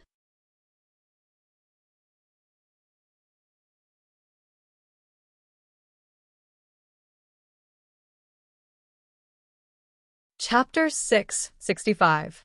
Yes, I guess. Ning Shu's vision was blurred and her throat was dry and parched. Before she could finish her sentence, her mouth was blocked by something sticky. At first, she was startled and her heart was beating like a drum. However, when she came back to her senses and greeted him with a smile, she found that his body was trembling slightly. Even his ears were red. Because of his white skin, the redness was even more alluring. That's right, this person was known to all the immortals and ghosts in the Heaven Realm and Hell Realm. He was famous for being cold and pure. Before the row of female ghosts could touch his hand, they had already been thrown into the river of forgetfulness. Therefore, King Chu Jiang, who was rumored to have cultivated for at least 1,000 years, was actually so inexperienced. Could it be that this was his first time? As if he had noticed her snickering, Xiahou Qing's hand that was holding her waist tightened in anger. The distance between them was inseparable so that she could no longer be distracted. When her lips were swallowed, Ning Shu's cheeks turned red as she felt his hint. She closed her eyes and focused on receiving the thoughts he was transmitting to her until the bamboo curtain was rustling and a noisy child rushed in. "Shitzi, I'll buy the lotus." "Ah, I didn't see anything." Huimo's face was as red as a lantern. He wanted to run away, but it was too late. He saw his Shizi's face was dark and he lowered his voice. "Huimo, the rockery in the mansion was smashed by the assassins a few days ago. I'll give you 2 days off so you can clean it up." The unlucky child was as if he was struck by lightning. What? If he remembered correctly, there were dozens of rockery in the mansion. How could he clean it up by himself? What did he do wrong? Oh, his mistake was that he had ruined his sheetsy, yes, good thing. But he really didn't do it on purpose. If he knew what they were doing inside, he wouldn't complain even if he was burned to charcoal outside. Even though he was not as wronged as him, sob, sob, sob, his shoulders trembled when he heard his master's cold snort. He hurriedly put down the fresh lotus he had just bought and walked away sadly.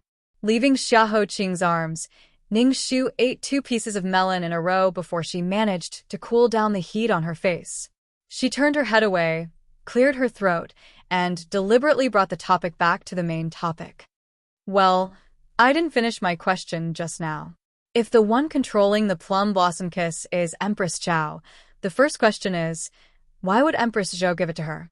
Back then, it was Jin Sheng and Empress Chao who worked together to kill her. She spoke too quickly, and her voice was clearly a little out of breath, which she tried her best to hide. This small action made Xiahou Qing's bad mood, which had been interrupted, a lot better. He smiled again, bent his finger, and knocked on the table.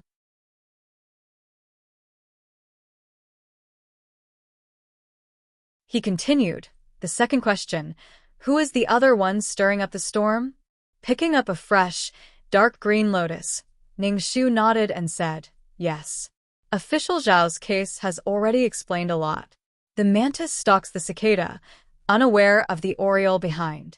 And behind the oriole, there is a fierce bird watching covetously.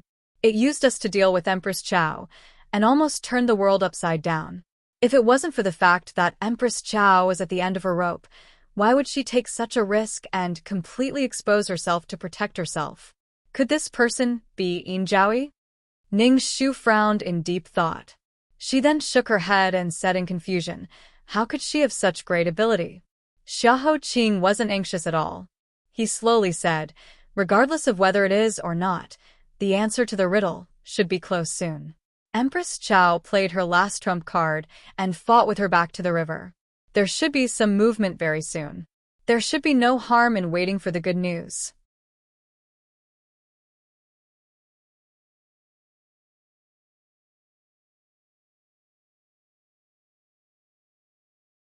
Chapter 666.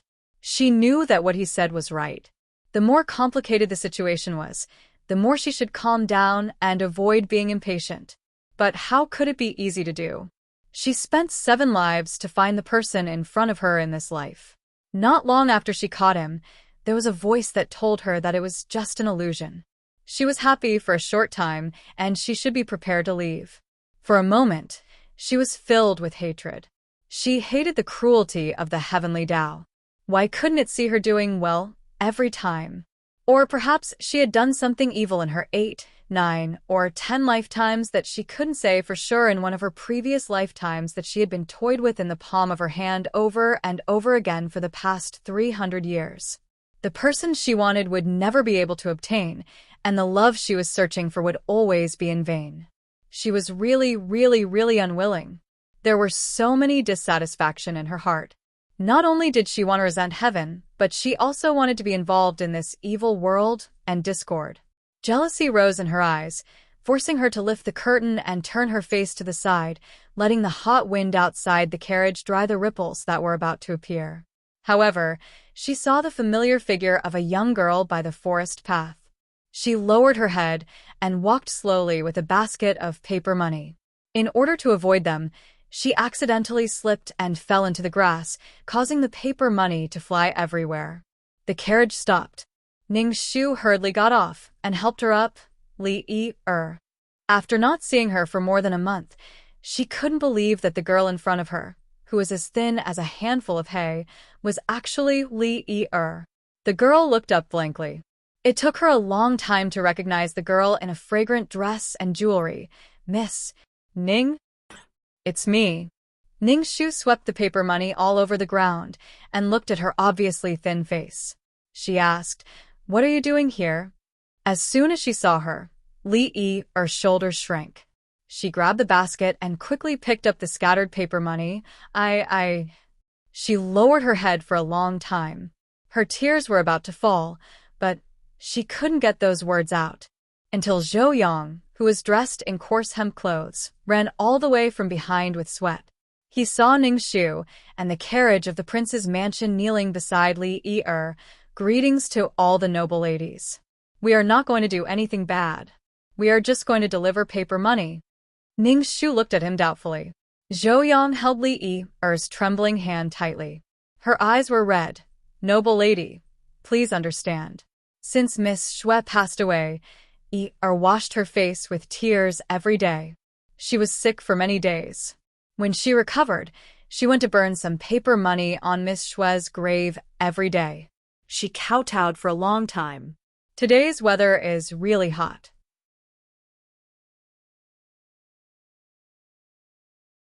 I advised her to come back later in the evening, but she still came when I wasn't paying attention. Today, she accidentally disturbed noble lady's carriage. Please do not blame her. This commoner and the others will leave now. Get up. He pulled up Li Yi's arm, but unexpectedly, Li Yi's face was already full of tears. She knelt deeply on the ground and refused to get up. No matter how Zhou Xiang helped her, it was useless. She clutched Ningxu's skirt tightly, as if she was clutching the last life-saving straw. I'm sorry, Li Yi kept apologizing. It was unknown whether she was apologizing to Ningxu in front of her, to the dead Xue Qiongwei, or to her own conscience that she couldn't control. That night, I really didn't know that Miss Qiongwei was a girl. She claimed to be the young master of the Prime Minister's residence. I thought that with her identity, even if she was caught by the envoy, he would let her go for the sake of the Prime Minister's residence. But I was just a lowly commoner. If I reported it to the officials and made a big deal out of it, it would definitely add fuel to the fire, and my family would not be able to protect themselves. So I was timid. I hid myself in the woods, intending to wait until Miss Qiongwei came out. Then I would thank her and apologize to her. But I didn't expect that the final outcome would be like that. That night, when she asked me to escape, I clearly promised her that I would come back. I clearly promised her that as soon as I escaped, I would immediately call the officials. But I didn't do either. I'm sorry. I'm really a despicable person. The one who should die is not her, but me. Miss Ning, if I had been more honest with you at that time, if I hadn't avoided it because of my cowardice, I'm sorry. If it wasn't for her timidity and selfishness that day, perhaps Xue Qiongwei wouldn't have embarked on the path of a life and death struggle. But the regret of being late was useless. Ningxu looked at the crying girl in front of her with pity. No matter how hard her heart was, she couldn't help but soften. She sighed softly and stroked the girl's messy hair to straighten it out.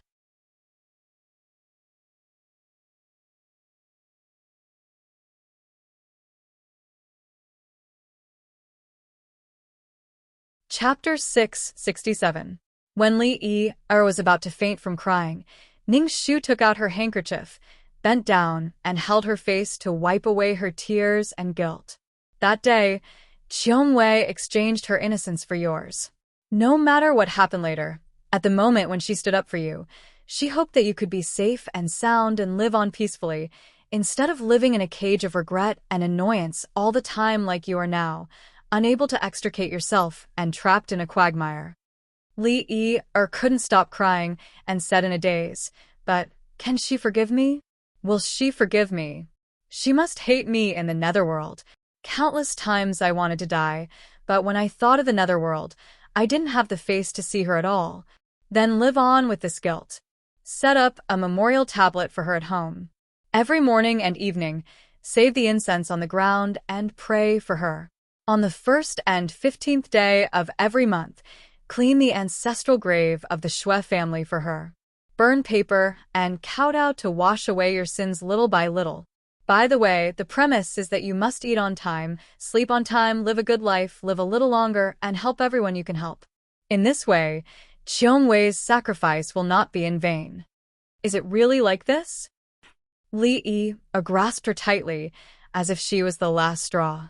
Yes, Qiongwei told me before she left that she was originally going to take revenge on you, but when you stepped into the Supreme Judiciary to surrender yourself, half of the hatred in her heart dissipated. She forgave your cowardice, forgave your lack of courage, and also understood your difficulties. But you must live well for her.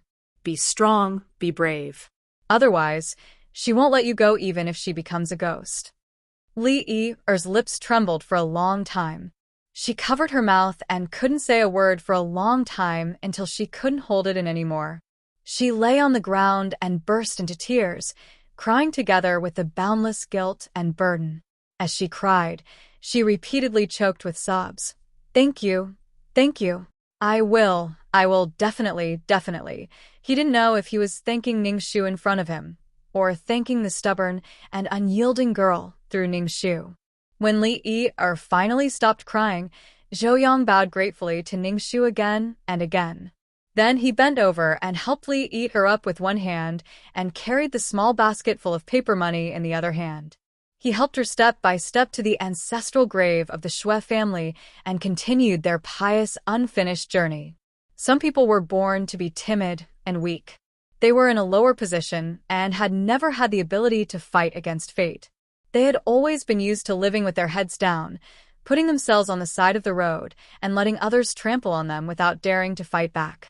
It wasn't that he didn't want to, but he didn't dare.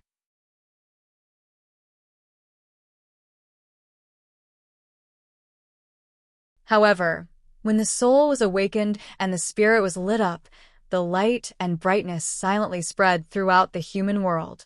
This made people's hearts turn cold. Perhaps the world would gradually turn upside down and become completely new. The figure of the stubborn and brave girl appeared in front of her. The resentment that suddenly rose in Ningxu's heart just now seemed to subside a lot invisibly. That girl grew up with the heaviest stone in the world on her back. When she was betrayed and angered, she still didn't lose her mind. Instead, she chose to forgive and let go. Li Yi also repented after a moment of cowardice. After Zhao Mingjin was wronged and died, there were still people who remembered him 10 years later and tried to clear his name regardless of life and death. The people were blinded for a while, but after knowing the truth, they were not afraid of the majesty of the Empress and stood behind them to help. Even before Lord Zhao generously died, he still said that people didn't rely on their legs to walk the world, but on their inextinguishable faith. As long as I still have a breath, nothing can stop me. People take my eyes, break my limbs, and cut my blood, but my heart is still burning. Today, I am going to die generously without fear because I have a clear conscience. All these show that the world is not so bad, right? It's really tempting. It was the first time she had such a strong feeling after her rebirth. King Chujiang, you gave me a chance to be reborn at the cost of 1,000 years of cultivation. In addition to giving me this opportunity to save the tragedy of my parents, do you also want me to rediscover the heat of being a human that has been worn away in the past 300 years?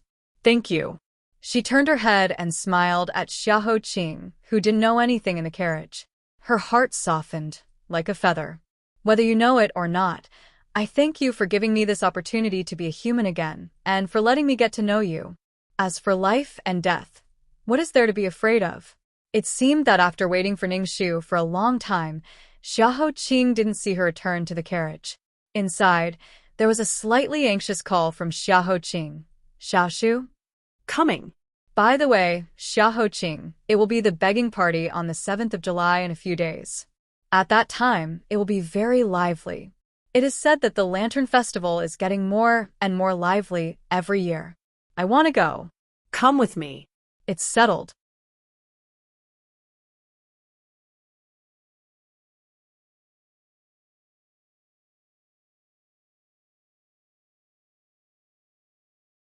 Chapter 668. Forsythia was sweating profusely as she hugged the treasures she had just bought. She passed through the waterside corridor, avoiding the broom in Mama Wang's hand and the water basin in Auntie Song's arms. Under the scolding of Mama Lu, she rushed into her young Mrs. courtyard. She pushed the door open and said with a face full of treasures, young miss, I've bought back the materials you wanted. This is colored glaze, this is agate, this is silk ribbon. This is a new batch of colored paper that just arrived from the calligraphy and painting shop. The shop owner said that these are the best goods in the shop. Who knows how many noble ladies in the city are dying to get one, but I managed to snatch it. Hee hee, miss, aren't I awesome? Ning Shu's eyes lit up. She quickly took the box full of things. Good, good. Our little forsythia is the best. Quick, quick, bring it over. Tomorrow night is the Qiqiao festival. If you don't hurry up, your young miss will lose face. Since she made up her mind to take Xiaohoqing to the Qiqiao festival, Ning Shu didn't go out of the house. She practiced her handiwork hard in the house every day. Little Ji-er, who was next to her, had his hands behind his back and a round little belly. He imitated his master's serious face and taught Ning Shu. He was very happy. Children grew the fastest. In just half a year, Ji-er's height had shot up again. Because of the recent changes, his chubby little face had lost a lot of weight and had not recovered yet. Only that pair of big round eyes were still clear and bright like amber. It was as if as long as he was here, this world would be pure and lovely. When Ning Shu was looking at the materials, Ji-er stood on his tiptoes and looked at the masterpiece that Ning Shu had just finished. He asked curiously, "Sister, what are you drawing?" "It's a little rabbit. Can't you see?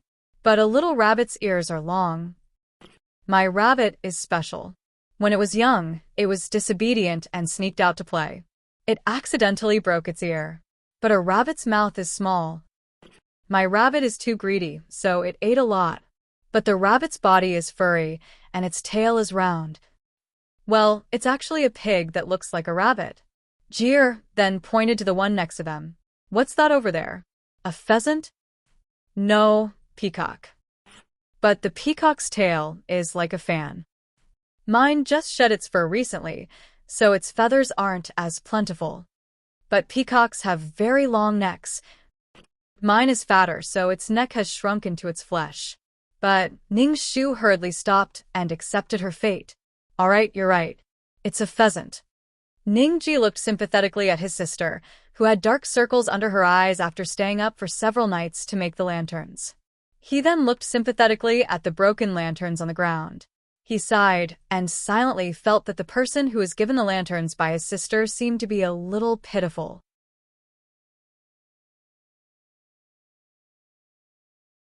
What to do? He had no choice but to take action. For the sake of his sister's successful marriage, he had to work harder. After a few months of unrest and panic, the capital regained its peace with the emperor's awakening and the return of the officials.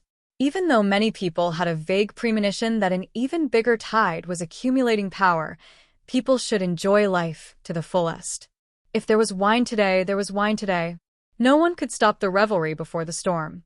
Therefore, the next evening's grand assembly was unexpectedly more lively than previous years. The moon had not yet risen, but the eastern and western markets were already crowded with people and carriages. Fireworks and silver flowers overflowed with color. It was so beautiful that it did not belong to the mortal world.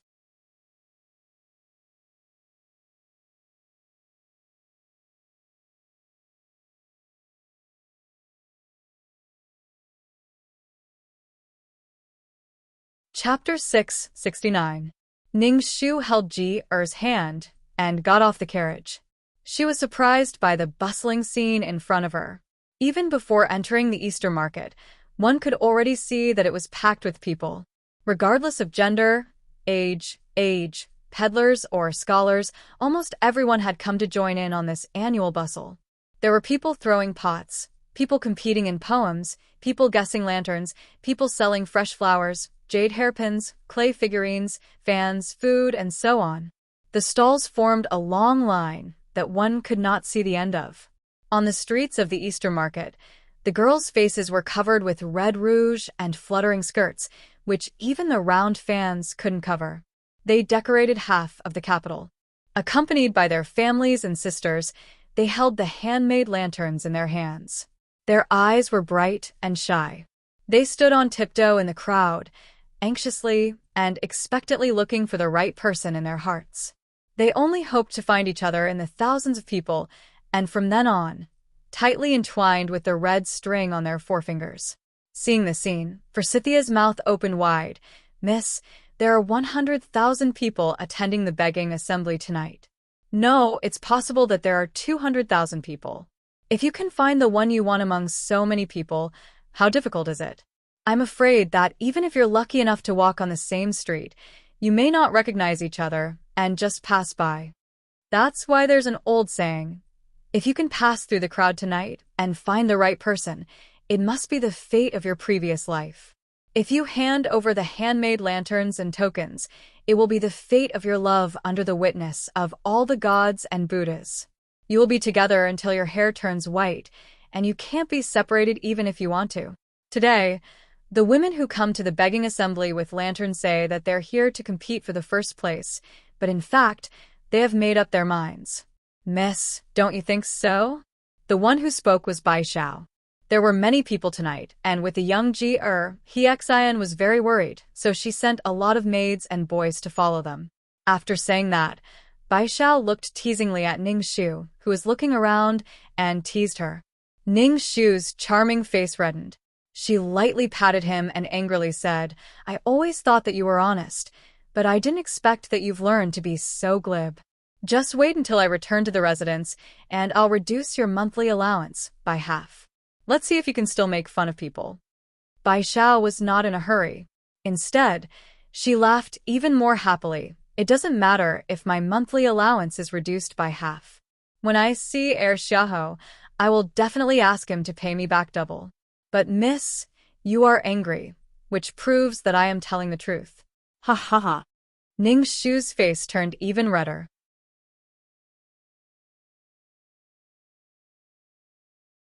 Even Zigui, who had been obedient all this while, secretly pursed his lips and laughed. In the next instant, he was caught by Ning Shu. Ah. Zigui, what are you hiding behind your back? So it's also a palace lantern, ah. I was wondering why you had been so secretive these past 2 days, going back to your room early to rest. So you were secretly doing this. You still have the nerve to make fun of me with them. The master and servant bickered and laughed. When the laughter was over, they became worried. In order to make this lantern, she had been so busy these past 2 days that she forgot how lively the begging assembly was. She also couldn't remember the place where she had agreed to meet Xiahou Qing in advance. Xiahou Qing had just arrived and was not familiar with the customs of the capital, so neither of them thought of this. Now, there was no way to worry. They could only take one step at a time, or perhaps it was a good time to test the depth of their fate. Sister, the sugar water over there looks very delicious. Let's go and eat. Ji Er's eyes were already fixed. She couldn't wait and pulled Ning Shu into the crowd. Okay. Sister will accompany you to eat to your heart's content tonight. Don't worry. You're tuning in to the Romance Rendezvous YouTube channel. We're so grateful for your support, and don't forget to subscribe to join us on this incredible journey through captivating stories. Your generosity through donations truly makes a world of difference, as it's the primary source of revenue that allows me to expand and enhance this channel for you. Thank you from the bottom of my heart for being a part of this adventure.